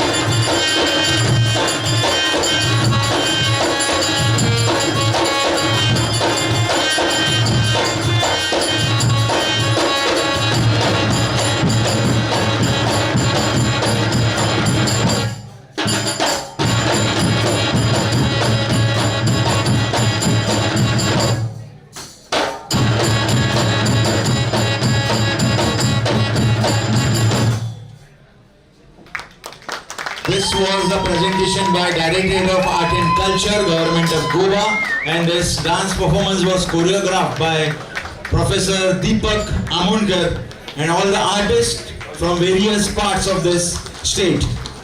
So I request all the delegates to give a round of applause for all the artists, and I request Umesh Shirodkar, the Assistant Cultural Officer of Directorate of Art and Culture, to please come on the stage, and choreographer Shri Deepak Amonkar sir to please come forward. Good evening. This was a mesmerizing presentation from Department of Art and Culture, Government of Goa. We are very much thankful to Minister Sri Ramesh Tawalkar, who has approved this program for the Public Relations Council of India. And we are also thankful to Mr. Vivek Nayak, Director of Art and Culture, Mr. Milind Mate, Deputy Director Art and Culture. I request all the PRCI Goa team and PRCI Executive Committee to come here. We are felicitating the organizers of this program, the choreographer and all the organizers and the art and culture officers who are there. Everybody please come here. Kindly come. Goa chapter members please come here.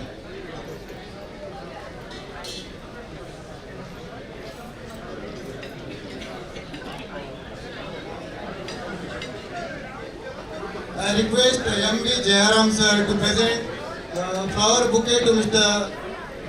Umesh and felicitate him. Come.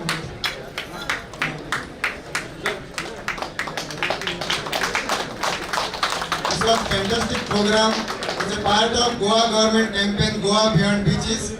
We are giving local communities, we are empowering Goa government, and we are diverting tourists from beaches to interiors of Goa. And such type of wonderful programs you can see everywhere in the villages of Goa, and this is real Goa. Thank you very much. On behalf of Public Relations Council of India, all the artists who have performed today, it was an excellent program. We have seen it for the last 45 minutes. Thank you so much,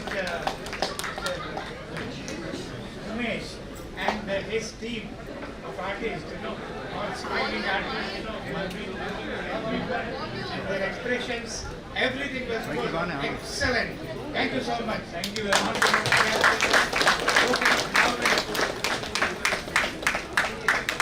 On behalf of Directorate of Art and Culture, we thank all the delegates who are present here, the organizers and all the team, to giving us such a great audience and a great program.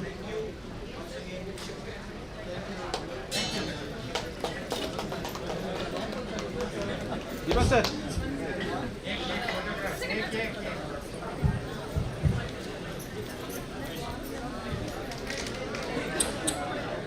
Sure.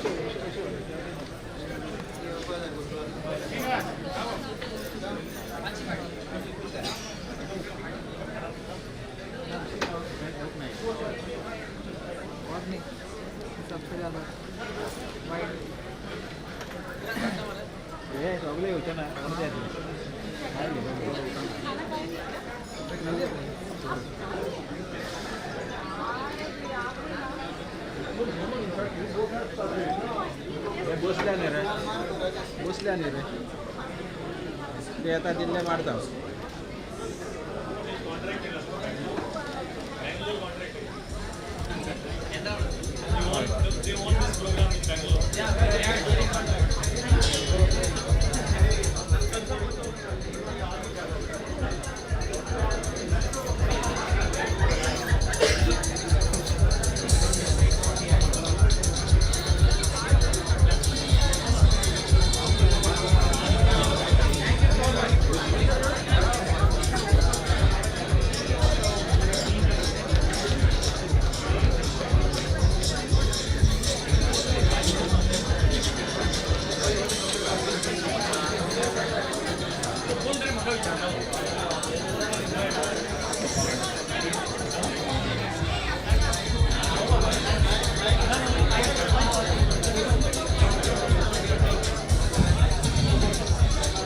Now there will be DJ music.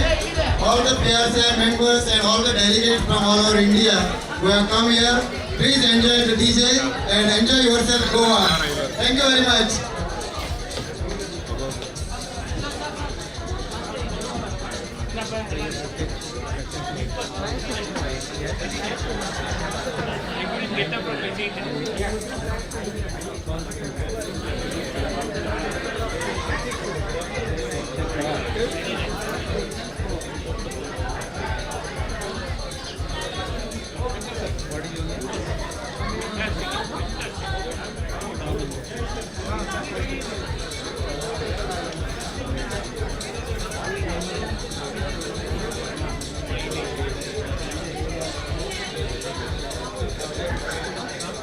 Inquire, no? Huh? Ask if anything you want.